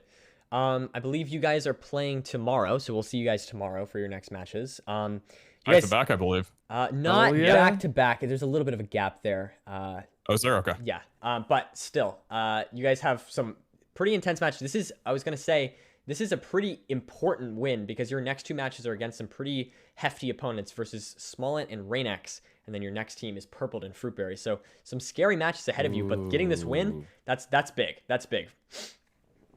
I think we'll keep some confidence from this match moving forward. Yeah, Definitely, I agree. I got some confidence. Nice. 100%. That's good. I mean, you guys played great. I'd say the only like misplay that I could like really watch was just the beds. Yeah, otherwise you guys killed it. Yeah. So we'll see you tomorrow, I guess. Yeah. All right. See you guys tomorrow. GGs. Thanks for the time. See you guys tomorrow. GG's. GG's. And up next, chat, we have Lapis versus Emerald. Ooh, that's a good match. Ooh, I didn't even notice. That is a good match. Wait, Feinberg, that is a big match. Yeah. Feinberg and Ant Venom versus Dylan and Ant Frost. Surely I won't get the names confused. Surely. So we will be back in a few minutes, chat. We're running a little behind schedule, so I apologize for that. Yeah, but we'll get back fast. Very We're exciting just gonna match. reset the server pretty much. Yes, very exciting match coming right up. So stay tuned.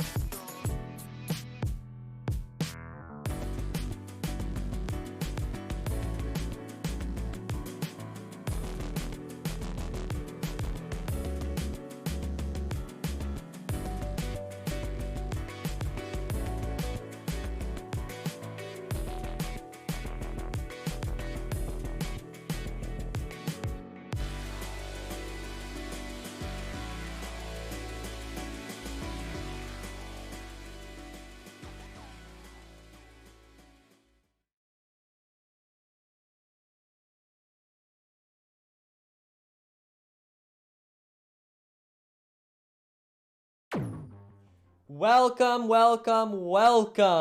everyone back to Speedrun Showdown 2. I'm here once again. Surprise, surprise! I'm here with Mr. Curryway. How you doing, Curry? That's me. I'm doing good. I'm vibing. We're officially more than halfway done with day 1. So this might be the match I am personally most excited about, maybe in the entirety of groups. These are two really strong, probably arguably both top 2, somewhere between top 2 to 4 players, I would say. Feinberg and Dylan specifically. Ant Venom also proved he held up his own in the last match, and Ant Frost as well. So yeah, two very strong teams. The previous winner going against one of the overall, I would say, favorites. This is gonna be a great match. I'm so ready. Once all of the players have joined, we will get started shortly here. Yeah, Amfrost just joining up. We got some donos to read. We have $5 from Kick Club, $20 from Greejip, $20 from Aaron Smile, $50 from Lubac, and another $25 from this Triagonal Sign, who donated $100 earlier. So thank you so much for some more support. We're just closing in on $1,500, which is awesome. When we hit $5,000, this mod will be public. So if you've been watching and thinking, hey, this is really fun, $5,000 once we get there over the course of the next 4 days, whenever we get there, this mod will become public, which will be very, very awesome. And yeah, like Nerdy said, this match is going to be awesome.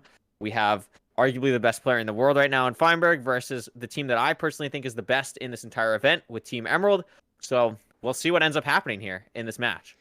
And without further ado, we are going to get started here in 3, 2, 1. Wait, actually, no, there's a countdown before that. But yeah, anyways, we're starting in 3, 2, 1, and the match is off.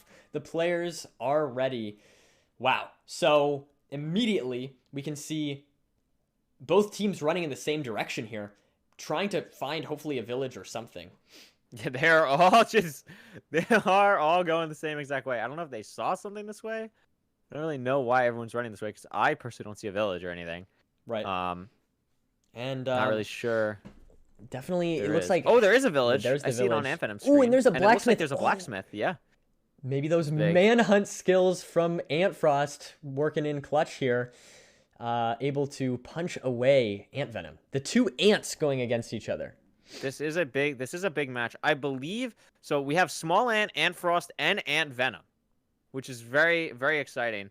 And there's a real possibility that all 3 of those teams could end up in the bracket stage, which will be very entertaining if they go up against each other then. Now, it looks like Ant Frost was the one that was able to snag the blacksmith chest, and Feinberg knows that and wants to kill Ant Frost just for the loot in the blacksmith chest. Very aggressive play from both teams here. And it looks like Ant Frost is just going to run into the lava to make sure no one can get the stuff. If he can't have it, no one can have it. That's a good play. I like it. I like the choice. It is.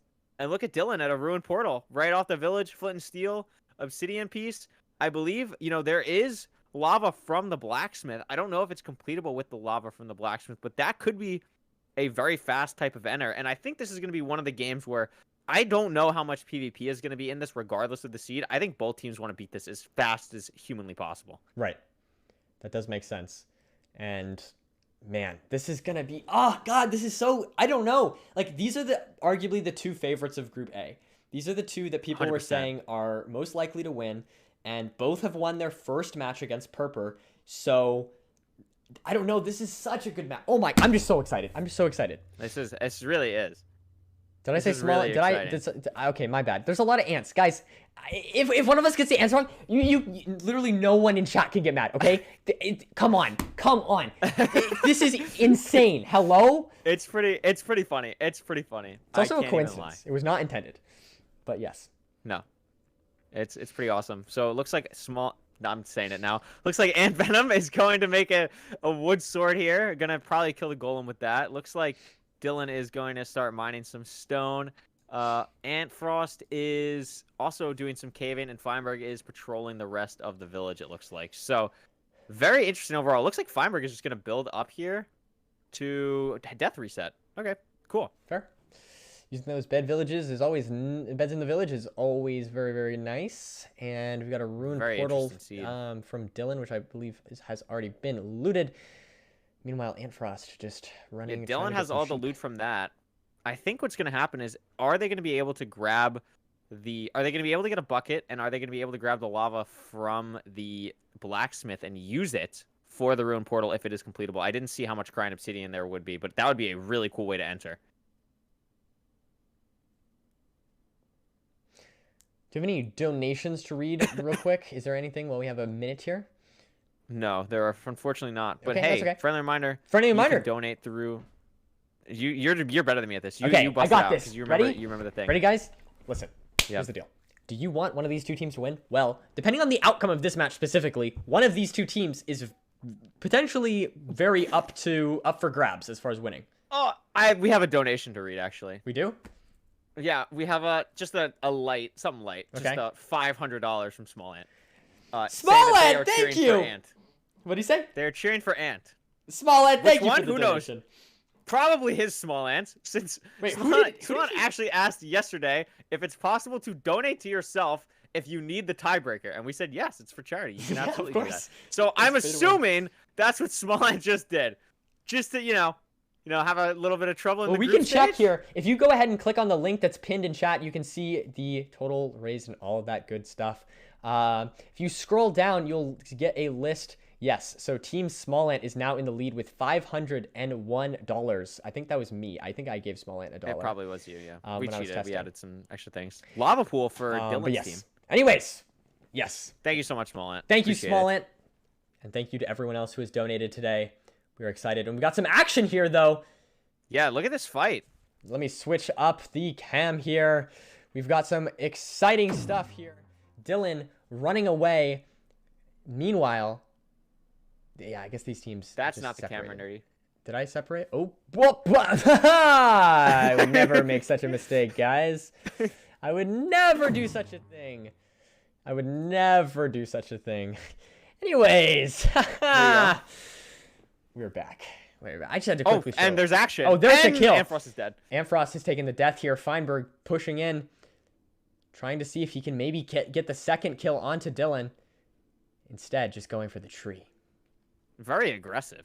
Very, very aggressive play from both teams. I thought it was going to be much more speedrun heavy, but it looks like, I think this actually makes sense the more I think about it, because both teams are so skilled at the speedrun aspect with players like Dylan and Feinberg, right? So that if a team goes behind, it's definitely possible that they can rear right back super fast. So getting some early kills just to set the momentum, set the pace, might be the advantage that they need. And that's lava pool near spawn. I think that's the first one we've had. Yes. Oh, wait, no, this is the second one. There was one near the fight earlier. So that's actually a good find for Antfrost, so they don't have to take this fight. Right. Okay, that's good. That's good. That is really good. There hasn't been a lot of caving action, though. There's not a lot of, whatchamacallit, not of caves. Also, something that I totally forgot about, and Nerdy also totally forgot about until right now, is that every $1,000 we've raised two. We've raised 2,000, so we can do two of these. We're going to do a giveaway for a bunch of merch around the event, which I don't even think we've mentioned once, Nerdy. Oh my god, you're totally right. Okay, listen, guys, we have some... Do you see these amazing graphics by Curry? Look at this. Shout out to Curry for all the graphics. He's insane. Thank you. So specifically, this little piglin, if you want... Oh, wait, that little piglin over there. If you want to... Wait, no, that piglin. Oh, sorry, I'm looking at the wrong one. That little piglin right there. If you want to get a hoodie, you can buy one. we need to get the link for that. We totally have the link ready and available. We have the link definitely. surely available, but I have the link surely available. Hold on. there's some awesome stuff. Like I am got definitely it. going to get a hoodie. And I don't know it if you is have a little, merch commander or I anything. will I'll say do this. it is somewhat expensive, but the reason why is because it's like really nice material. It's really high quality, and literally all of the proceeds are going towards the charity. Yeah. Of So the merchandise. I'm not sure if that counts towards the overall goal. It might not, but I either don't think way, it does to the bar. Yeah, I don't think it goes counts to the bar, bar. but it will be added to the final total. There you go. There you are. So, anyways, I would once we get that link. And there's Oh, a there bunch it of is, cool yeah. stuff. There's a hoodie, there's a t-shirt, there's a poster. The and there's, like, poster. a tattoo sheet. The poster. I'm definitely getting. I need to have something to commemorate. Speedrun Showdown. Yeah, it's like a commemoration poster. It has all the team names on it and like all the player names and like all that information stuff, which is cool. So maybe I'll show it after this or something. yeah, we can show whenever we're surely back on some type of not behind schedule. But definitely check that out. We could do the 2 giveaways probably at the end of the stream, or Yeah, we could we'll do them start at the the next end. stream with them as Well, well. for every 1,000, we'll do one. We can do a few in a row. It's fine. Yeah, it's no big deal. So we'll knock that out. Anyways. And with the giveaway, you get one of everything. So you're getting the hoodie, the t-shirt, the poster, and the tattoo sheet. Yeah. Which is pretty baller. Pretty darn So. baller. Amfrost hesitating to fall down to this cave. Meanwhile, it seems like Feinberg trying to mine up some gravel. Trying to get some flint, maybe. Yeah, and I think Dylan is thinking about entering here. I think he's going back towards this lava pool. He's going back towards this ruin portal. Could be trying to go for an enter. Amfrost has an absolutely monster cave, which is a pretty big advantage compared to whatever Smallin I'm just gonna mess it up now because it's in my head. Yeah. And Venom and Feinberg are doing. It's bad. It's bad. I'm not gonna lie. It's bad. The ant problem is bad. I should have separated them into each group. That would have been smart. But I put 2 in the same group. Why would I do that? No, that was a bit silly. How many games after this today? This is I believe the 6th game. This is game 6. Yep. correct. And there's 9 game total. 6. So Yeah, we're so about there's after 3 this more is after 2/3. this one. Yep. I'm pretty excited. Just for a heads up, if people are curious, you can type ! schedule to see the schedule. We got Redstone versus Gold up next with Virtual and Molly versus Callum and CPK and That's a big Fulham. match. That's Yeah. a very big match. For sure. And then after that, we've got Team Prismarine featuring Rad and Sylvie facing off against Team Emerald, the team you're watching right now. And then we are ending the day on Team Redstone. So that's against CPK and Fulham versus one of the favorites to win, I would say, Puns and Illumina on Team Diamond. So that's really exciting. Make sure you guys stay tuned for these upcoming matches. We've got some very fun Ending stuff. with a bang for sure. Ending with a bang. That is certain. Interesting. So it looks like Feinberg is going to be entering the Nether first here, but I don't think, honestly, that Team Emerald is going to be too far behind. I think they're going to get a couple more pieces of armor here and then probably head in within the next. I would be surprised if they're not in the Nether by the 30-minute mark here. It is very good here. We've got a nice Nether enter, and that means that Dylan and Antfrost are a little bit behind. Now having to catch up. They are going for Lapis. They are going for these various other things that they can use, of course, which do help. But at the end of the day, if this team can beat the dragon before they even get to them, it doesn't matter how geared up they are. Absolutely. And apparently we have a pace pal, a Block Wars pace pal. Fulham and CPK apparently won Block Wars. Very epic. See if they ride the momentum into their later matches today. Very interesting. They've got some. I think. I mean, Molly and Virtual proved their worth, so that's a hard team. And then going against that is Puns definitely and Illumina, that's a hard team, of course. It's a big match.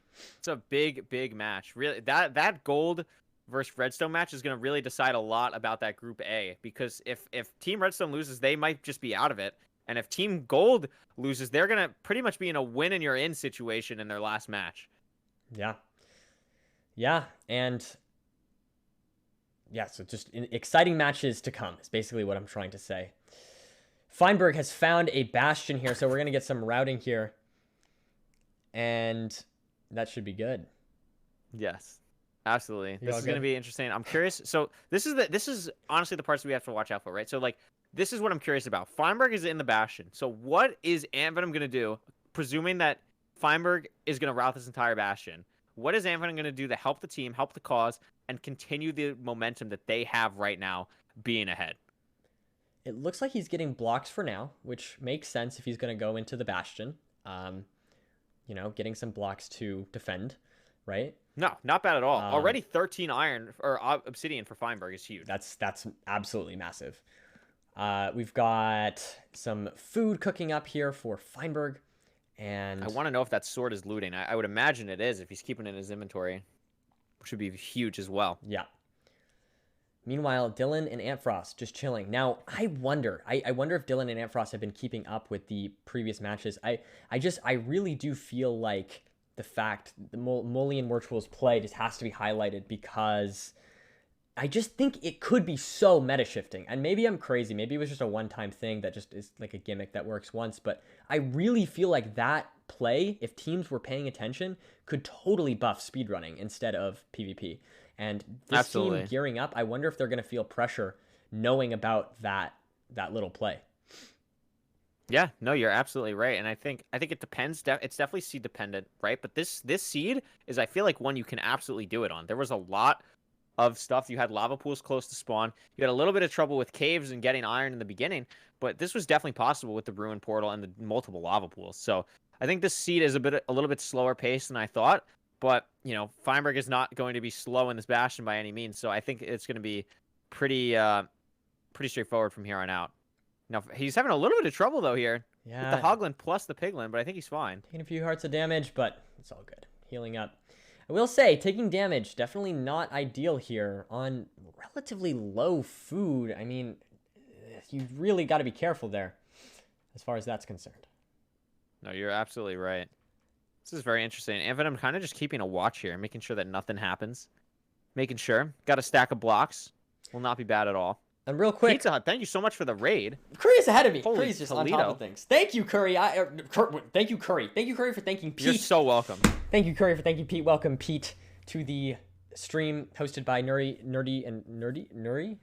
Okay, I don't know. I don't even know. Anyways, welcome everyone to the stream. I hope you guys have enjoyed Pizza Hut's match. I cannot speak right now. I'm going tongue twister after tongue twister. So anyways, welcome on in. Welcome on, everybody.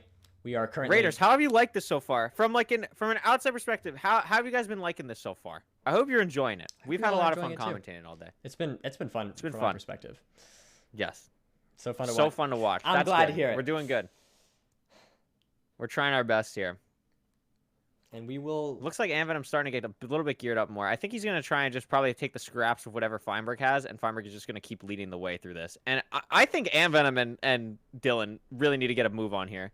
Like, yeah, they're getting diamonds. Yeah. They'll probably get enchanted. That's great. But if Feinberg just beats the game before they get anywhere, like, I don't know what to do. I think that Curry is really carrying the commentary. Okay, listen here. I am doing... who is carrying the 2021 1.14 leaderboard, but that's just me. Huh? What did you say? I don't know. I'm just making a reference to old times when Pingu was the GOAT. That's true. That's all. That's true. I think Dory Pingu should be banned for spreading negativity.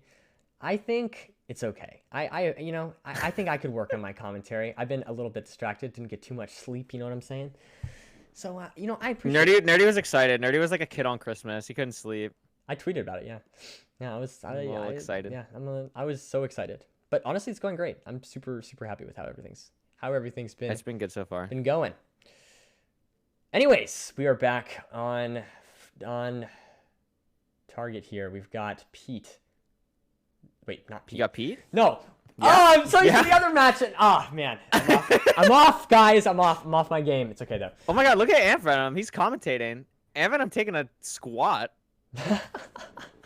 Just relaxing. This is based. This is actually based. Dude, this is I'm awesome. not even joking. If he's really worried, like, it sounds dumb, but unironically, his strategy of not dying and not forcing himself. No, it's actually good. Like, he's not trying to do too much. Like, it's yeah. honestly like, and Anvenom's a smart enough Minecraft player just in general where, like, he knows how the game works. Right. He might not be as familiar on speedrunning, but he's going to understand, like, what he needs to generally do in the game around whatever point, and is going to make sure that he is not a detriment to arguably the greatest player to ever, touch this game. Yeah. So I think he's doing a great job at that.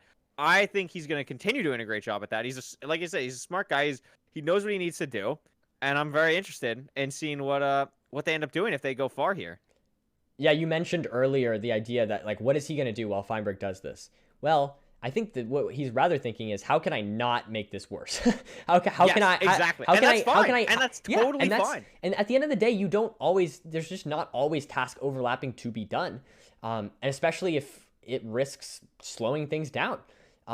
So I think the patience here from this team in general to let Feinberg route it while Ant Venom, kind of stays on the sidelines is a good play. Then once it gets into the fortress, they can start working together more. But since the bastions are so tough, especially with Piglin Brutes, then I think this is a smart play. No, absolutely. And I just want to take a second here to read some more donos. We had $5 from Haven. $5 dono train anyone. Go red teams, which would be Crimson, Redstone, and I think that's it. So those are two teams that have look, one has done very well. The other has done very well in a separate event, and hopefully will carry on here. And then we had $10 from Crunk G, $100 from Toymaker, and $20 from you. So thank you all so much. Really appreciate that and the support. We're at $2,100+ at this point. Really appreciate all the support so far. And friendly reminder, once again, now that we had a raid from Pizza Hut, if you've been really enjoying watching this so far, and you're like, hey, I would love to play this with myself, when we hit $5,000 total donated, we'll be giving away this mod. Totally out for free once we hit the 5,000 dono. So that is something to look forward to. Yep. It is something that I am excited to release. The updates are fantastic in my opinion. These matches are so much more intense, from at least in my opinion, to watch. And we've had zero technical issues with the mod. Like literally zero. There was the thing with Tapple, but that was technically that wasn't a mod issue. That was just not That's understanding how it worked fully. Yeah. And yeah, but anyways, so I recommend, if you guys are enjoying it, if you, for example, let's say you are a fan of Team Lapis here and you want to give them a fighting chance to do as well as possible, the best thing you can do as a viewer is, if you can afford it, of course, is donate to the cause. It's a great cause. It doesn't donate to their stream or anything. All it does is it counts towards their money raised for the event. So that way, if it comes down to a tiebreaker, it goes to the most trees planted for the individual team. So basically, you're donating to a great cause in the name of whatever team you'd like, and that will help them. That will help them a lot. So that is something that I would definitely recommend if you can afford it, of course. But I digress. Feinberg has left the Bastion. They are leaving. They're out. And again, Team Emerald has not even entered the Nether yet. So this is, again, a really steep hill to climb, and this seems to kind of be the way that a lot of these matches has gone. One team seems to pull ahead a lot, the other team seems to go a bit slower, but then starts to shadow and shadow and shadow, and then it comes down to, is the other team going to be able to beat the dragon before the other team can get into the end and chase them? And I personally, as great as Feinberg is and as great as this team has been so far with Team Lapis, I don't know if Team Emerald, I don't know if they can afford that against Team Emerald, because of how good Dylan and Amfrost are, and getting back into this match shouldn't be too hard for them, especially if they have enchants. So they really got to find this thing fast. Absolutely. They do indeed. It looks like this terrain is being a bit of an issue for them, trying to find the fortress. I don't know if they saw it and was trying to go a different way, but definitely interesting to see what they're trying to do. I'm assuming Feinberg is looking at quadrants right now and is trying to figure out the best way to go. Very interesting to watch this at the moment.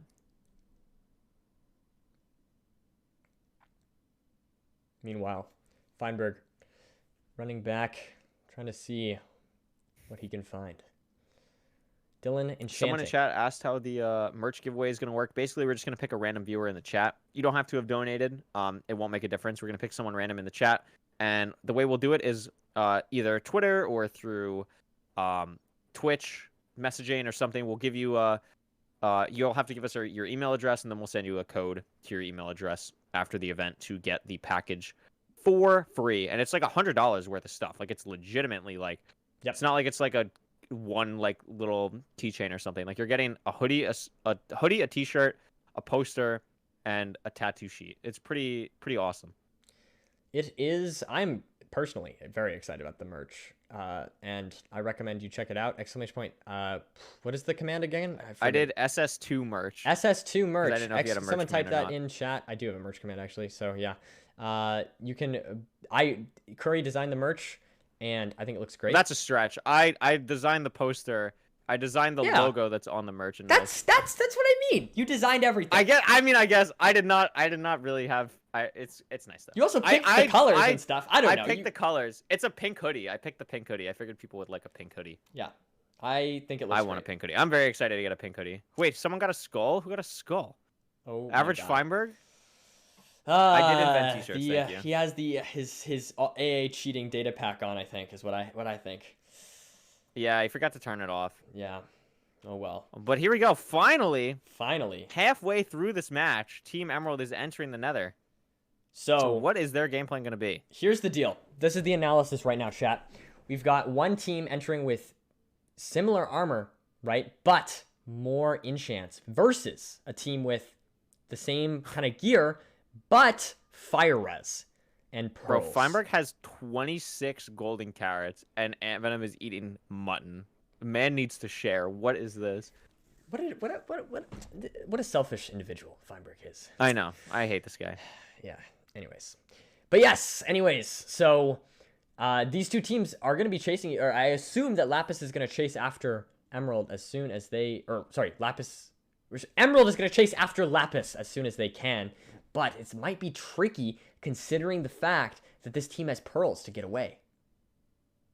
This is really good. It looks like the rates are definitely kind of going, I would say, slightly above average so far. Ant Venom didn't open his inventory long enough for me to see, but I think it's doing good. And it looks like Ant Venom and Dylan are taking the approach that they are chasing. They want to just immediately fight. They know they have the gear advantage. Dylan, no pants. I'm not uncommon to seeing Dylan without pants on, but this is a bit odd for a tournament like this, for this man to just not be wearing pants when he's about to fight in a fortress with blazes everywhere. Here we go. We're going to switch over to our spectator camera here as we have a very exciting potential fight here. Feinberg and Antfrost across this little ravine from Dylan. Wait, sorry. Feinberg and Ant Venom versus Dylan and Antfrost. Here we go. They definitely see each other. They definitely know that each other is there. Feinberg is like, let's get out of here. Yep, and I think that's not necessarily a terrible play here. This team trying to catch up as much as they can. Not at all. And they pearl just completely out of here. And Yeah. I'm curious where Ant Venom's pearl is going to go. And he nails it. Nails the pearl. Wow. Nice That was play. a really, like, again, talking about all Ant Venom has to do is keep pace and not die. And that is not the easiest pearl in the world to hit. That he could definitely have died from that. Nails it. And that's really big because Dylan and Antfrost obviously do not have pearls yet. Do they not have pearls? I'm not sure. I know they they definitely were haven't killing gone to a Endermen. bastion. I know they were killing Yeah, they might have Endermen. one for that. This is big, though. We already know what they're going to do. We've seen this. They're going to go to the top of the Nether. I'm assuming Dylan and Antfrost know what they're going to try and do here as well. And to be fair, they have, in this case, normally it's really bad, but in this case specifically, if they have a pearl, they only need one, I believe. So that's all it takes, and it looks like this team is going to be going for this strategy. This strategy, I'm not surprised at all to see this strategy being used more. The reason why I don't mind this strategy, first of all, it's not portal trapping, because you're not, the idea of portal trapping, the reason why that's banned is because you don't want to trap someone inside a portal. This doesn't do that. This just prevents the portal from being It's active. almost like, the way I like to think about it is it's like you have to hit a benchmark. Like, it's okay. It's like, okay, if you haven't gotten to the point, if you're so far behind where you don't have a single ender pearl yet, Yep. it kind of stops you. And it really gives that advantage, especially when the teams that are behind can just constantly die and keep their armor. It really is a good, like, kind of power check to that system. Yep. So I think it's worked out really well so far. I completely agree. Also, this team, it looks like they're just going to be going back to home courts. Like, they're not out. They're not out at all. It's just they can't use the blind portal. Nope. And so that's the real disadvantage. It's not even the fact that they can't. They can, of course, just run to the stronghold. Absolutely. And I think Feinberg is probably just going to throw an eye. Are we finally going to see what I was talking about, where you can just throw an eye at the bottom of here and not have to go to the surface? I've talked about this since literally game 1, and no one has done it. I definitely think that it is a possibility we see this from Feinberg. No, he's going to dig up. Okay. Never mind. It looks like there is some water here, a water cave. Ooh, that's unlucky. That's not what you like to see. So look at Dylan's screen is fantastic right now. So they have the diamond pick. They have the enchant. Wow. So they're just going to play for waiting until they second portal. which they might not even do. Again, we've talked about this as well. Sometimes it's not worth the second portal because you don't want to give those cords away too early to the other team when they don't have Eyes of Ender or Ender Pearls or anything. So they could just be building up here to just leave and not go for the 20 obsidian, which they almost definitely have because Feinberg had like 13 obsidian before even trading. Wow. Good play here from So this is a phenomenal play from both teams playing expertly.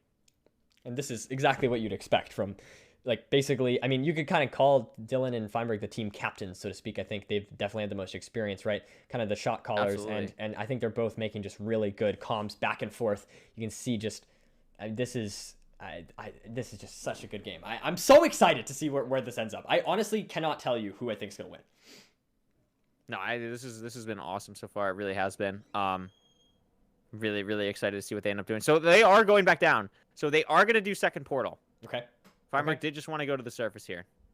Yeah, he wanted to do his little axis. Feinberg likes it. He's going to do his axis. He wants to show off. He wants to hit it. Yeah, I don't know. He's doing 2 chunk this time. He's doing 2 chunk axis, which I don't believe he did last time. I don't know if... Do you think it's slower to do axis than to just estimate? And because, I mean, if you're going to build it on top of the... if you're going to build it on top of the nether roof anyways, you can't... Or you probably at least won't hit the I Spy, right? So is there a huge advantage there? I don't know. I mean, who knows? They just built on the top of the roof and still hit deep slate. So you never know, honestly. True. I guess I don't exactly know how nether portals work, but... We'll have to see. No, I mean, you're right. They do normally work like that, but just with the terrain in this version, it's a bit odder. So this is definitely... It could end up working out for them still. Yes, just to clarify, all the mental math is Feinberg. It is not with a sheet or anything like that. That is banned. All of those kind of calculators are banned for this tournament. And so, yes, that should be... Feinberg always loves tournaments like this because... For him, it is an advantage because he is very, very talented at... He is probably the best sheetless axis player in the world that I could think of. To be fair, I don't know how many players there are. I don't know anyone else that even does sheetless axis. I was just going to say, I don't know how many... I don't know how many people do it. I don't even do sheetless axis. I still use the sheet, so I'm a loser. But Feinberg knows the chords. He's going. He's out. What is sheetless axis? So if you're familiar with axis travel with like the big giant spreadsheet that people used to use like 2 years ago and that I used in 1,000 speedruns, basically it's that chart, but he hasn't memorized.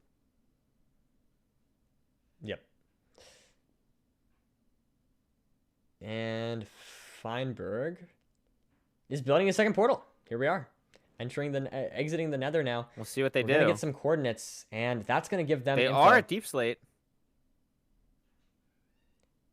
They are in deep slate. So that now we will have to see how Team Emerald reacts here. Like we said, it might seem like they have a nice advantage here, but in reality... Oh, we might want to go to spectator camera for a second. Okay. Let's switch over. You might want to go to spectator camera and show what happened here. Oh my goodness. Look at this. We are on spectator cam, and it is right below the portal room. Or right above, rather. That is insane. No. And they don't know, so they're going all the way back up to the surface here. Wow. That's crazy. Well, I mean, well played to Feinberg. It's not his fault that he can't see that. This guy's pretty good at Minecraft. Yeah, jeez. I would say so. Absolutely insane. Anyways, they're going to be digging up. I heard the silverfish. They're probably going to be so confused. Like, they're probably going to dig up and then realize that their eye is going to go right down.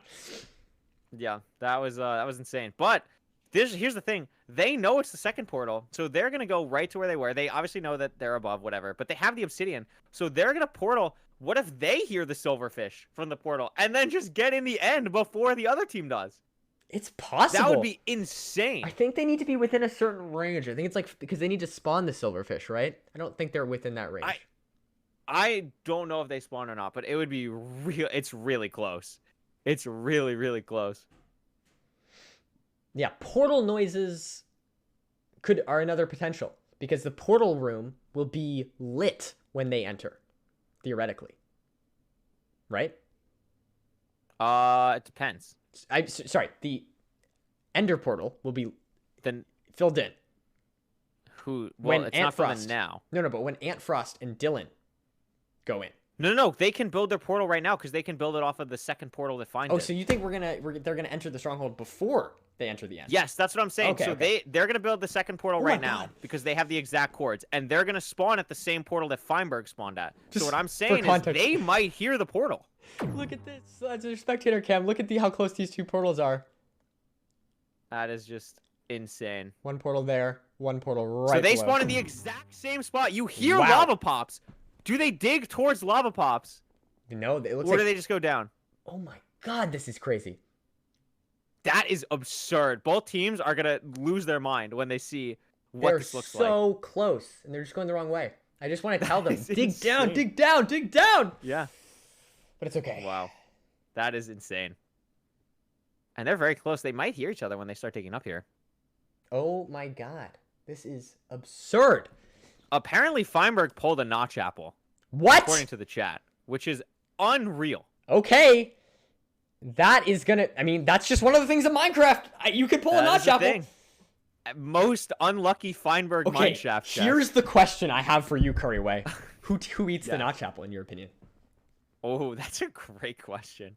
I think do you just tank Fine? Do you just make Feinberg a complete tank, or do you just like let them focus on Ant Venom while he's eating the notch? That's really interesting. I think you just have Fine eat it. I think you just play the crazy game there. And I think both teams are going to be pretty good about setting their spawn here, so I don't think the notch is honestly that big of an advantage. It'll save it if Fine's low in a fight, but I don't think it'll be anything too insane. But look at this, look at this. They're going so far away. Like, where are they going? I think this is roughly where the starter is. Oh, so And- you oh just my think God, they- Dylan sees them, I Did they think. throw an eye? Yeah, if Dylan's shooting. Dylan sees. Right there. He's going in. Trying to Fine get might have to some eat the damage notch. here. He does. He Fine sees eats the notch, Feinberg. goes after Dylan. Feinberg pushing into Dylan. And he knows he can play super aggro here. Yeah. The question is, can he take this 2v1 with the notch hearts? Importantly, this is before any beds have been placed, so this battle really Yeah, matters. beds placed. Here we are. Feinberg gonna be pushing in here, trying to see if he can do any damage. Going in, he's getting 2v1 a bit here. Going in for these two players, he realizes he has the health advantage over Look an at what individual, but over two. Ant Venom shooting the boats and putting spectral arrows in the players. Wow, this is very close. We got some range here from Ant Venom. Meanwhile, the close Oh, he's range getting from low though. Feinberg- He's getting low. He's on one heart. One, yeah, Ant Venom on only one. Can he do anything about that? Meanwhile, Feinberg's still on about half of his health. This is very scary. Team Emerald in a huge health advantage right now. And let me Massive health switch advantage. back just so and that Fine might chat take can some damage see. to drowning. This is very close here. But it does seem like Team Emerald is at the advantage. The piercing health-wise. seems to be doing so much damage. Ampharos wow. on Ant Venom on 2.5 hearts right now, far away from the action, Feinberg just on trying to 4 stay hearts. alive. Trying to see if he can do any damage. Swimming in here. Oh, he's thinking Getting about purling. chased. That would be bad. Oh, he's on half a heart. Dies. Oh no. And there's a That's death. huge. Needs to collect That's all this stuff. absolutely huge. Feinberg in a 1v2 situation. And this is no longer looking good for this team. Oh no. He gets the golden carrot off, and that's gonna help a lot. Pretty much regain his entire health. The thing though, Ant Venom did break a lot of their boats. Wow, the multi-shot it looks like from Feinberg. Yeah, multi-shot. Feinberg from trying to the do anything Bastion. he can to just try and survive. He already tanked the Oh, notch apple, he's gotta- taking some he's gotta do damage some there. water bucket stuff, yeah. Yeah, he's gonna take some. Oh, is he taking just more gonna damage. die? He's drowning. Oh no, Feinberg! One heart. One heart. He gets shot Wow. by Ampharos. That's huge. That's absolutely huge. Oh no, that is not good for Feinberg here's the thing, though. supporters. Here's the thing, though. The fact that Antfrost and Dylan weren't able to get to the top of the roof. They had to build a portal on the bottom of the roof. So that means that Antfrost and Feinberg can get back relatively easily because of that second portal from Dylan and Antfrost. Do you think so? that- It is nowhere near. I don't put my headset.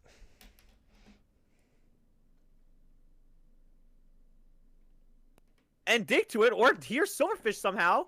Like, that could totally happen when they go back through still.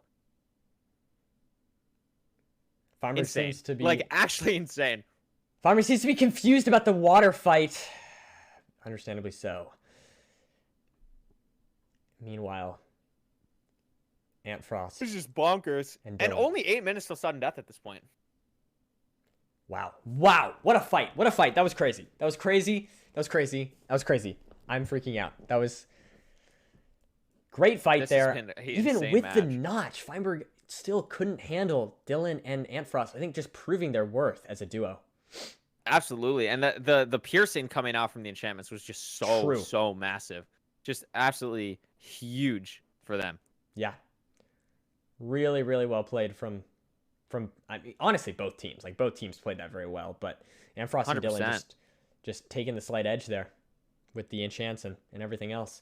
Going Looks for like they're going to dig right where Fine wanted to dig. 11 eyes, Virtual points out in the chat. That's true. They need a 1-eye.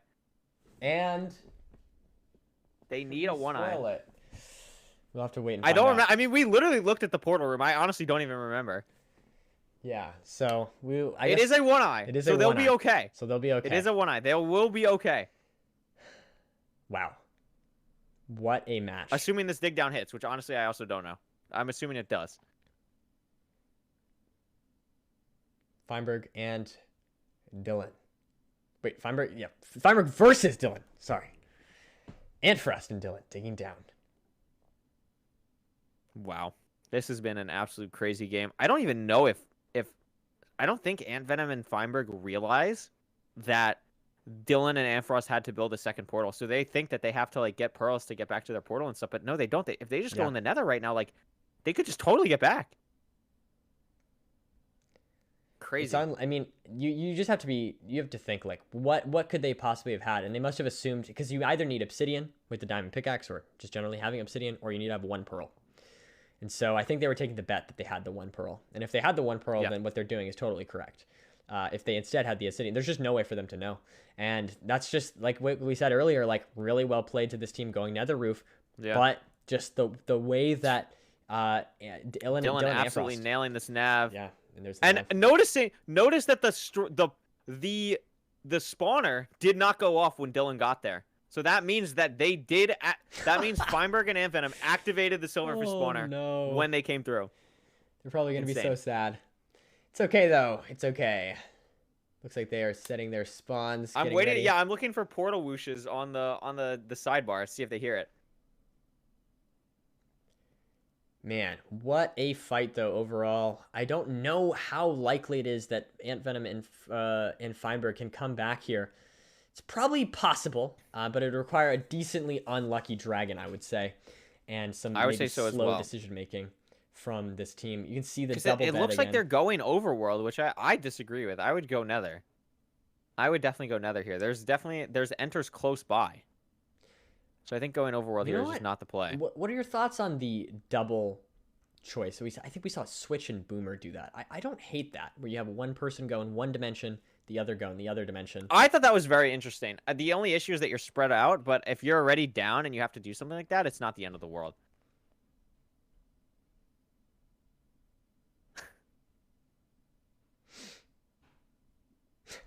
They're in the end, though. See how long it takes them. I'm sorry, Ninja Brain Bot. I just called you Ninja Brain Bot. I'm sorry, Ninja Brain. I hope you forgive me. I'm sorry. Please understand that, we're trying to make, I don't know, I thought that it would make it worse content. You know what I'm saying? Anyways. I love Nerdy's you, just Ninja saying Brain. that anything Ninja Brain does is bad content, which is That's definitely not a what I take. said. That's not what I said. Just to clarify, that's not what I said. I love Ninja Brain. Mm-hmm. Anyways, here we are. Dylan towering. Frost helping out. Looking like they're going to get rid of these crystals pretty fast. Yeah, there's just one more remaining here, just on this taller tower. And these teams trying to catch up. Feinberg gets a dolphin. Yeah, it's good. Feinberg gets a dolphin. And it is ocean, It is probably the rest Ocean. of the way Oh, here. Man, this might be closer than we thought. I don't know what Feinberg's chords are. I don't know either, but if But- it's Ocean and Dolphin or Ocean and Boat even. No, This- he's in a ring. Ooh, this could He's be in a close. ring. Let me check what the chords were of the portal. He's about 500 or so blocks away. Lost his dolphin, unfortunately. Lost his Dolphin, gonna be looking for more here. He's about 500 or so blocks away. Now keep in mind, he doesn't even have to nav. All he needs to do is just dig down on the coordinates. So Yep. this is gonna be definitely come in clutch with Feinberg having those abilities to react quickly to things, and this could be a good comeback for this team Lapis. It's not. It's definitely not over. It's 100% not over. Wow. It really depends on how quickly this dragon continues to perch. If we get a lot of continuous perches here, this is going to be pretty hard for Feinberg to steal it. But with that crossbow, hopefully with maybe a few arrows, maybe he can sneak in a kill. T-Wag bringing up a great point. If he does decide to dig down on the portal room, he could totally dig into his own nether portal. That is a possibility that could happen. If he decides to dig down. I don't think that's possible. Well, he would, based at on where worst, it is, he would hear it. Yeah. He would absolutely hear it. No, true. Feinberg is going to be upset about that for sure. Whatever team ends up winning this, we have to show them the screen share of the portal, like literally right above the portal room, because that is just absolutely insanity. Okay, so here's the deal here. We've got about half health on the dragon. Feinberg's here. And Feinberg's here. This is where the fight was. This is where the fight was. He's maybe going to be looking for a few arrows. I don't know if he has This time. is going to be so close. Because the dragon needs to perch twice. Right. If they don't shoot it enough right now. Yeah, they might get some shots off here. I don't know. Look at this. He's going to dig down. He's going to hear his portal. Yeah, I think he might. I think he actually might. All these movements here from Feinberg, trying to go as quickly as possible. Every second literally counts here as he digs down. It has to perch twice, I think. I think the dragon has to perch twice here. There's the mine shaft. Can he? I think that's where he got the notch. Digging straight down. Can he make it into the... There's the perch here. Oh, man. Okay, I don't think this is going to be enough. They need one more. I don't think it's going to be enough. This could be insanely close here. I just don't think Dylan quite gets it off. No, they don't. They definitely don't. -7. The dragon's going to fly away soon. Oh my god. Can Find sneak in with the arrow kill? Look at this. We are this really is so low. close. No, I think he barely... Wow! There's the kill. Oh my gosh. What a match. GG. Great match. Great match. That was Fantastically so played by both close. teams. Oh my gosh. All right. Shall we drag in the winners here? Wow, what a Oh, match. Feinberg looked at it. Feinberg saw it. He goes in spectator. Oh my god. He's going to be so sad about that. That is insane. I mean, that's... yeah, that's just unlucky. It's just absolutely That's going to be a screenshot right there. That's going to be a screenshot right there. I'm just telling you. That's the moment of the match so far. This was a really big thing that mattered. All right, let's drag these two in here. Hope they're ready to go. Hello, Ann Frost and Dylan. Congratulations on another win. Before we get into the interview, I want you to take a second and look at Merp's screen in Discord to see what Feinberg also just saw in spectator mode with the portal that you guys came through. Oh my god. Oh that was Feinberg's my- axis. That was how close he was. That was Feinberg's axis portal. You guys went into the same portal, and Wait, Feinberg actually activated the silverfish. That's why, Dylan, when you went to the portal room and the silverfish didn't activate, that was why. Oh my god. Whoa. Wait, So that's we were crazy. wondering if you guys would dig to the lava pops or something when you came through second, and both of you just dug up, which was insane to watch. Yeah. Wow. That is so funny. It was That's crazy. absolutely insane. So that was crazy. That was pretty much all. You guys were behind for most of that gearing up. It ended up working out because they couldn't beat the game fast enough, and you guys had the piercing, which I think made the difference in the ocean fight. What led you to play like that? Well, I sort of pictured that they found a fast enter, so we were kind of just thinking like maybe we outgear them with the crossbow since we have enough for enchants, and we kind of just ended up doing that, but it was rough because we didn't have a lot of armor. But I don't know. Once they reached the point where they portaled in lava, I was like, okay, let me think of a way to combat this. And I was trying to get pearls earlier in case they went to the nether roof so we could follow them, and that didn't work. But luckily they built it in lava. We didn't have fire, so I was like, okay, we'll just get 10 obsidian and we'll portal at them. And then they went to like their second portal location, which I wasn't expecting at all. Really? So that was kind of good for us. Yeah, I thought that they were gonna just use the fact that we would have to chase them on foot to their advantage, maybe, but I don't know. Maybe not. Maybe it was smart. No, I brought that up too. I thought eventually that they were going to do that as well, but then once they built the second portal, I thought you guys were in a great position because I knew your portal would put you right here, and then it was going to be pretty much a fight because they had to dig all the way up. Now, the only other thing that I want to mention is how scared were you, and did you realize that Feinberg ripped out a notch when you went to fight him? I didn't know he ripped out a notch. I thought he had a golden apple. That was a notch apple. I He thought that was ripped a it in golden the apple mine shaft too. above this portal. He ripped it. Oh. Yeah, Wow, so you guys still won the fight with that. Yeah, notch apples aren't that great in this version, but that's still crazy. Yeah, it was. Well, they're still good enough, but yeah. It was an absolutely wild game to watch. Like everything post both of you guys leaving the Nether was absolutely insane. And you guys are 2-0 now, which gives you a pretty good point in making the bracket. But you still have one more match. I don't remember if it's later today or no, tomorrow. It's today. Sorry, it's no, it's today. Yeah, it's today. 2 hours. Yeah. 2 hours. Yeah, No, it's 1 hour from you now. guys 1 are hour already from in now. a great spot 1 hour. Yeah, 1 hour. to make the bracket, but you could potentially be going in with like the #1 seed, which would be Ooh. very interesting. So Yeah, you guys I mean, have done you guys a have done great great. job so far. Nerdy, if you have anything else, I'm good. This was an awesome game. Yeah, I just really well played to both of you. GG's. I mean, I think that is arguably kind of the a lot of people have been saying the hardest group, the hardest match for you guys in your group. So taking that win, I think, is huge. Just really good reaction to the. So you guys knew that he was gonna go for the Nether roof again, or? No, we had a feeling he was going to trap his portal because it was taking us a long time to get in. He knew he didn't have fire as or pearls. Oh, It would have right, been huge right. for him to do that. So he definitely just knew and took advantage. Yeah, of and it. you were right. They did go to the Nether roof, so you were absolutely right. So, Oh, they did. Yeah. Yep, they didn't know. Oh, I didn't know that. Okay. Yeah, they got We to the thought they Nether just built the second one in lava. Okay. No, they did Nether roof. Either way, the 10 obsidian saved us, so that was lucky there. Yeah, it wasn't Yeah, lucky. you- You that guys was a played for really smart enchants and you play. had We the were talking diamond about pick, it. right? Yeah, well, I you guess guys it wasn't played for lucky. It was when smart, you started mining obsidian, we knew that was a really smart play, and that got was you a right back in the game. Fantastic so. reaction, like really good. Really game well sense. played throughout. Yeah, Thank you. GG's. That's about all here. So thank you guys, and we'll see you in Yeah. about 2 hours or so. Oh, an hour. Yeah, if they win, 2 Yeah, an hours. All right. Yeah. See you guys. True. True. All See you right, guys. Bye. Okay. So, chat, listen, here's the deal. We have 2 more matches today. No, 3 more matches today. Three We more have matches. Redstone versus Gold up next. Very exciting. Big That's match. Fulham and CPK facing off against Molly and Virtual. We will be back. No North American people. Everyone Nope. at a ping disadvantage. Yeah, everyone has the ping disadvantage for this match, so definitely an exciting match. We'll have to see who wins. I don't know. But we'll be right back. Stay tuned. See you all soon. Freeway's big now.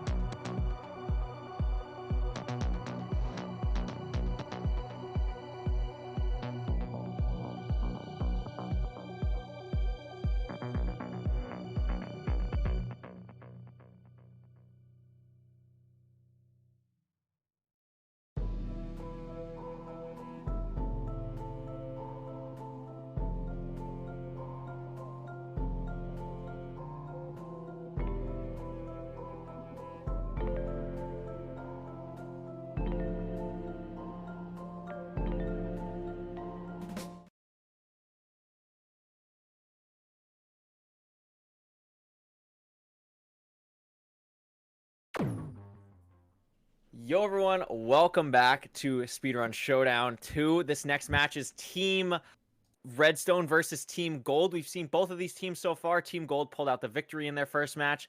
Team Redstone pulled out the loss in their first match, so they're going to be trying to fix that up. I'm joined with Nerdi. Hello. Welcome on in. Welcome back to the booth. Hello, thank you. Game? I'm really excited. We got, they're the virtual Molly hit the fastest completion earlier, and then Fulham and CPK just won Block Wars, the other event that they were in before this. So it's going to be that, they both of them are kind of have some momentum already. So it's kind of exciting. Yeah, and it looks like we're about to hop right into this game here. This is going to be really exciting. Both teams played very different styles in their first match. Molly G and Virtual played extremely aggressive in the speedrunning style, and Fulham and CPK played a bit more, trying to play for the PvP aspect. So we'll see what ends up happening here as we get into the game. Starting off, looks like Fulham and CPK are heading to the forest. Yeah, yes, it looks like CPK, Fulham, Forest, and then the other two, Molly, Virtual, in the village. Yes, Molly getting first Flint off the gravel, and having this village is going to be nice. We've seen the village. It's a huge advantage for food early on. I'm not sure if Fulham and CPK saw something early on here towards that side that they wanted to check out, or if they just don't want to deal with the PvP in the beginning and just don't mind giving up the village to Team Gold here. It does look like CPK made a sword, so they might be trying to rush PvP here, but what they didn't consider is like the only advantage you get from making a wooden sword really is if you have, it's not a big commitment if you lose it, right? But in this game mode, making swords is almost never worth it. No, and Molly just ripped a huge blacksmith. 2 iron pickaxes, 5 iron and iron pants, so that's going to be huge. Even though that CPK does kill Virtual here, but I wonder if Molly is going to be able to get out of here. Molly got hit by the golem. He's probably low after that. Yeah, Molly's only on 4 right now. Wow, that is really unfortunate. Molly on 4, running away from the village. The CPK is free reign of the village. Doesn't get the blacksmith anymore. And it looks like Fulham just got a treasure map, so they will probably have the iron they need as well. Oh yeah, that is actually huge. It is nice that the seed is on a coast, so Fulham is able to get that. Maybe they were able to see a little bit of ocean right off the jump, and then deciding to play for that. This blacksmith though is gonna maybe even the playing field a little bit, but CPK and Fulham getting this ocean here and already having a ship is definitely huge. Yeah, absolutely.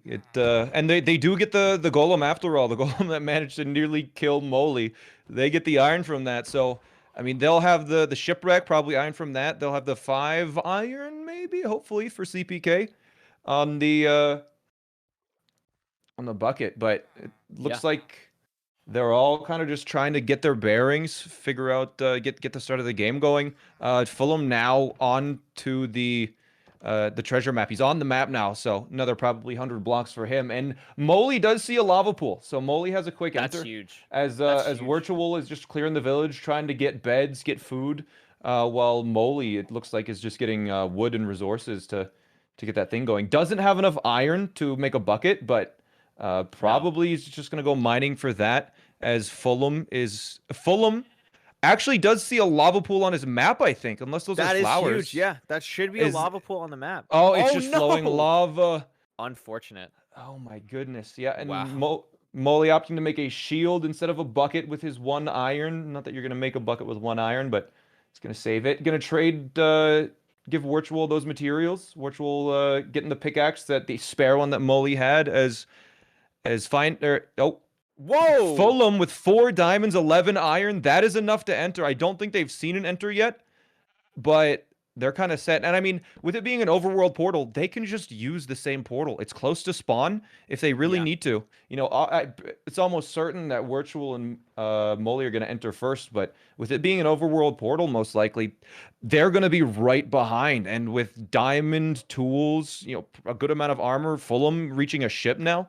Yeah, this is Fulham's second shipwreck of the seed already. It looks like CPK is just kind of patrolling the village. I think he's just going to get some food and then trying to keep track of where Molly G and Virtual are. But, I mean, we saw Team Gold, Molly G and Virtual, do this in their first match, enter super early. And based on the spawns that they have, they already have a bunch of iron. They had a bunch of iron from the blacksmith. They're mining a bunch of iron now, and they have the lava pool. So I wouldn't be surprised to see them enter within 2 minutes here. And I think Fulham is just trying to come back and potentially, now that he has all this stuff from... I think Fulham has a second treasure map.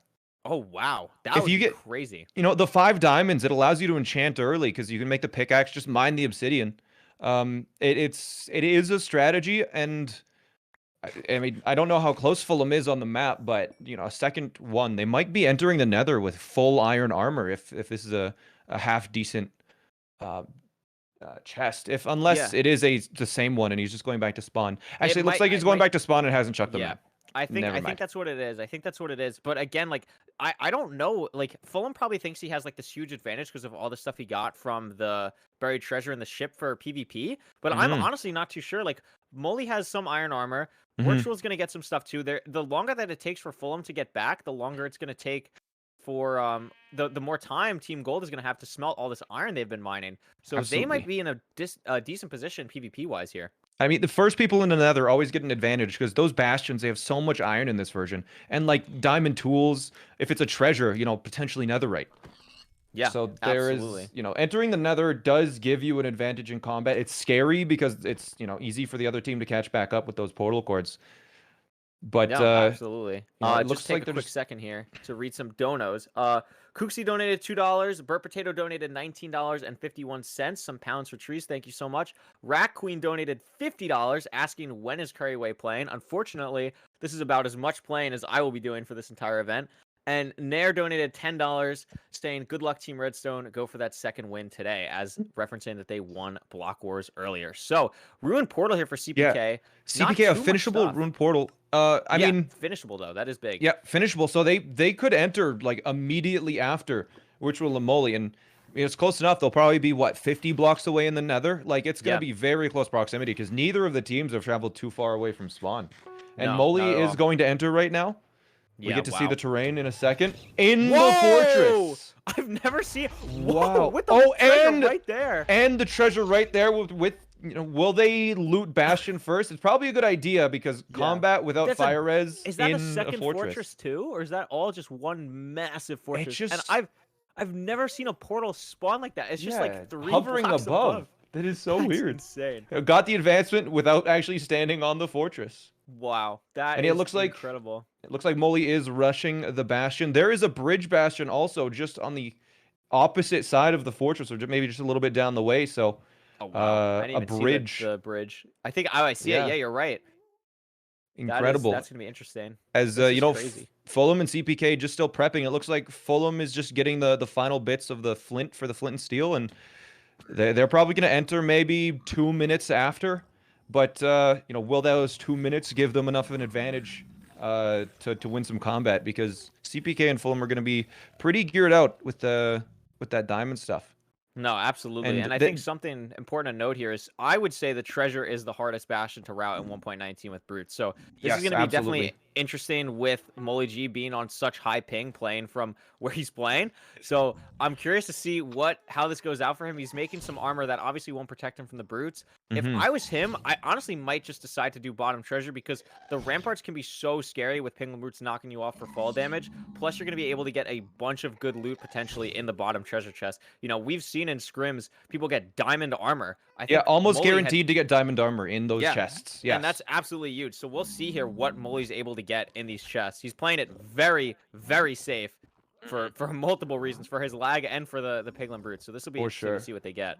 Yeah, he's being very careful. And the one thing to consider is, they entered a lot faster. They have a 2-minute head start, but they don't have any food. Virtual and Molly don't have food. Molly has 1 bread in his hotbar. Virtual has a potato and an apple. That's not great. That is not ideal. They are really pushing it here. We haven't seen a lot of teams play for death resetting. I'm pretty positive that even though you can't blow up beds and anchors, that death resetting still works with an anchor. This is a very scary situation for Molly right now. It ends up getting it. But again, because he doesn't have that much food, he has a couple. Okay, he's got 6 pork chops. He's manageable. But those will go by very quick if you get hit by piglin brutes enough. And with just purling around in the nether. Yeah, Virtual lost a little bit of time there. Death to the Blazes. They're trying to do the Fortress and the Bastion at the same time before the other team can even enter. But they're taking their time to prepare a little harder. It looks like they are trading in the village a little bit before they go in. They're trying to prepare. Yeah, and kind of just out-combat them. Virtual took a death, I think. Had to come back in the nether. Fighting the Blazes, that European ping. Yeah. always a mess, and you know, just fighting blazes. It's a difficult thing, and he's not really super well known for his Minecraft, as far as I know. No, So, he's not. you know, fighting blazes on a server without fire res, it is difficult. You know, a lot of speedrunners, you see them, you know, do it every day, but if it's not something that you're really used to, it is very genuinely challenging. 100%. I know I've died my fair share to that, and he did incredibly well. He did something similar last match, but that spawner in the last match he played in was enclosed. This one is a bit more open. It's still a little bit enclosed, but you also have that lava there, which can be a bit annoying. You have to be aware of.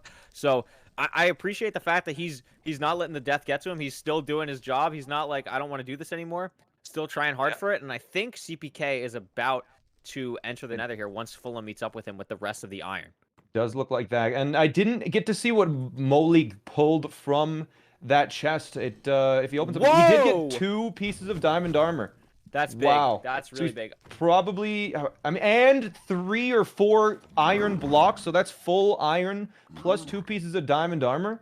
He's absolutely stacked right now. Yeah, they are set. That is going to be really good for combat. Does have the fire resistance as well for the combat. Lava is so good for combat, and you know, they won't be able to get hit by it. So, yeah, something I would love to see right now. It's a bit of a risky play, but I wonder if Moly's thinking about the possibility of he knows that CPK and Fulham aren't in the nether yet. He could leave these pigs trading, gear up Virtual since he's the one that's closer when CPK and Fulham come in, and then pearl back since he has the pearls and the fire res, and then come back to the trades from the piglins. I wonder if he's going to do that. I don't know if he's going to. It's a bit risky, but that would be a crazy play if he ended up thinking about it. He does have 13 pearls, so he's waiting for a couple more, I would guess. Because in this version, without the calc, it is... Oh, more pearls just dropped there. He is at 2 stacks of pearls. So looks like Moly he has is 8 obsidian as well. Probably just waiting for the obsidian. He'll probably go up, check the chest, and then head back to Virtual, and then they're ready to go.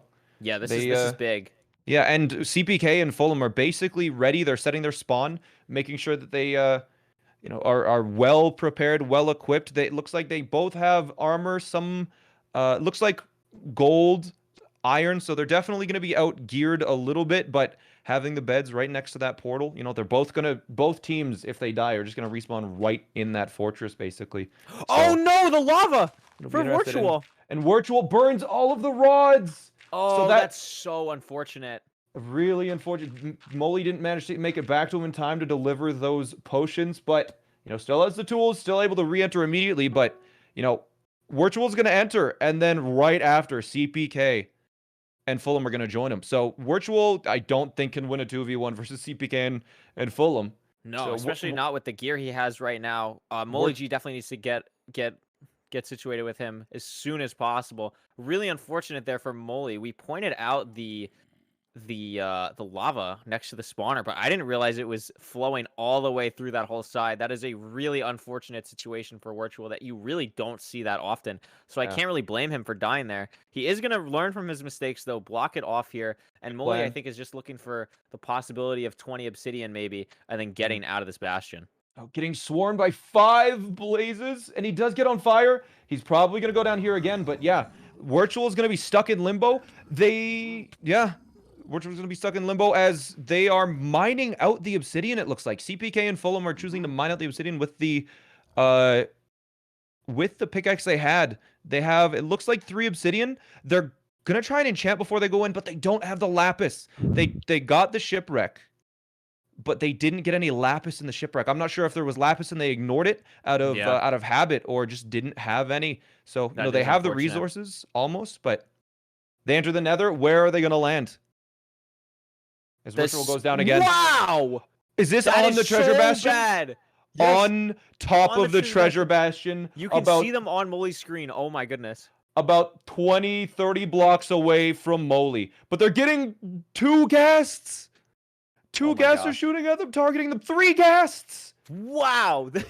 Moly with the bodyguards paying off the nether mobs.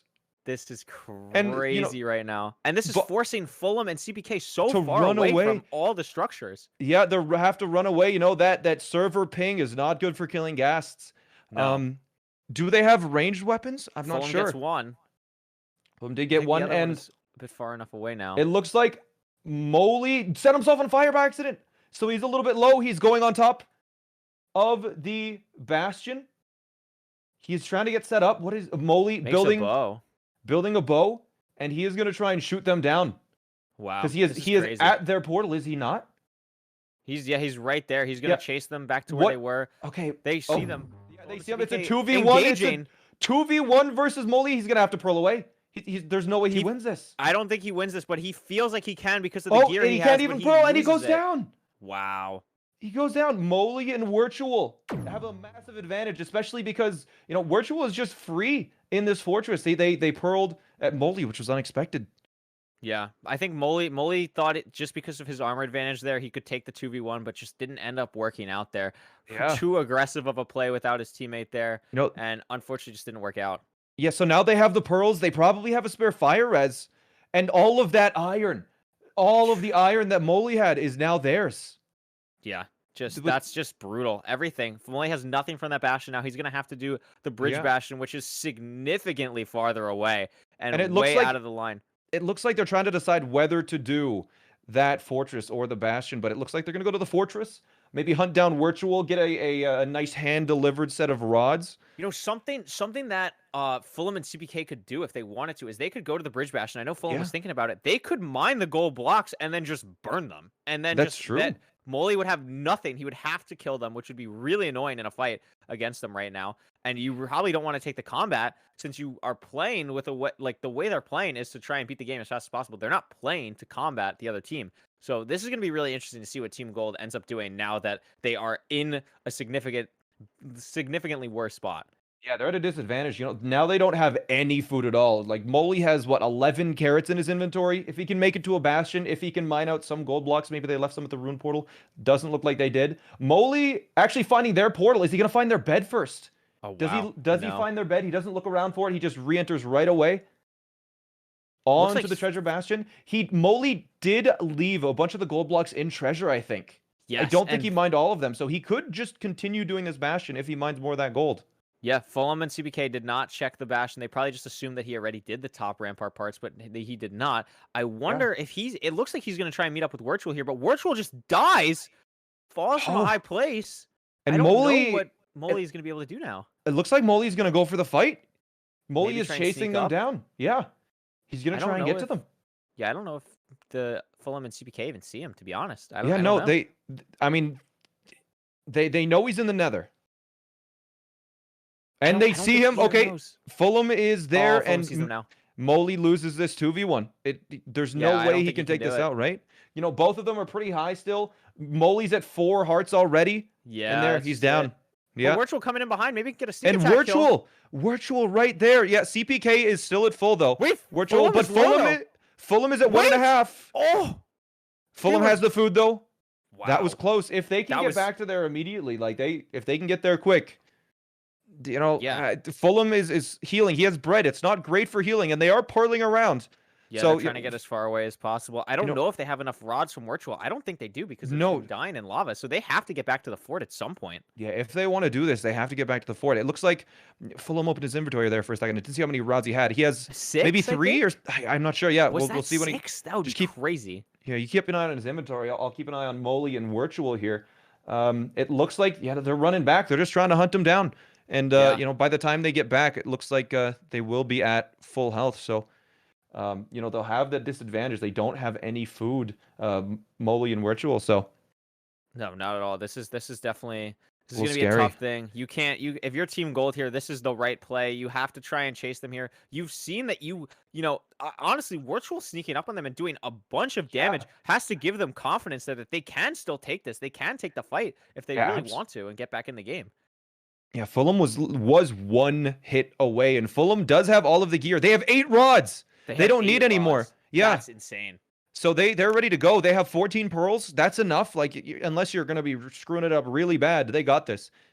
And I think they're just trying to find a good place for that first portal. It looks like they're going to go and do the thing that we've seen a lot of teams do so far today, and that's going to be building the portal at the nether roof. This is going to, again, stun lock Team Gold. They're going to have to get ender pearls and play the bridge bastion. Yeah, it looks like they have to go to that bridge now if they're going to go to the ceiling for sure. Yeah, this is clear ceiling play here. They have the pearls to do so. They have welcome back to SpeedRun Showdown technical difficulties have not happened. Definitely not occurred at all whatsoever. Yeah, we are totally good. Yeah, totally. Everything's good. Everything's good. If you can see us back, chat, please type a cat spin. I see a lot of people typing cat spin. The more cat spins, the more people we know that can see us again. Very epic. Virtual and Molly G, if you're just tuning in, you know, maybe you got the stream notif and they're like, oh my god, I forgot this is happening today. Molly G and Virtual in a disadvantage right now in their second game of the day. CBK and Fulham have made their first blind portal on the top of the nether roof and actually find diamonds. I don't know if that's going to be enough to enchant. It doesn't look like it. Probably not, because I don't think Molly had any on him. Yeah, so this is going to be big for oh, wait. team. They do have 2 diamonds total. If they have 4 leftover obsidian. Yeah, it's possible. They have a diamond pick too. They could mine. They do have 4 leftover obsidian. They can enchant. 4 exactly. Wow. Yeah, and now they can't place a second portal unless CPK has 10 obby. They have to just send it. Yeah, absolutely. And I mean, you know, digging up to the surface, that can take, you know, a minute or 2. Honestly, if it's decent terrain, you could run 1800 blocks if you really need to. Oh, 100%, definitely. They are only 1800 blocks out.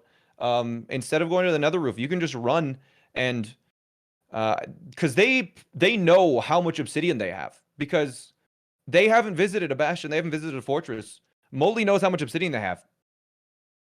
Yeah, no, absolutely. You're totally right. And this is something we mentioned in some other games. Sometimes it's actually more beneficial to go for the blind portal instead of doing educated and giving the other team a closer portal to the end portal. It's smart because it allows you, when you have such an advantage like this and you know the other team doesn't have obsidian or pearls to really catch up to you, you can just take that advantage and run with it, and then the other team has to do the same run you did to the stronghold, but they're just so infinitely far behind because of not having Ender Eyes in the beginning.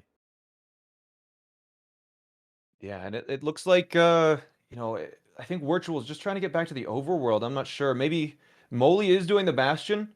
I'm not sure if they're gonna try and enter the end still. I mean, they've really we don't know how far that blind is.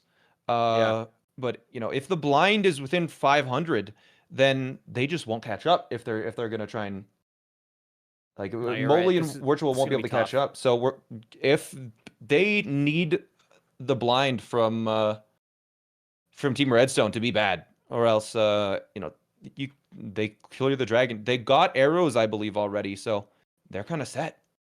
As long as that blind is good. All right. Let's see here. So Molly is going back to the treasure. He has pearls. He has no food, so he's going to go back into the overworld here and try and just get some more food and try and just live. Virtual is also trying to do the same thing without going to the overworld, just trying to live. I don't know what happened to his shield, unless it broke. Yeah, I think it may have just broke. I mean, he has been here for a while, so it totally could have. Virtual's shield just broke. There is, I mean, with how he's doing with the shield, I'm not sure how well he's going to do without. Molly dying somewhere. I'm not sure if that was a hunger reset. Okay. Yeah, that was a hunger reset. Molly with the hunger reset, and he does have 16 pearls. Molly did do some trades, has some pearls. Virtual trying his best to get these rods. I think he's still at like 0 though. I'm not exactly sure how many. This is not over at all. So what if I'm Molly here? What I'm doing is I'm trying to meet up with Virtual and get 1 rod right now. I'm trying to give him a fire res. I'm trying to get a rod from him. Virtual has been honestly like putting in the finest of work. He has had no fire res this entire time at this blaze spawner and is really just trying to stay alive. If Molly can get to him, give him a fire res, give Molly 1 rod. Molly is here he makes it to Virtual, gives it to him. This is huge. This is absolutely huge. Gives him the fire res, ready to go. If Virtual should give him 1 rod so Molly could actually do educated from the home portal that's right there. And then by the time he does the educated and figures out where he needs to build his portal, because I do believe he has enough obsidian to build one, they could still. This is still a total game because it took Team Fulham or Team Redstone so long to get to the surface. It took so long. So they have like all the advantage they had is just completely gone. And this is just crazy. Yeah, because I'm not sure how much obsidian Molly has, but if he has 10. He can just wait for them to enter the end, and they just go to those nether quartz. This is crazy. I think they're gonna try and just beat them in the speedrunning game. Is that 10 really in Molly's inventory in the top left? I think that's 10. Yeah, that's 10. So wow, he is doing educated here. Yeah, they're almost dead even now. Yeah, this is a completely even game. Like, 'Cause again, Fulham, CBK is still building up. Like, they were so far down. yeah, Fulham just started doing the educated. He is trying to figure it out. Still waiting for CPK to come up. Like it is. They're in the same spot right now. Probably Fulham's team is a little bit closer, but with they can't portal again. No, But and Molly can. This So- is so interesting because the other thing too that to note is Molly G and Virtual probably feel the pressure right now. Like Fulham and CBK probably think like they're in the lead, they're chilling, they're fine, they can take their time and not mess up. Wooly G and Virtual are gonna play really aggressive and really fast here and make up even more time against them. If Fulham and CBK did not get a good blind here, this is nowhere near over, and Molly G and Virtual might even have the lead right now. Absolutely, yeah. That extra 10 obsidian is going to be absolutely incredible. Because they're walking 8 times as fast right now. Look at this. They're like pretty much already there. This is crazy. Yeah, and if hoping it's an above ground based on how things have been going, it's usually underneath. But if they have a good portal, they could be portaling directly in front of Fulham. Look at Fulham and Fulham's CPK screen here. and CPK's screen. They're looking at the screen. They're a little confused. They're like, wait a second, how did they get back in this? They're realizing like they're going for something here. They know that something's up. They just realized it. So this is going to be really, really interesting on what ends up happening here.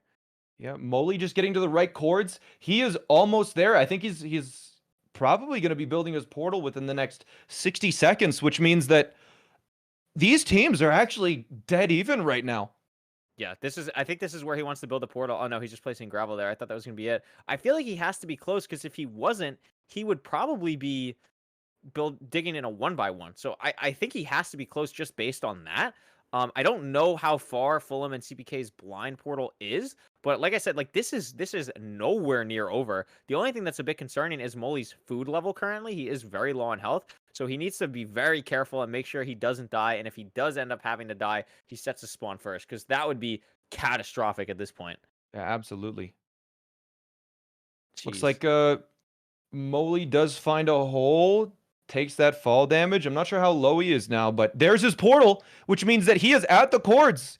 Wow, this could they be may crazy. beat them to the end. We're almost certainly going to see a showdown in the end as long as both have enough eyes. But Virtual, pretty sure Virtual has all the rods, or Virtual probably gave them to Molly. And let's see how close they are. It looks like they're about 50 blocks away, based on my other perspective. Yeah, this is crazy. They are so close to CB. They're very close to each other. But Fulham, this is the issue now though. So Fulham and CPK already had their dig up from their portal, but now Molly has to do the same thing, and I think he's in a rough spot here. Yeah, it could be, but Molly, the elevation, Molly about to do a hunger reset, it looks like. But yeah, Molly underground. I'm looking at the other perspective here. I'm not sure if it's on screen. They are about 50 blocks away from the stronghold right now. Molly is, and so Virtual is about to go through that portal. They dig up, and they might just see if they're at the same stronghold. They might just see Fulham. They are at the same stronghold. I checked Fulham's chords. They are absolutely at the same stronghold. They're about 100 blocks away from each other. So this is going to be a really interesting endgame. Virtual just getting there now, but again, a huge advantage to CBK and Fulham if they have to fight here because Molly G and Virtual have 0 food.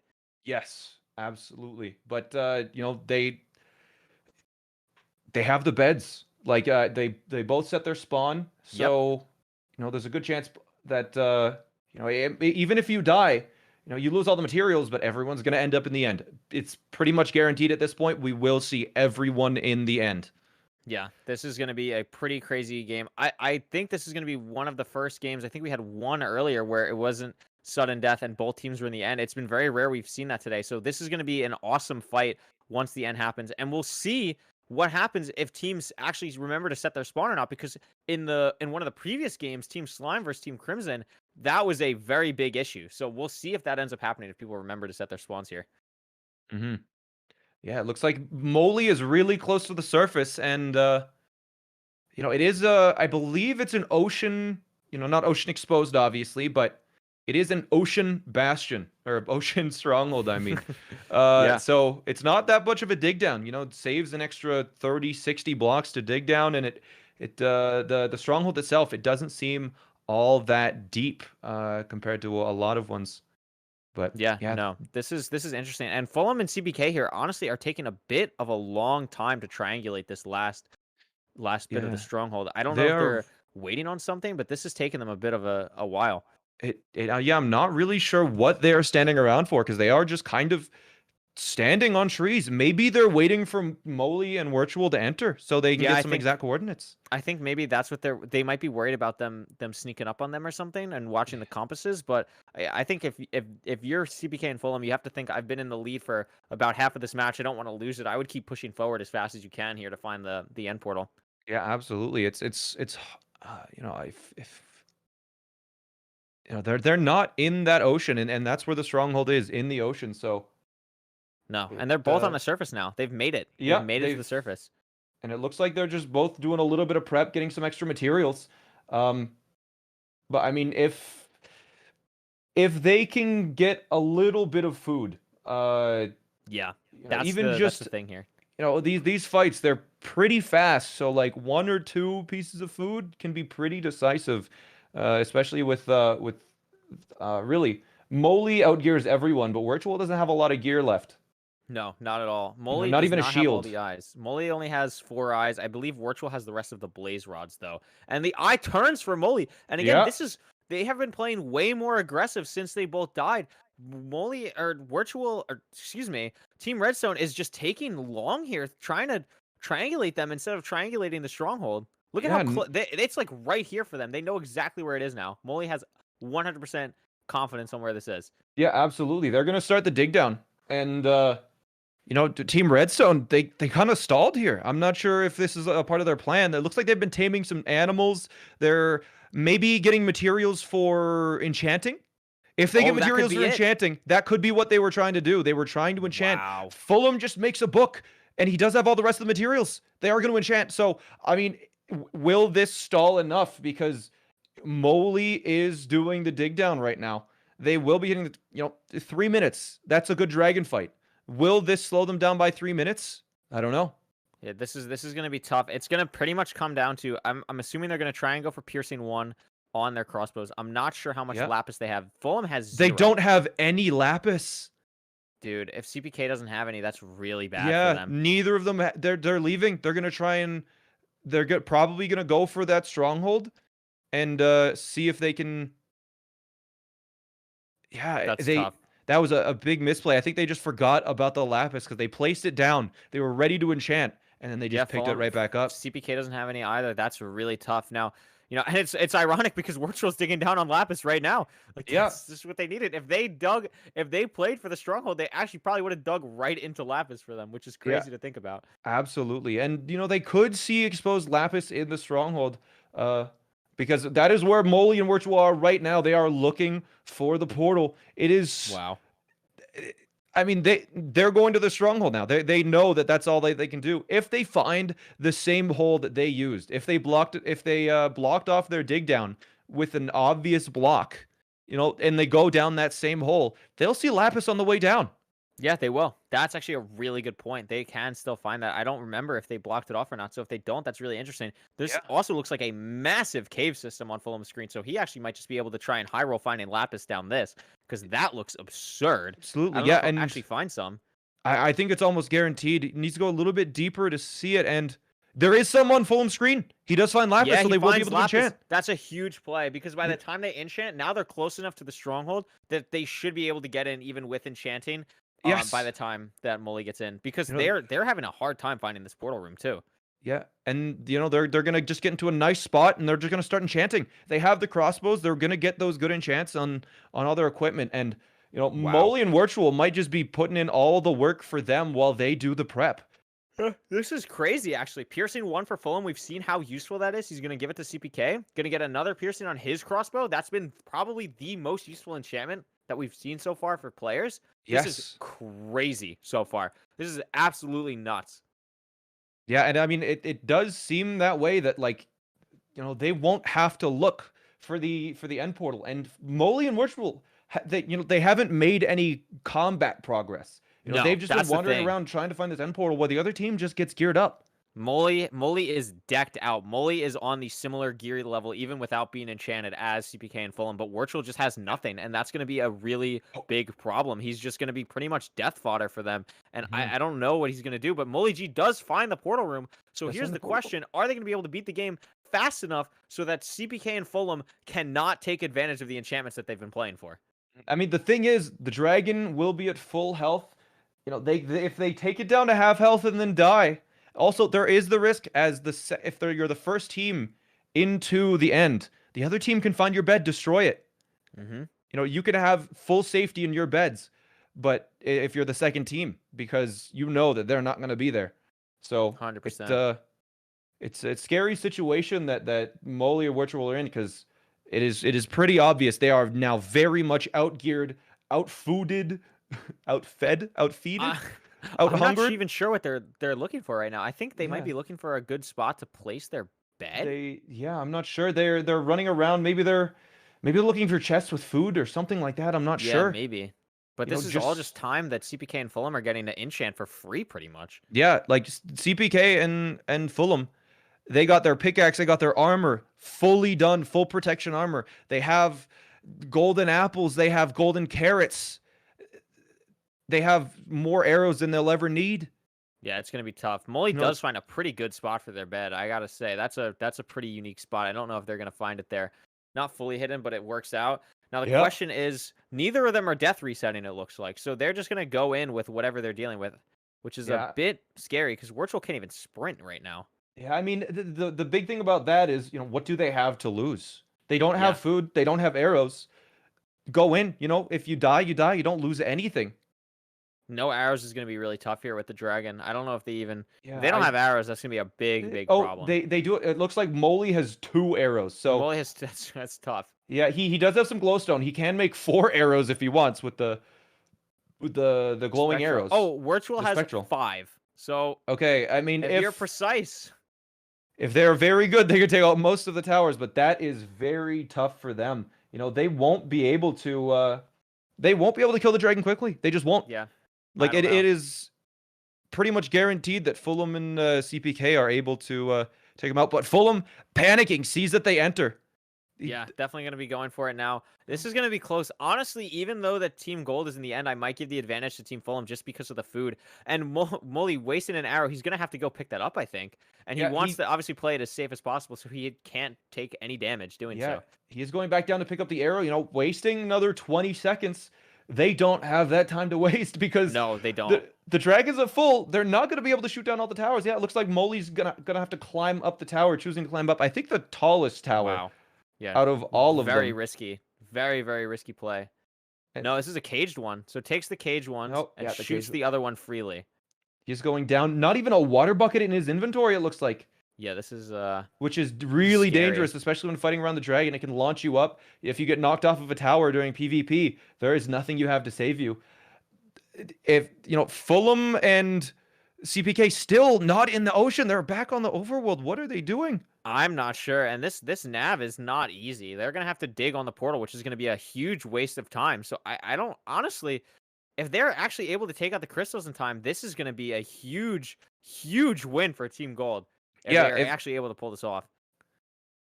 Yeah, I'm not even sure. I'm not sure if they're even running towards the...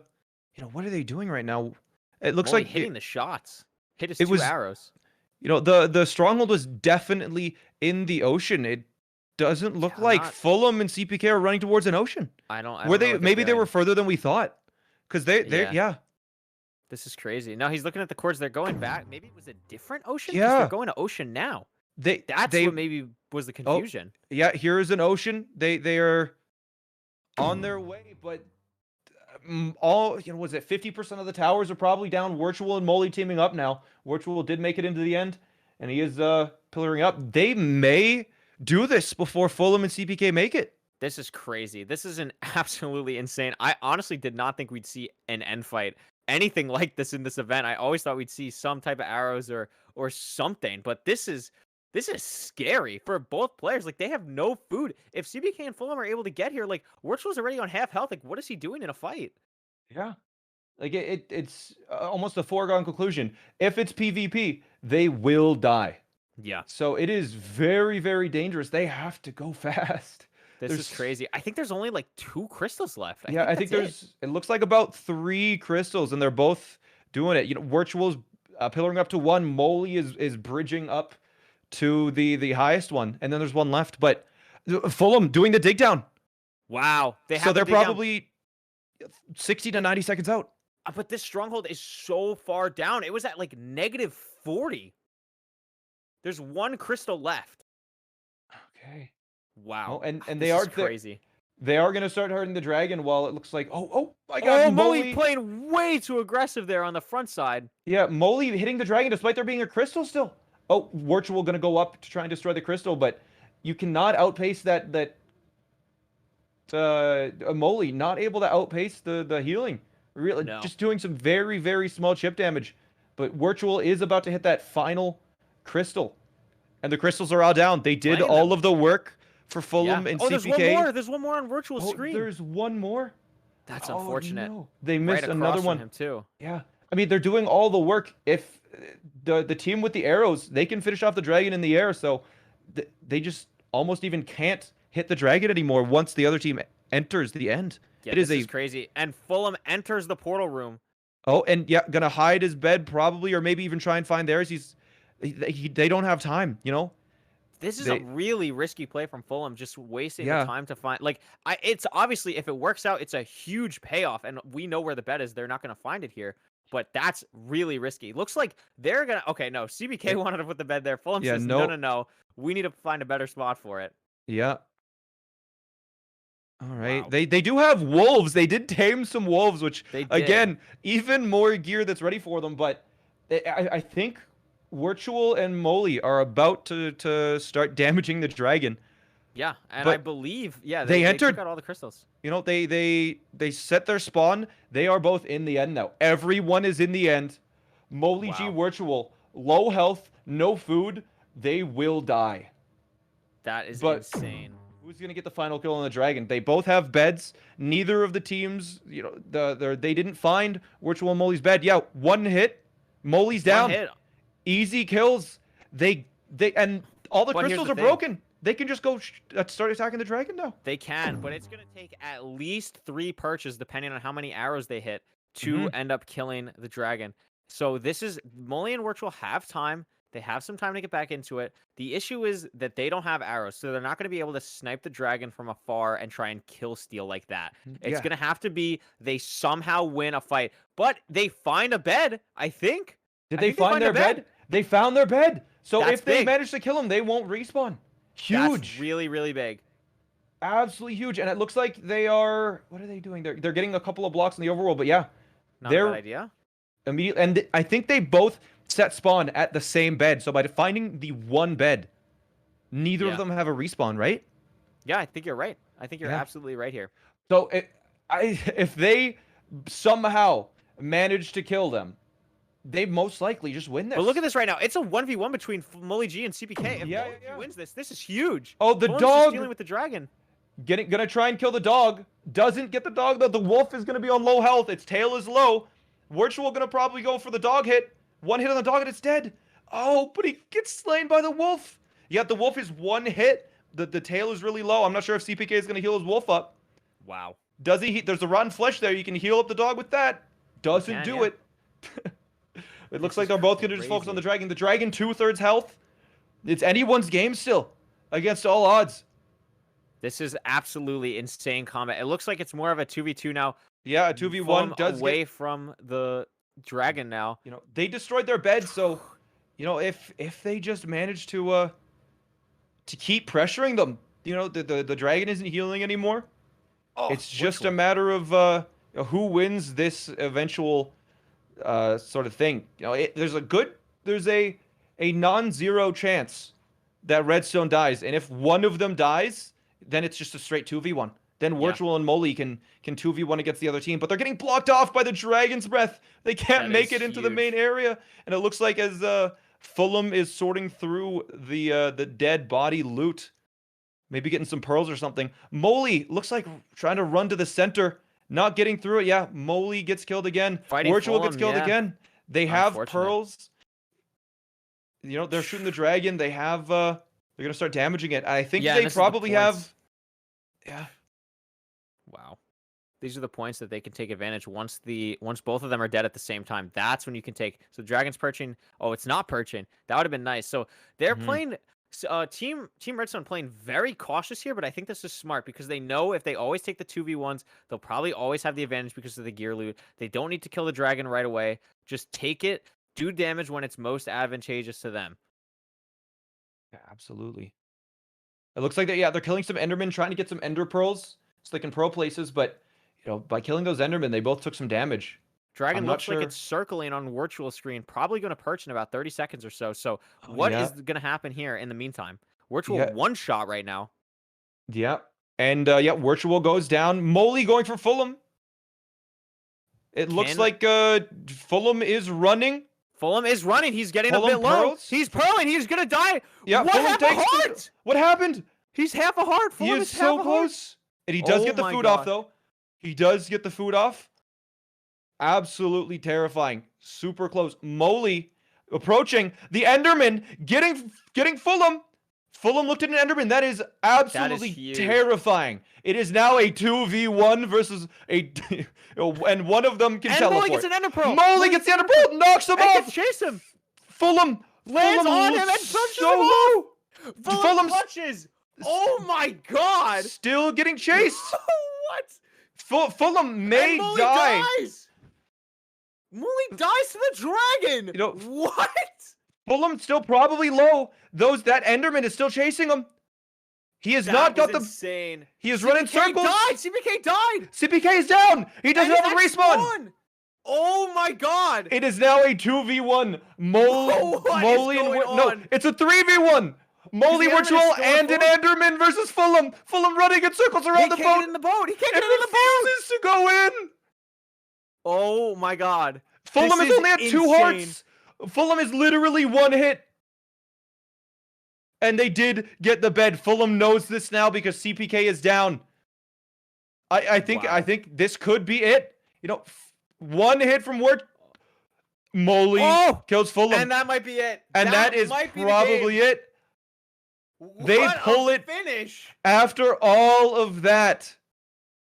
They got it. The Ender Dragon less than half health. That's 2 perches. No, Fulham just resigns. He's standing there. He doesn't even try to get back. That's such a tough loss for them. That is such a tough loss. You know, it looks like Fulham isn't winning 2 events today. No, that is just a really tough loss. You know, you have to think you killed them so many times in a row.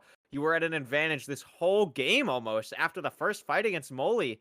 Yeah. That is just a really, really tough mental hurdle to get over. I cannot blame them for being upset at all, but they played absolutely incredible. Just an unfortunate situation with the bed not being hidden well enough and them finding it. You know, it is, honestly, I think it is a misplay because there is still that bug, the 2-hit bug with the dragon that could happen. You know, it could take another 5-10 minutes to kill the dragon. They can run 1,800 blocks in the overworld. Do they not have the... Oh, no, Moley has all the arrows. Yeah, Moley has arrows, but still, you know, it takes time. Fulham is just standing there.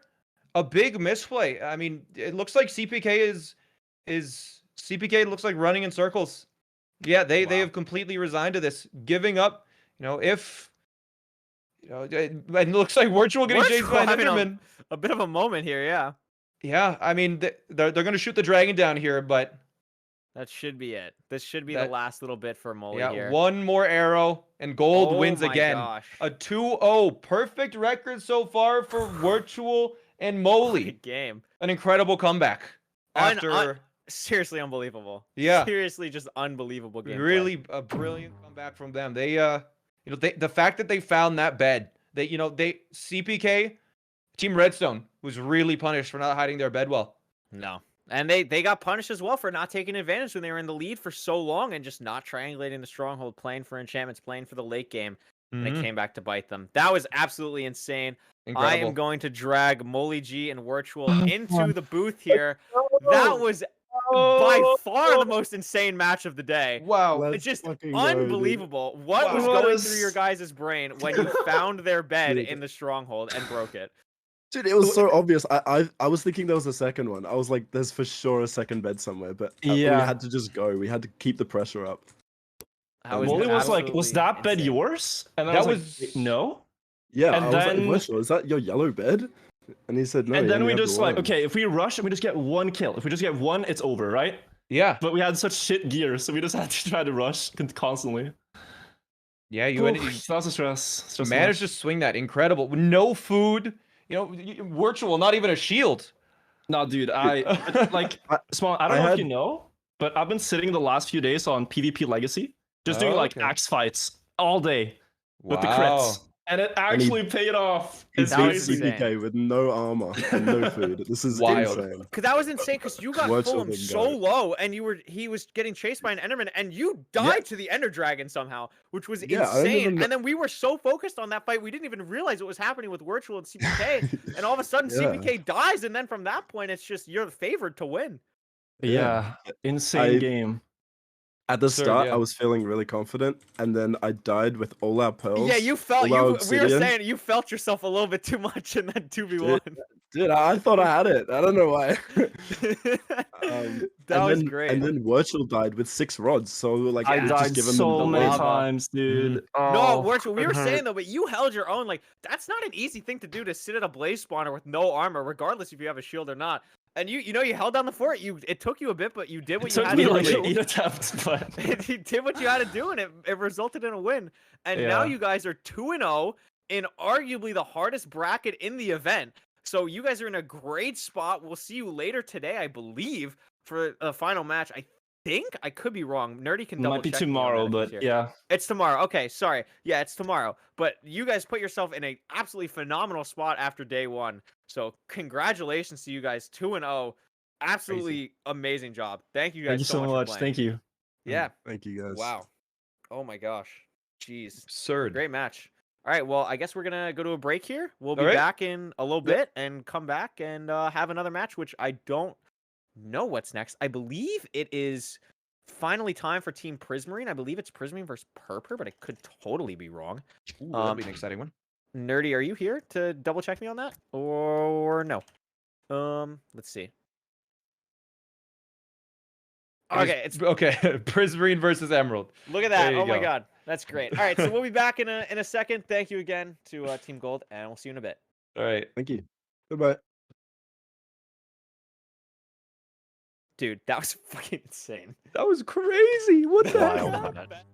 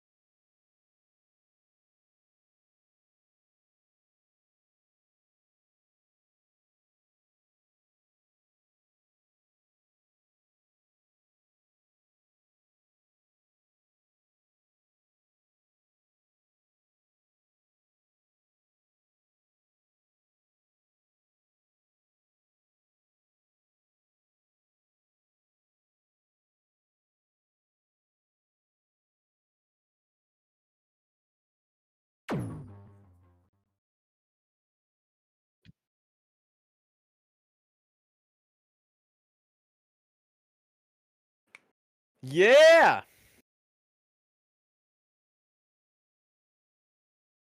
Yeah, Nerdy's biased.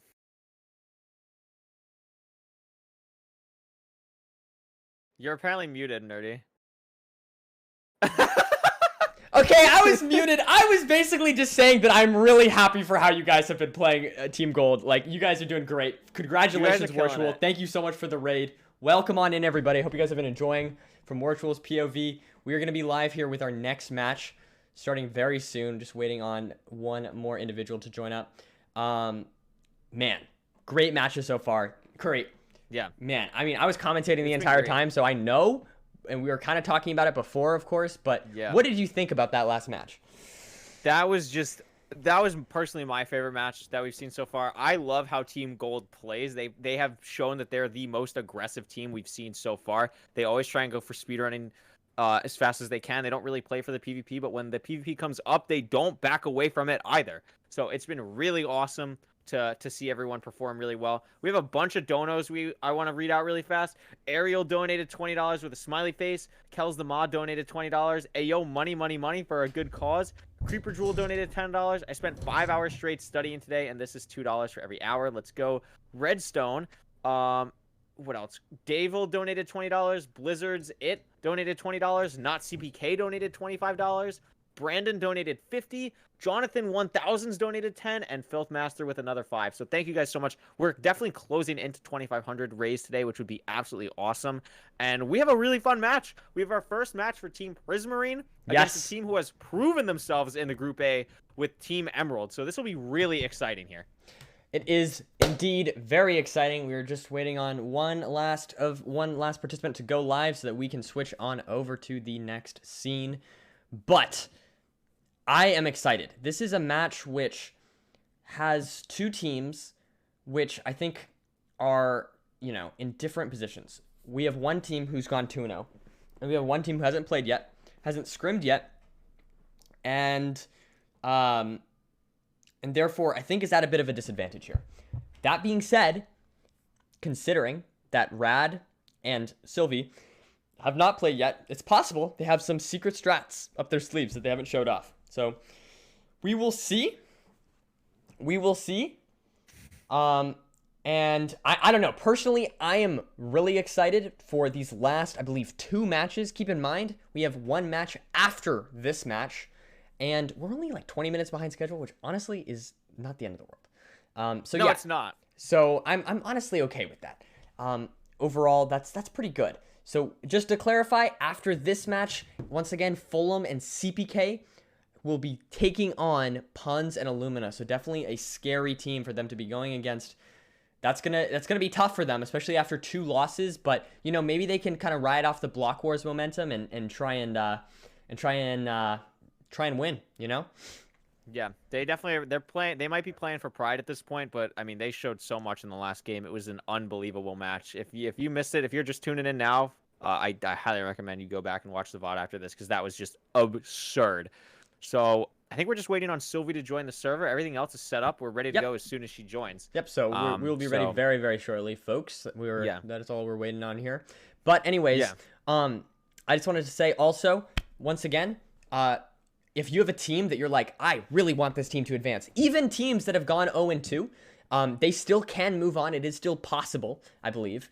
And so the only way that teams, the best way to help out your team is to donate to the charity. It's a great cause, plants trees for every dollar that we raise. And also, your donation will be under the name of your team that you choose. All you need to do, click the link, then scroll down, pick whatever team you want to root for, and if you click on that link and donate there, then you will be supporting your team moving on to the next round. So great 100%. Great way to help both your team and the environment. So it's like a win-win kind of deal.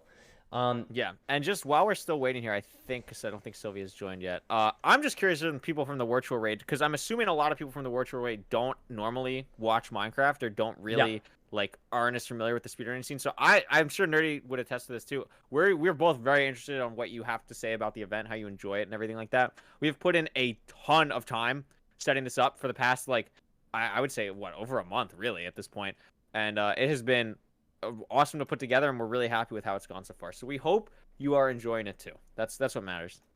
Well, yeah. With that said, I think we are getting very, very close. Yeah, Sylvie's like in voice. I think it's just I need to pull up everyone's streams actually, because I haven't done that yet. I think they just need to join the main. They just need to join the server. That's all we're waiting on at this point. Wait, oh, I know what the issue is. This, and then I need. They're playing Dylan and Ant Frost. 1, 2, 3, 4. All right, I have my Windows set up now. Very nice. Very nice. Would love to see some more Minecrafters other than Wirt.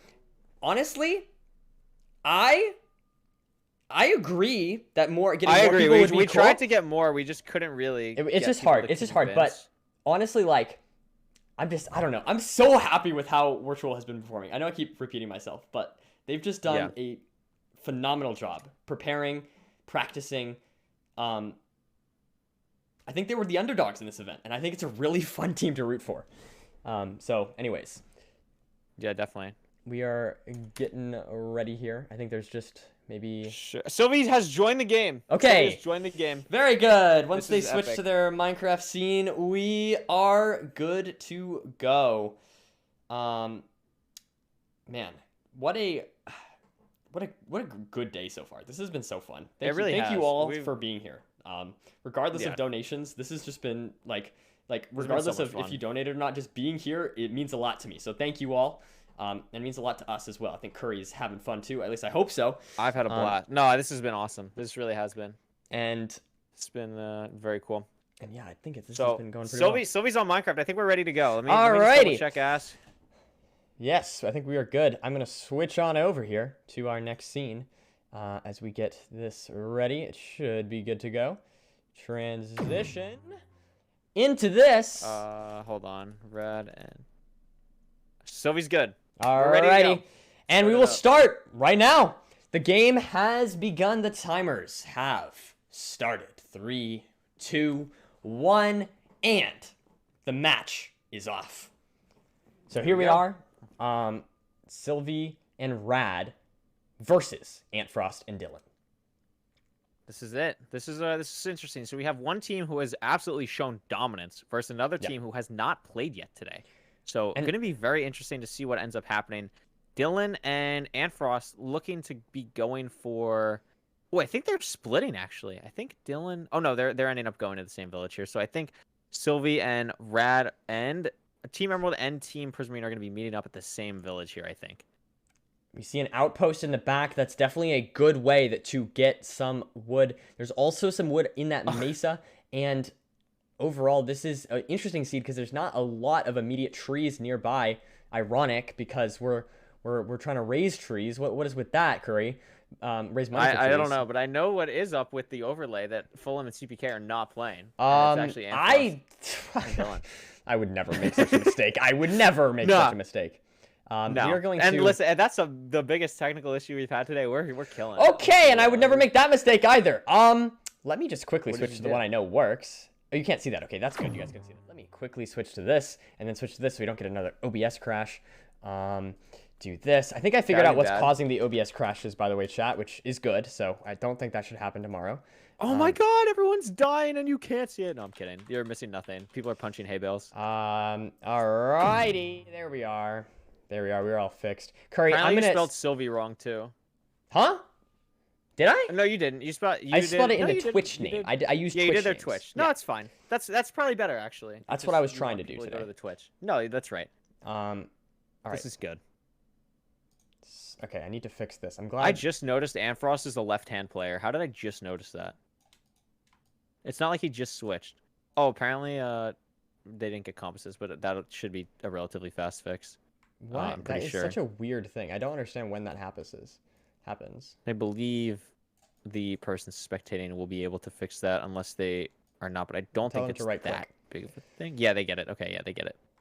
Yep, everyone's got it. Cool. Alrighty. So that's not going to be an issue at all. Time seems very late though, no? Yeah, we might want to switch that too, because this match took a while to get started. Probably should I'll fix just do that. like 3,000. It's fine. All right, and then I need to turn off this, turn on this. I was like, wait a second, that seems a little dark. This seed is funky though. We almost reset the seed. We were talking about it before we switched over to the scene. There is trees. There are trees on top of the mesa. There's also mesa plus jungle. So we wanted to try this out just to see how the teams would react. We haven't had a deserty seed yet. We haven't had much funky stuff. So I'm very curious to see how the players react to a seed like this. Yep, trees indeed. Make sure to donate to the link above. Do it. It's good for the environment and stuff. It's pretty good. It's pretty awesome.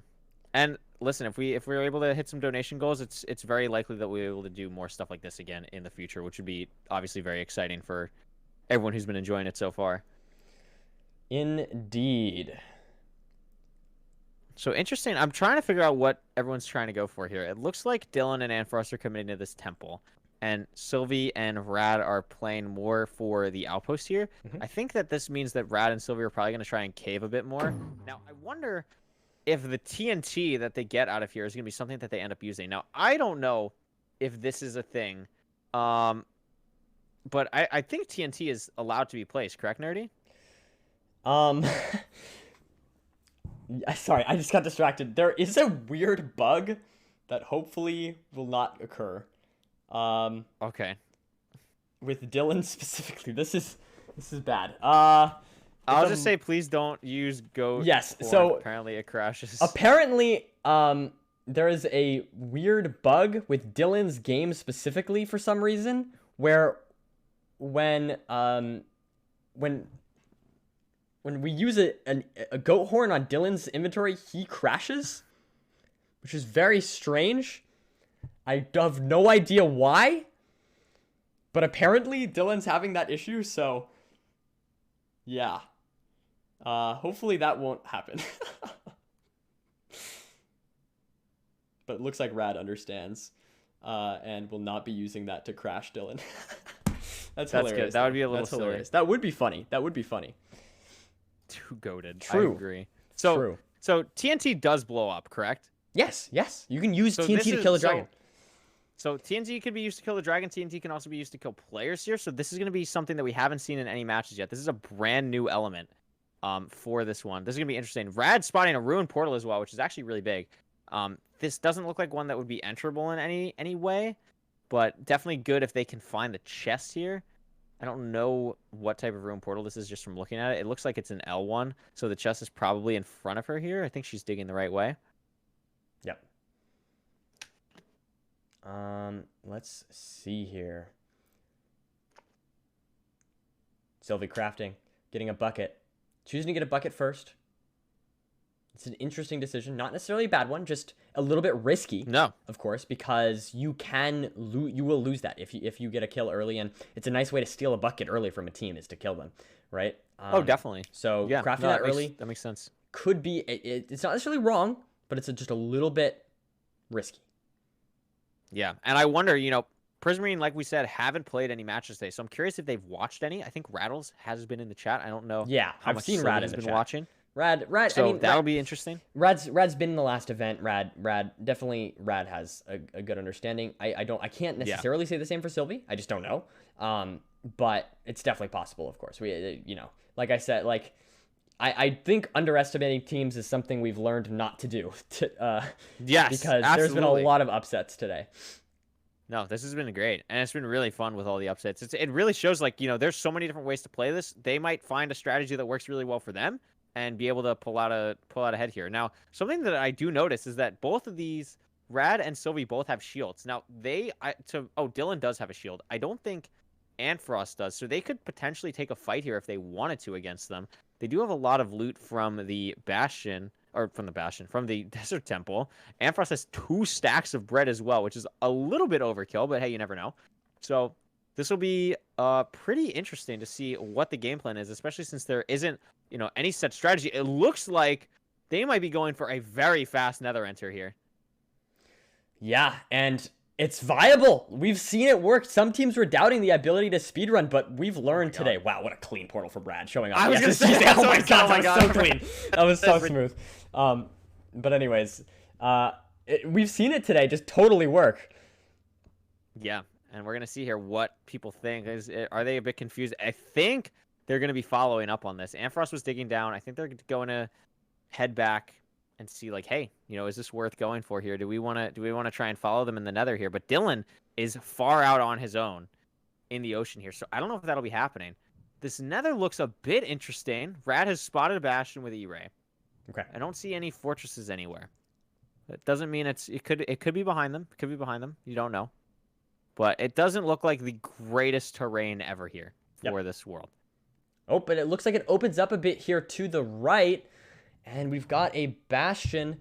If I saw that right, it was stables, but I only got a glimpse from what I saw. So I'm not entirely sure I think about it's that. stables as well. I think you're right. Surely it will not be a double bad gap, right? No, I don't think that will hopefully not happen. I can't tell. It looks like there's a triple. It's a bit hard to tell. Rad's face cam is a bit in the way, but I think that right side one is a triple. Yeah. So that should be interesting. It looks like, again, this is what we've seen in a lot of matches so far today, though. It looks like one team, Team Prismarine, is going to focus way more on the speedrunning aspect, and the other team, Team Emerald, is going to focus way more on the combat, trying to gather resources, and it really seems to be whatever team enters the nether first, the other team doesn't want to follow them immediately. They really want to just try and play safe and get materials and then go for the counterplay in the nether. Yes, indeed, indeed, indeed. It is going to be a very interesting play. I will say, Dylan, definitely one of the people that's been the most sort of... In my opinion, Dylan has arguably some of the best, if not the best, game sense in the entire event. I feel like Dylan's decision-making... I think so, too. His decision-making has been impeccable. I mean, assuming that the only decision-making I don't agree with Dylan is when he crafts 84,000 sticks in RSG, but he has been getting better at that. He has been getting better. True. Dylan's sticks is a little bit of a silly moment, but besides that, Dylan is a very smart player. Yes. And I'm excited to see what he ends up doing I agree. in this round here. And so so okay, let's say we were to pause this match right now. You had to bet, you know, $1,000 on which team's ahead, not considering who's playing who. Which you know team me, I just have $1,000. Yeah, of course. Oh my! Look at this chest from Sylvie. 16 golden carrots. That's very good. Wow. So that is very good. Which team so do the you issue like here right for now? Which position do you like more? I would like Team Prismarine a lot more if either of them had an iron pickaxe. That's a little bit worrisome. True. I'm a little bit worried about that fact. I don't know. I was looking at Sylvie's screen. I don't know how much iron Rad got out of that. I believe it was just 1. So this is a good gap, though. There is a good gap here. The skeleton is being a little odd, but that's fine. They should be able to... Oh, is this a good gap? No, it's not. It's a bad gap. I can't tell. It's small on my screen. Don't get mad at me for not knowing if it's a good gap or bad gap right now. But I think if they're able to get an iron pick here within the next minute or so, I like Team Prismarine a lot more here. But then again, like Team Emerald has proven themselves, right? Like I don't know if I can bet against them. I would probably still bet Team Emerald just because they've won so far. Oh, Rad and Sylvie dealing with some piglins. Oh my goodness. Okay, that was close. Rad is 3 iron nuggets away from an iron pickaxe. 3 iron nuggets, but she left. Did she? Oh, never mind. She has an iron block. What am I talking about? That's huge. Alrighty. So I'm very curious how we're gonna play this. Is this gonna be more of an Ant Venom scenario where Rad is just gonna route the Bastion and Sylvie's just gonna take the okay, let me not hinder my teammate? Is it gonna be the same approach we've seen with Feinberg and Ant Venom, or is it gonna be a similar, which by the way did not work in the last match because they lost to this team? So is that gonna be the approach, or is it gonna be something more like, is Sylvie gonna try and do more with the Bastion? Is Sylvie gonna go try and find a fortress now? So I'm curious to see how they split up tasks here. You know, I know I keep bringing up this team. I'm just freaking out about how well they've been playing. But I think that the way Team Gold has been probably the best. Molly routes the Bastion, then Wart goes for the fort. That's been what Team Gold is doing, and I think it's the best. I think that's the best thing to do when you have a decent, knowledge gap between a speedrunner and a non-speedrunner, right? And so, it's not necessarily bad. Sylvie, like Sylvie, never mind. My bad. Research. Okay, I take everything I said back. I just assumed Sylvie wouldn't know where the gold blocks are. I guess now I'm looking. That's commentator's curse right there. My bad. I take it back. That's awesome. So they're going to be able to get out of this bastion way faster now, right? So this is actually big. So this might be not something that Team Emerald is prepared for, which could be a bit of a detriment to them. We might see something again like the last match where Team Redstone seemed to feel like they had a comfortable lead and then it kind of slipped away from them. And something similar might happen to Team Emerald here. Yeah, that's very good. This is some nice... This is really good though. Look at this. Yeah, Another pig coming in. Yeah, this is great. And keep in mind, these are, of course, 1.19 bastions, which are much harder to route than 1.16. So, very well played. 100%. Apparently, Sylvie has run before. I did not know that. Yeah, Sylvie has run. I knew Sylvie has run before. I don't know how long it's been. Yeah, since Sylvie has ran. I think it has been a long time. I would be happy to get corrected, but I think it's been over a year. That's awesome. I just didn't know that. Fair enough. I guess commentator put in my place here. And we will see this team start to grab some resources from this bastion. And now, you know, they're looking pretty good here. They got fire res, they got some and pearls. again, like something that's really interesting. Now we know that Team Emerald has a bunch of food, right? Like Anfrost has 2 stacks of bread. Dylan has 40 bread, but bread isn't the best food in the game. Sylvie has 22 golden carrots, which is huge for regen, and is going to be able to share that with Rad. So if they do get in a combat fight that ends up lasting a bit longer, those golden carrots could actually be a big advantage here.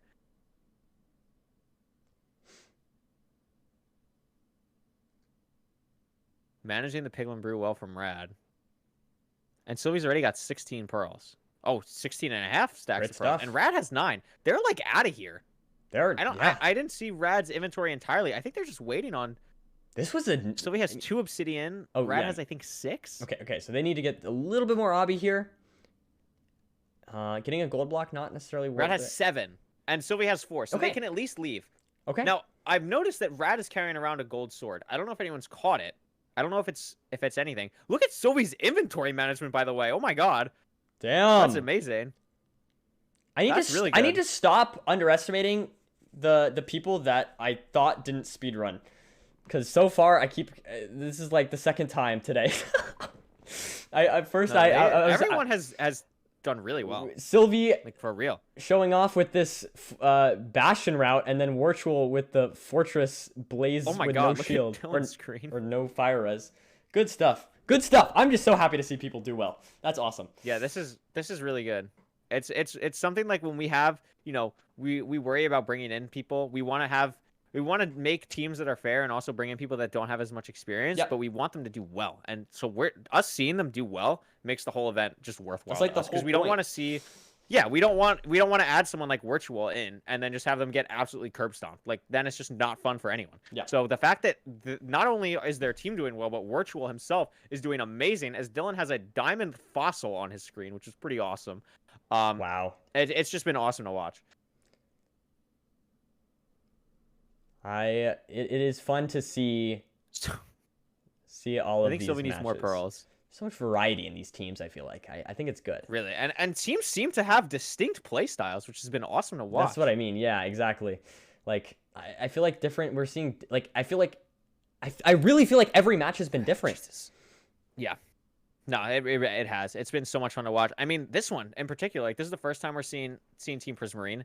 Team Emerald has 7 TNT. Like, this is going to be awesome. Just Alrighty. wow. They have so much. I want to see what the sword is from Rad. It could be fire aspect. It's looting. Could be fire aspect. It could be fire aspect. That would be really interesting. That would be really, really interesting here.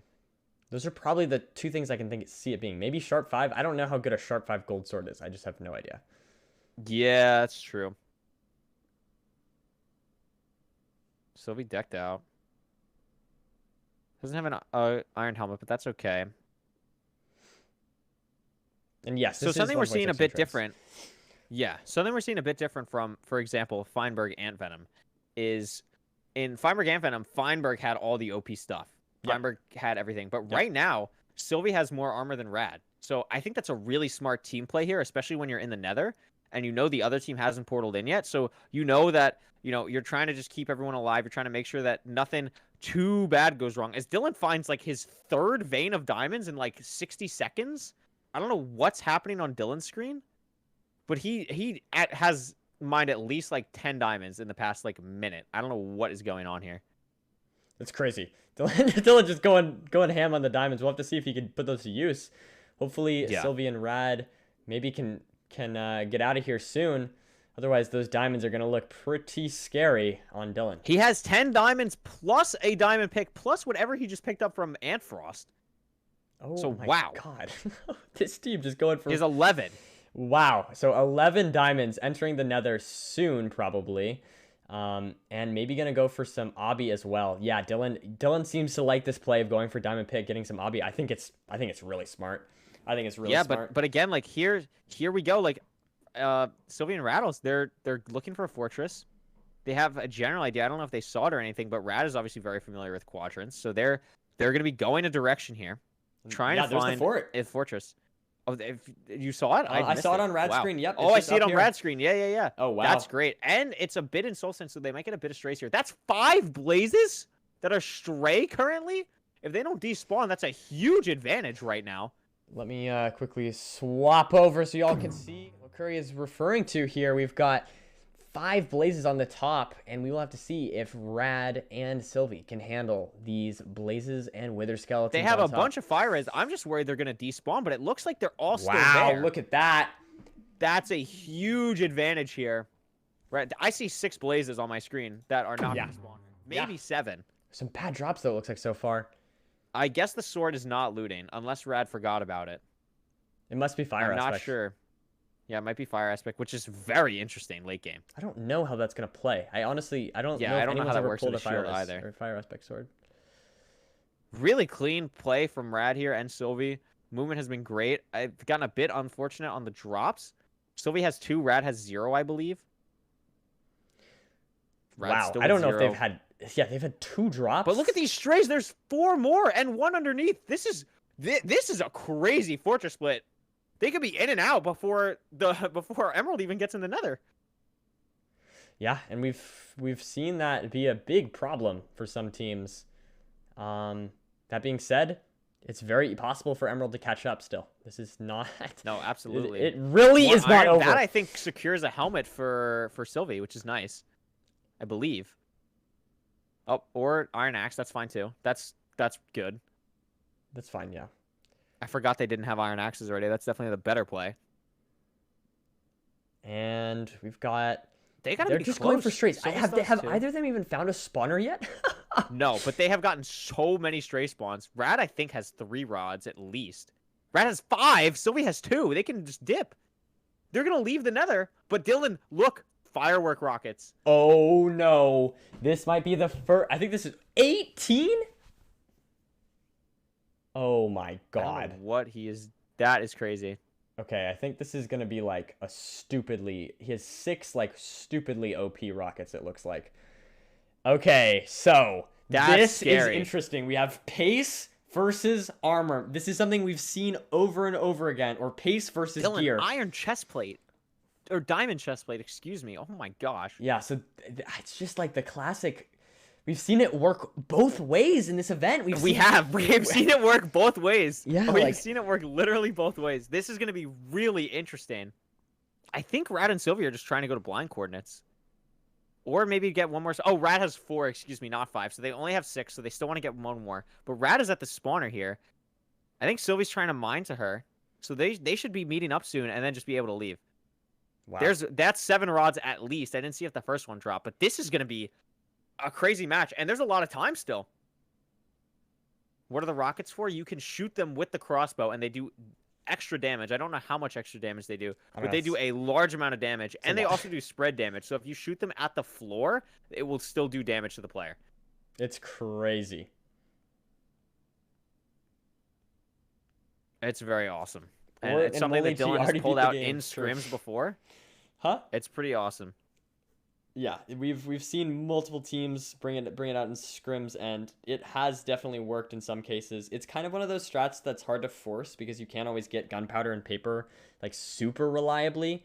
I think that's all you need. I think you need dye as well. But yeah, so it's kind of this unreliable strat, but when you do have it, it seems to be a super nice asset. Yep, 100%.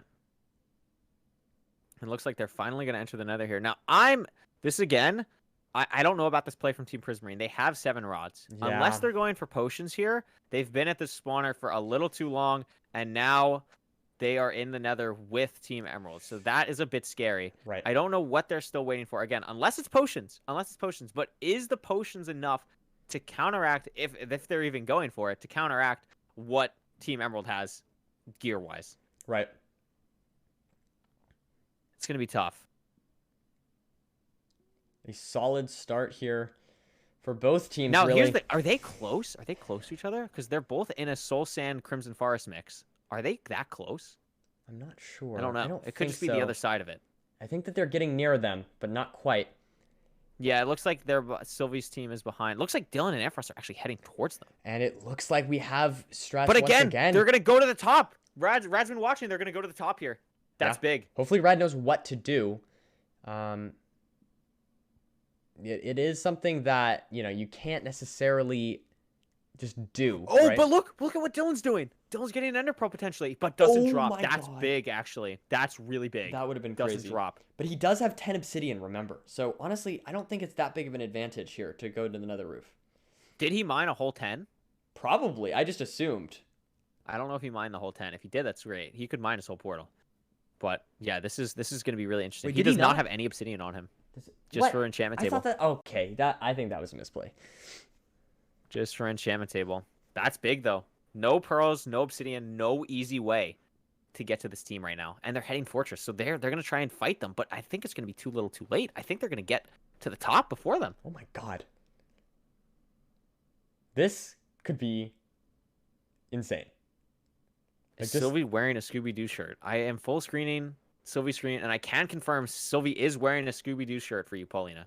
Good eyeballs. What? How do you see? Is it?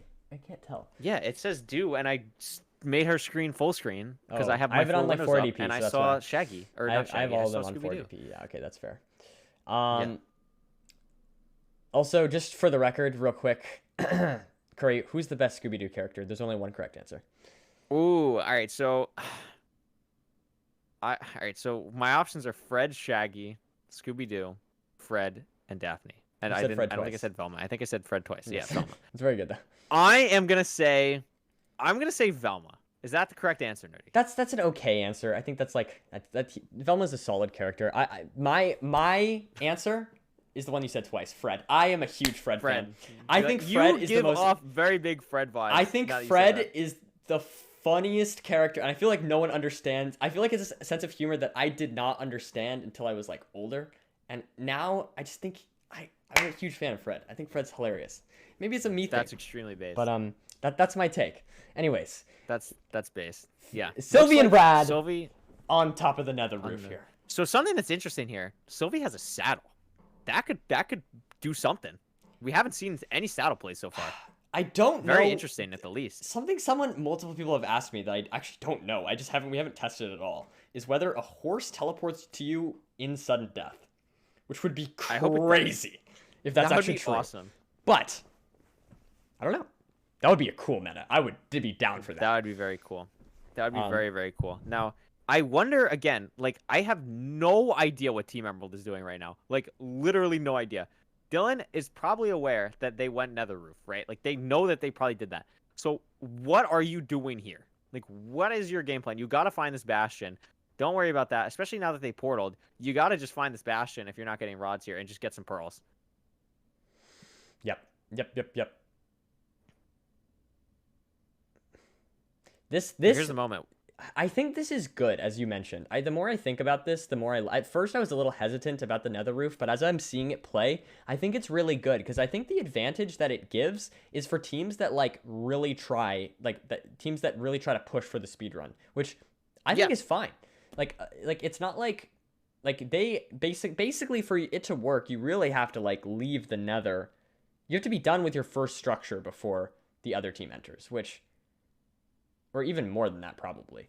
Yeah, exactly. So I don't know. I feel like it just incentivizes pace, which I think is good. I think it's good the more I think about it. I was worried a little bit about it, but the more I think about it, and as I've seen it play, I think I do like it. No, you're right. You're absolutely right. I think it's been really fun. I did not get the coordinates on Rad Screen, but I would imagine it's not too close because I didn't see any like insane reaction or anything.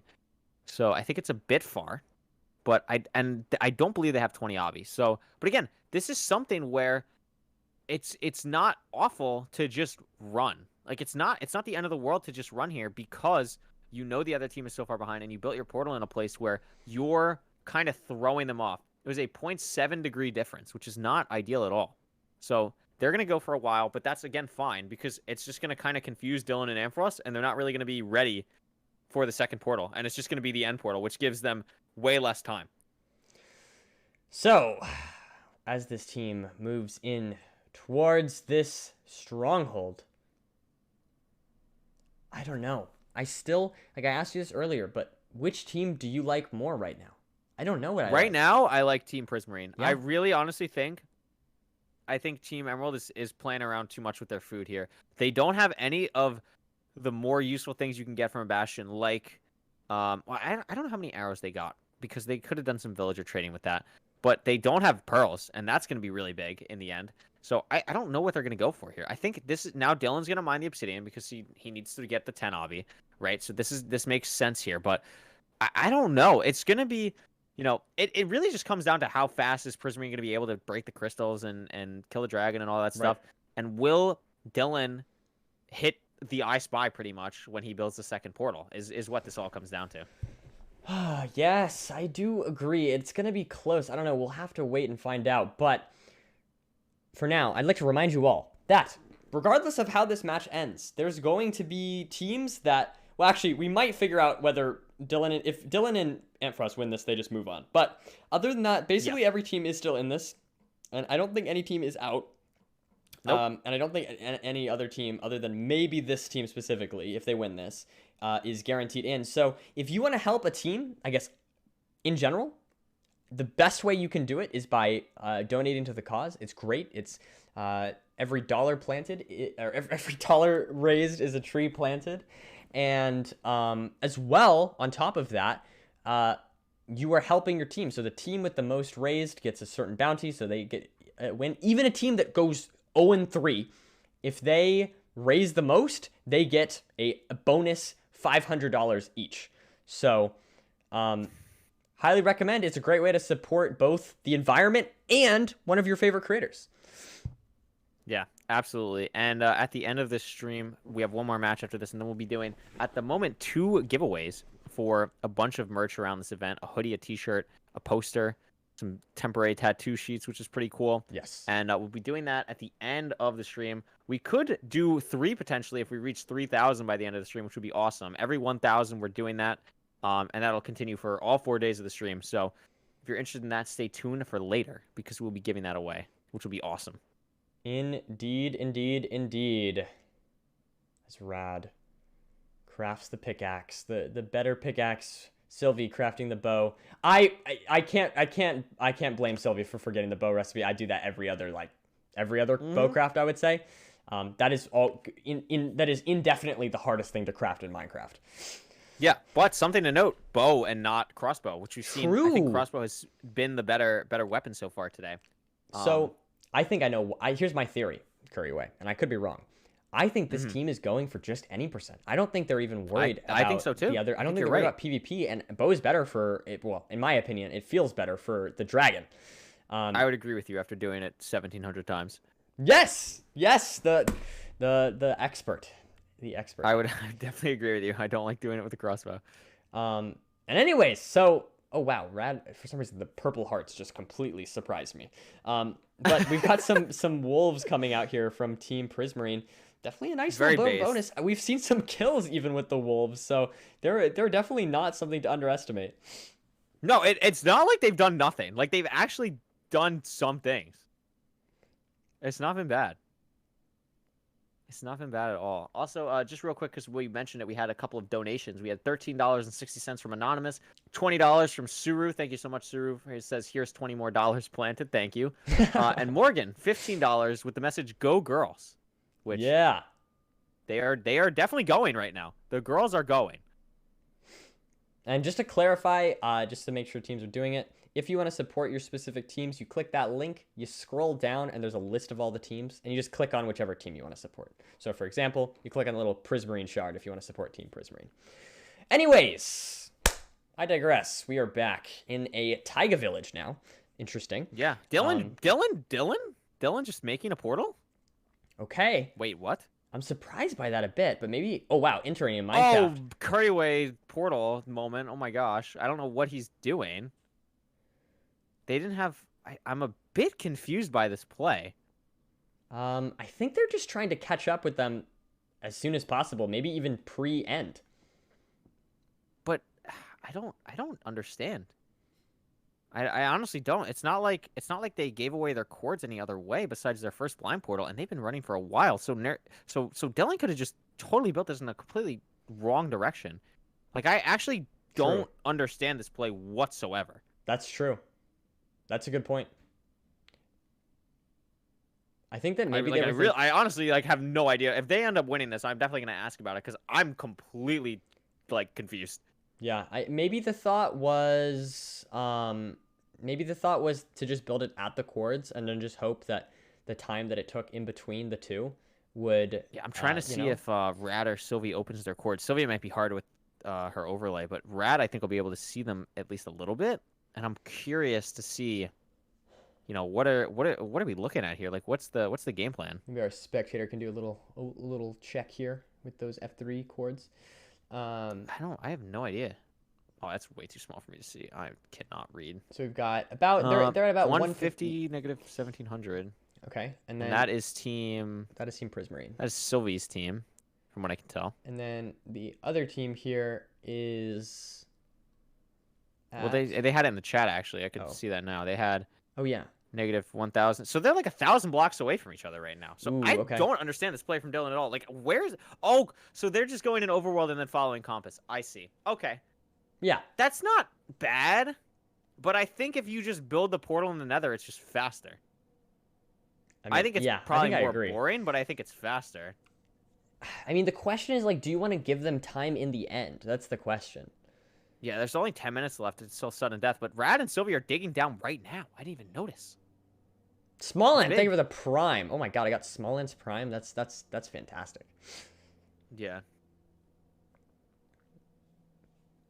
That guy's pretty cool, I think. That guy. It would be awesome if he commentated one of the matches tomorrow. That'd be really cool. Yeah, he said he couldn't commentate any matches that yeah, so it's unfortunate, but Yeah, he would be a really cool person to commentate with if that ever happened. But some people were mentioning him, I don't know, a few matches ago during that really intense game.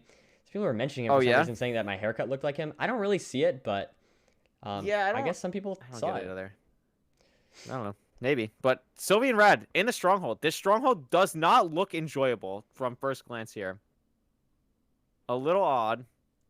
A little all over the place. And I'm not exactly sure if they're going to be able to find anything soon. Rad moving incredibly fast through this. I don't know if it's the Quake Pro or what, but it looks like she is absolutely moving through this thing. Sylvie, I don't know if that's starter. I'm not quite sure. So we know there's a hidden to her right. I don't think so. Man, this is... Oh, falls into a cave, but it's okay. Yeah, I think we're okay. I think we're okay. But this is going to be... If they can't find the portal fast, but Rad finds it. Heard Silverfish. She's going to come and get Sylvie. I think they can do this. I don't know if they get here fast enough, honestly. Yeah, it's possible. I don't know if they do it. I mean, they definitely have bows and arrows because they went to the Bastion, of course. I think the real question here is, I don't know. Do they have? I don't know. This is gonna be hard. Okay, just for the record, I think technically Sylvie. I don't know what that mod is that allows you to see, but I don't know if we allowed that or not, but I'm gonna allow it because we just allow Fulbright, so that's like basically a worse version of Fulbright. So it's fine. I don't know what you're even. Sylvie was holding a Is it- torch and it was lighting things up. It's like Oh, it's dynamic light. Optifine. Is It's that Optifine? Optifine, yeah, Okay, yeah. that's Optifine. Okay, yeah, that's allowed. I think the Yeah, reason it's I dynamic the lighting. reason Okay, I've there never we go. noticed that is because I use Fulbright or whatever. So, Yeah. anyways, I digress. But we've got. They gotta hurry up though. I don't know what they're doing. Yeah, they gotta find the portal room ASAP. Maybe they're trying to find. Oh, they're trying to find a spot for the bed. Ooh, this is a decent spot. It's not awful. I like the hiding. I like the I like this play. This looks good to me. But the thing that's so interesting is with you don't lose your tool, so you can like keep it. You can put it behind here and then just cover it up, and then you're chilling. Yeah. So sleep, good. Sylvie needs to sleep. 2 separate beds. Interesting. Chest, not sure what they put in here. Maybe some blocks or something. Oh, it's a half of arrows. Interesting. It's a couple arrows. Some pearls. But again, this is all time that's allowing Dylan and Smallin to get closer. Or Dylan and Anfrost. We're gonna do this all the entire event now. I think they're playing a bit too passive here. They've played Sylvie and Rad has played so aggressive throughout this to get to this point, and now they're just like sending your spawn is totally fine. I'm 100%. I think that's the right play. But halving everything, taking so long to find a spot, all this stuff when you can just cover it up, and they don't end up actually covering it up. It could backfire again, but we'll see. Oh, the dog taking some damage. Oh no! Don't kill the puppy. Here we go. All right. Putting away some stuff, grabbing some stuff. Nice little bit of armor. I think they're aware that a fight may happen very soon. This team. I think Dylan and Amphros are right above. I think that's what's happening right now. I think that's the only you're reason they're right standing here. still as long as they have. I think these teams are near each other. Yeah, there we are. So let's take a look here. Wow. This So here we team on go. the top, right above. If we check below here, you'll see there is the stronghold, and inside there is, well, the portal with which now Rad and Sylvie have entered. So both of them now in the end, we'll have to wait and find out what happens, whether Dylan and Antfrost go for an early push, whether they go for a, I don't know. We'll have to wait and see. But Rad gonna start taking out some of these crystals, hopefully able to take a decent amount of these out. 6 minutes on the sudden death counter. Yeah, this is going to be really interesting. What a shot from Sylvie. Oh my gosh, that was awesome. You're going to take all the crystals out here. Taking them out relatively fast, though. They might be able to get some type of advantage here. But again, it's going to be tough. I don't think they're going to get the... So here's the thing about coming in second that is really interesting and doing this dig down. They're learning from what happened with Pound. So Pound actually had this pretty much exact same situation where they had the portal on, they had their bed on top, and then they had a straight drop like directly into the portal. Yep. And what that allows is the other team is never going to build up and break your bed. So they are pretty much guaranteeing that their bed is always going to be there. And they're going to try and dig around, try and find their bed. They're not going to find it here. It's going to be hard for them to find Sylvie and Rad's bed. I don't think they're going to do it, but really, really interesting to see how fast Sylvie and Rad can do damage to the dragon before Dylan and Ampharos intervene here. Yeah, a decent chance here to do a bit of damage, and it's a good shout there that they still have that firework crossbow. Ooh, Sylvie jumping while axing. That could be really bad at some point if the dragon just decides to fling her into orbit. Noticing that. We've seen that happen to multiple people so far today. We've seen that happen quite a bit. Dylan is really checking for their bed. Like, really checking.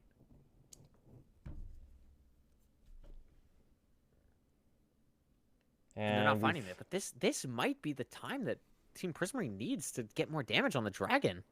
And this is the first time today where we're going to have a situation where the other team... Like, if Dylan's team comes in, if Emerald comes in here and does end up, like, killing them and all that stuff... They have backup arrows to come in and potentially snipe the dragon, which is going to be really, really big. And there's the dragon, I believe. No, never mind. The dragon's not perching quite yet. It'll be perching very soon, though. No, but now they're in the end. Oh, wow. This is going to be scary. Both teams in the end now. One with pearls and bastion loot. The other with full diamond gear and a crossbow. trying to get some pearls. Not a bad play. Yeah, no, it makes sense. It's a very understandable play there. Let's go ahead and switch over to our spectator camera here.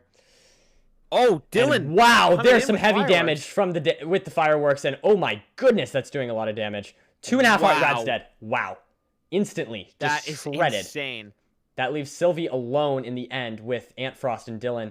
Wow, those firework rockets just absolutely coming in huge here, doing a massive crit on Sylvie, and that is going to leave a pearl for Antfrost being able to potentially come in and sweep up Sylvie. Rad entering the end once again, though, back in the fight, trying to see if she can make a difference in this previously 1v2 situation. Sylvie doing a really good job just escaping and not dying here. Yeah, really well played. Distracted away. Yep.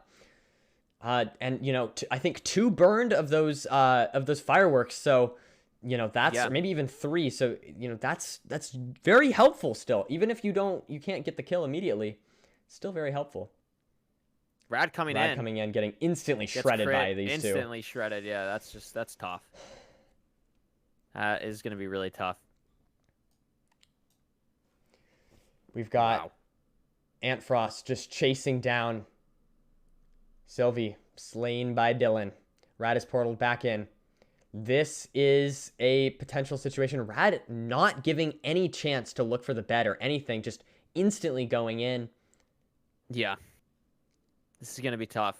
You know, maybe they see the drop down from the top and realize like we're not going to be able to get that. So that's going to be really unfortunate. I think it's going to be a situation where they have to just snag. If I'm Team Prismarine right now, what I'm doing is I'm taking the arrows that I left behind, the pearls that I left behind, and having one person with the arrows and the pearl go on top of a tower and sit there until the dragon is low enough where you could potentially snipe it. Ooh, and I like this a little bit to slow down Dylan using the Flint Steel. Big crit wow, nice crit.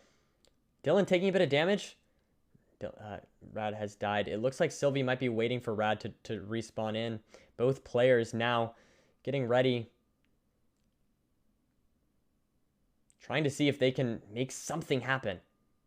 The thing is here that Dylan and Antfrost just simply haven't died. So they haven't had a single chance to look for their stuff. Meanwhile, Rad and Sylvie both, I don't know, I feel like they might be able to find the bed if they do look around. Hopefully they can make something happen here. Yeah. But they're not able to find anything because it is on the surface, which is a bit unfortunate. It's going to be hard for them to do anything. Sylvie back in the end. Again, like, here's the thing, though. It's interesting because Sylvie, unfortunately, was not able to block clutch in time. But it's interesting because Dylan and Antfrost have not done that much damage to the dragon yet. Right. And so it's going to be hard for any of these players to make a thing. Here's the big problem, though. The big problem with dying. Some people might think, like, oh, man, this team, like, they're just dying and respawning. Like, what disadvantage do they have? Well, 2 big things. 1, they don't have any of their Bastion loot. And then 2, they don't have food. And so because they don't have those things, they can't shoot the dragon, they can't heal up. So it's pretty hard to kill the dragon, whereas for Dylan and Antfrost, they're so geared up that it's much easier for them. And it looks like we've got a bit of... It looks like maybe a bit of server lag or something? I'm not exactly sure. Bunch of Enderman aggro. Yeah, but unfortunate. I think we're good. I think it's all good. It looks like now. it's unfortunately just on Sylvie's end, I think. Okay. Well, it doesn't look like it's happening to anyone else at the moment. I could be wrong. Yeah, I think there was just a bit of lag there for a second, either with one player or multiple. But it is okay now. It seems like it's all fixed. So hopefully that will not be a problem. Sudden death froze. Yeah, so that's as long as a player's in the end, sudden death freezes. We may force sudden death if this match goes on too long, just because we don't want to make the next team wait. But that will be a thing that basically, I don't know, the dragon seems to be dying, so we won't force sudden death for now. No, I don't think that'll be necessary here. I think this will be pretty much wrapped in a second. I don't know. I mean, it's going to come down to, are they going to be able to steal it with the arrows? I don't know what... Rad might be able to do something with a fishing rod, but it is apparently lagging for them as well, unfortunately. It doesn't seem to be lagging for Ant and what is going Dylan. on? Yeah, as they said, it seems to be them, which I don't really understand. I guess I can restart the server real quick if the players are okay with that. But it's up to them. I don't know what's causing the lag. So here's the thing: if a server restarts, I think Dragon Health gets put back to full. Is that true? I think so when you reload a world. Oh, I wasn't gonna reload the world. I was just gonna. But I think that just happens because of the server restarting. Really? The Dragon Health will be full? I've never heard of that. Yeah. Okay, well, so let's see if the server really fixes itself. I don't know why the server hasn't had any issues all day. So I don't know why all of a sudden it's having issues. I'm just looking at the stats right now. I think it might be okay now. It looks like the CPU was pretty high and now it's okay. It's still lagging for Rad, unfortunately. Well, yeah, this is not good. Not good at all. We will definitely have to sort out what's going on here. Yeah, I don't know if it's laggy for all players or just Rad. That's the thing I'm trying to I mean, decide. I'm watching Dylan's end, and it doesn't look laggy for Dylan at all. I could check Antfrost a little bit. Yeah, that's what It'd be odd it's one team and not the other. But you could see, like, it's definitely... It's so weird. Why is this Molly's team, why lagging because of why is ping. one team lagging? This is so bizarre. Yeah. That is really unfortunate. Yeah,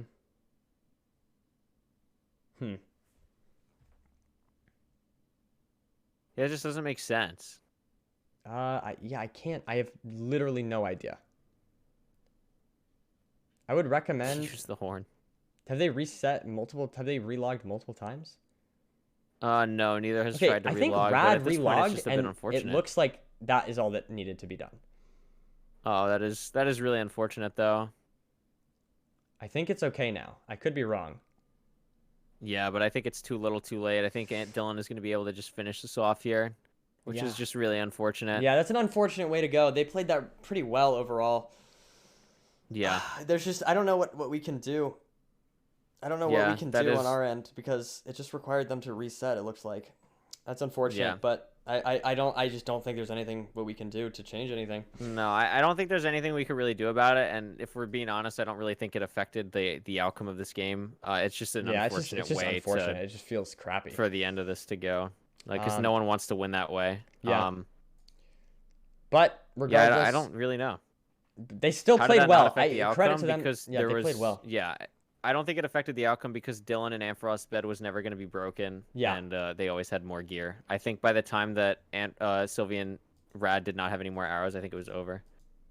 All right. Well, I think it was like a 90-10 for Dylan's team to win that most of the time. But it is obviously an unfortunate way to go. Yeah. It's just like, I don't know what we could have done differently. I'm just trying to think. The difference with Molly and Virtual was that their bed, they were able to break the bed. Like, there was no universe where Rad and Sylvie were mining up 100 blocks to break their bed. That just wasn't happening. It is really unfortunate, though. Especially because, like, you know, it's not like Emerald really needed this win. They were probably going on anyway. But I don't think it really affected anything. But it's just not... It's not really how you want to do it. I would say, like, I would offer a tie or something like that, you know, because then Emerald's guaranteed, and then that's, like, doesn't feel as crappy for this other team. But the problem is, like, we kind of have to... That's then giving a disadvantage to Feinberg, Ant Venom, and... what's the other team in this group? Purper? Yes. So I don't think we can do that. Yeah, it's unfortunate too because it wasn't really a server issue. It was just they had to relog, which is tough too. Yeah. Yeah, I guess that's a tough one. Oh well, that's something we'll definitely try to fix by tomorrow. Oh well, that's something we can. Yeah, I mean we can learn from that, but I think we will have to go to break here and get up the next match going. Apologies to contestants and for the lag there. Do we want to still bring in Antfrost and Dylan? We're a bit behind, and they were already in here earlier, so they're already in twice. I think that's fair. Let's just go ahead and move to break. Apologies, chat. I do apologize. And yeah, so I think next time we just have to have people relog. It looks like that's the fix. We've played tested this and never had that issue once. in any of the scrims. So very, very disappointing that that happened now. But anyways, all right, chat. Well, let's go ahead and move on to the next round. We've got Puns and Illumina versus CPK and Fulham. So I will see you all very shortly.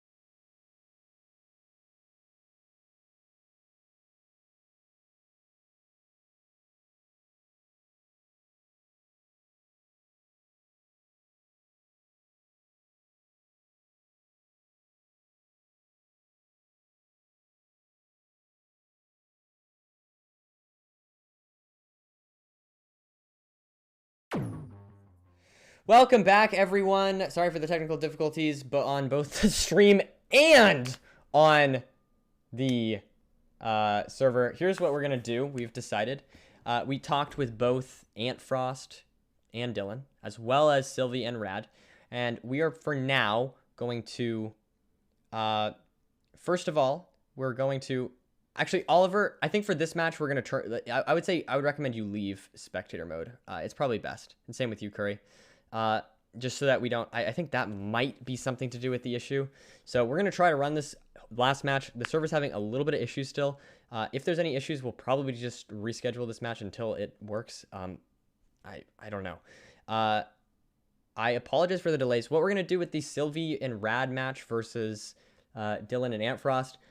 we're going to try our best to make it as fair as possible and reschedule something, whether it be a new, it might be a new match entirely. It might be a new, like, we might do a sudden death or something like that. It might not be on this mainstream. And if Rad and Sylvie have a chance, so if they win one of their next 2 matches, and they're not like 0-2, and even if they are 0-2, if they have like, if they're the top donor or whatever, then, we will basically, if they have a chance to move on and it was that match that was the problem, then we will redo it. And if not, then we'll count it as a win. It's very simple. So if they can move on, we will redo the match or redo some aspect of the match to make it somewhat fair. Just because we didn't like how that match ended. And so we're going to do something along those lines, come to an agreement. So it should be all good. I apologize for the stream delay, the stream crash also. Oh, it's been a long day. I hope you guys have had fun still. We're going to start this match very soon. And yeah, without further ado, I guess we should start. But yeah, so here we are. We're gonna get going right away here as I switch to the screen. And Curry, how are you feeling about this match as we get back into good. the zone? I just ate food too. I had some dinner. I had some chicken. It was very good. I also want to read out some donations. We had $50 from Hanny. Thank you so much. $1 from Anonymous saying, let's go Illumina. I don't remember if I read this one out from Lenzel. $20. Thank you so much for hosting this awesome tournament once again. XQCL. We also had $10.20 from Philora. Speedrun that charity goal. $20 from Taito. 13 Alba. Nerdy, your screen is still not on the game. What? Saying, let's go Diamond. Whoops. Brittany Jeanette donated $10. Emascator donated $10, Anonymous $10, and $10 from Mac as well. So thank you so much for all the support. We have passed $2,500, and if we hit $3,000, we will do 3 giveaways at the end of the stream instead of 2 for a hoodie, a t-shirt, a poster, and a tattoo sheet for all that per winner. And potentially we'll do 3 of them. So if we hit 3,000 by the end of the stream, which will be awesome. Otherwise, we'll just be doing 2 for the moment. Because we're doing 1 every 1,000. And Fulham and CPK seem to be having a good time, at least. I don't know. I think we gave out like 3 compasses because I think like multiple people gave out compasses, but apparently it's laggy again. What is going on? Yeah, apparently with the it is server? laggy. Okay, I guess we're gonna. It doesn't look that bad.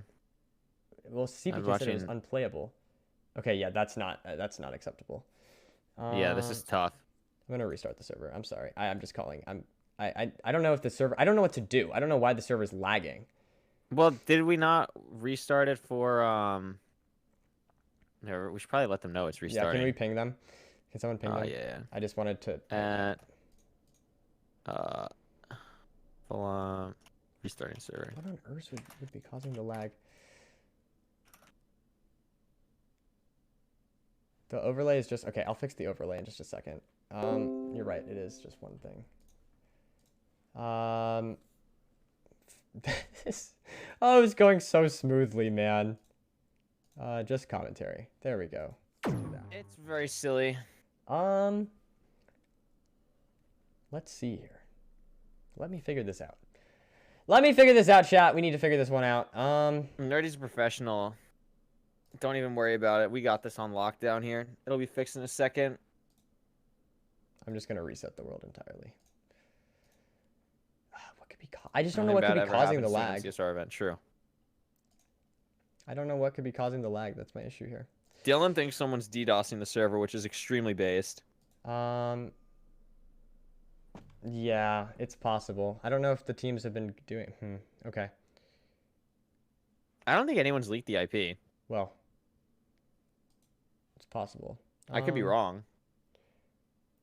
It's possible the server's getting DDoSed. I will change the IP. Potentially. If that fixes it, that'd be so epic. Anti-tree lobbyist, yeah. Like, it's a charity event. Come on. Let us game. Just want to do some gaming. Okay. We will be right back, chat. We'll be right back. I'm so sorry for the break.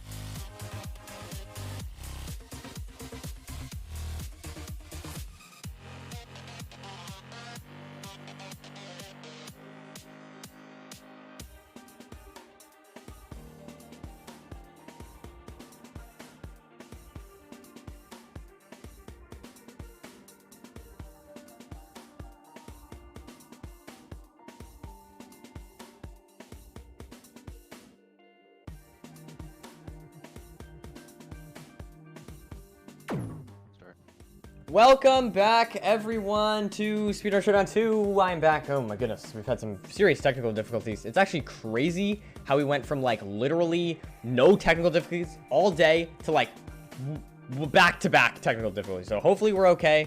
We're gonna try running it again, see if it works. Not honestly, we may have. I can't think of one technical difficulty. I think we're right on time. This match was supposed to start at 9 p.m. EST. Totally. Yeah. It's literally the hour mark. We can't be an hour behind. That would be crazy. That would be crazy. Alrighty. So crazy. So, without further ado, here's the final match, and I will fix this overlay real quick to be the correct one, because I would not make that mistake either. Jesus. I'm laughing at oh my goodness. All right. Let's quickly do this one. This. All right. I'm fixing this, but the server side things hopefully surely are okay. Let me quickly fix this issue that we have two of those guys. And my webcam is also a bit silly, but that's fine. It does not matter. Alumina. Okay. Oh my goodness. Wow. What a long day. But we are here regardless. I am excited for this match. I'm actually very excited for this match. So, without further ado, let's get started. In 3, 2, let's do it, 1. baby. Get it going. Get it going. Let's just run it back. Let's get this. This is going to be a good match, I believe. Transitioning in. You should I would just say you should do a little transition moment. There I should do a transition moment, and I have done the transition moment gratefully. That's and epic. Hopefully there's no issues from here. I really hope so. It would suck if there are. Will we find what's in the Woo! Ooh, some nice stuff there. And that's a blacksmith and a half. And we've got Illumina. There's a second blacksmith. Pun's gonna get both. And this is Illumina here. Oh, right. Wow. What a start. Right. Oh, it's Illumina. Yeah, not Puns. I'm smart. So keep in mind that if they die, they drop that. But if they craft it into any tool, then they keep it. So they should hopefully keep that early. It's a nice start for this team. 100% a nice start, and hopefully they will be able to take advantage of that. Yeah, that's pretty sick. That's a pretty sick start there. I'm not gonna lie. Very nice start indeed. So we've got lots of opportunities. We've got lots of chances here. Oh no, and that's a bit of a lag. That's not a good sign, but hopefully that's a one-time thing. Surely. Surely it's a one-time has thing. Just died. Okay, this is not playable again. Okay. I don't know. Yeah, I don't know about this one. All right, so we're gonna run this match. We're gonna run this match at a different time. This is unplayable. I don't know what's going on. I'm gonna fix this by tomorrow, and we'll figure it out. I have no idea what could be going on. This might be like a dedicated MC thing. I don't know. It could be. Who knows? But I think this is unplayable once again. Yeah. So. It's unfortunate, but the server. We'd rather have a better match at a different time than try and force this and it be laggy. Let me just wait. I'm just gonna wait a tiny bit longer to see if anyone can do anything. I mean, the thing is that's strange to me is it almost looks good. It's not it's so bizarre. This is such bizarre server lag because it feels like it's working fine for some people and then it's just breaking for others. Yeah, that's what doesn't make any sense. Yeah, it's still really laggy for Illumina and Puns. Yeah, this is not okay. Okay, we'll find a time maybe later this week. Maybe we'll do some backup matches later this week. Yeah, it doesn't have to be tomorrow or something. Whenever it works for anyone. We're not gonna force it. So yeah, I'm really sorry, chat. I'm really sorry about this. I don't know what to do though. I just genuinely don't know what we can do. Other than reset this match. It seems like I couldn't fix whatever's going on the server end. I don't know if it's getting DDoSed or something, but we will fix it at some point and let you know. Huge shout out to everyone being good sports about it though. No one has complained at all, and even now Puns and Illumina are still acting like everything's fine, which is very kind of them. But I don't think this is gonna work. They're playing it out now. I can't really tell how laggy it is for Puns because he's not really breaking anything. Yeah, I mean... But it doesn't... We'll see. See what happens. Yeah, no. His cow moment? Yeah, no, we can't run this. Okay, yeah. Alright, chat. Well, I'm gonna let the players know, and we will end. This is kind of a frustrating note to end on, admittedly. I had a really good day overall, just for this last, hour. It's been very frustrating, but other than that, it's been great. I think we'll do the giveaways at the start of next stream as well, because Yeah. it's just going to be a better way to start it out and have a good time. Yeah, and we'll sort out whatever's going on with this hopefully by tomorrow. And if it's not, then Yeah. I don't know. We'll figure something out. Yeah. So thank y'all. It's we'll do this. Yeah, we'll figure this out because we know the CPK is not available.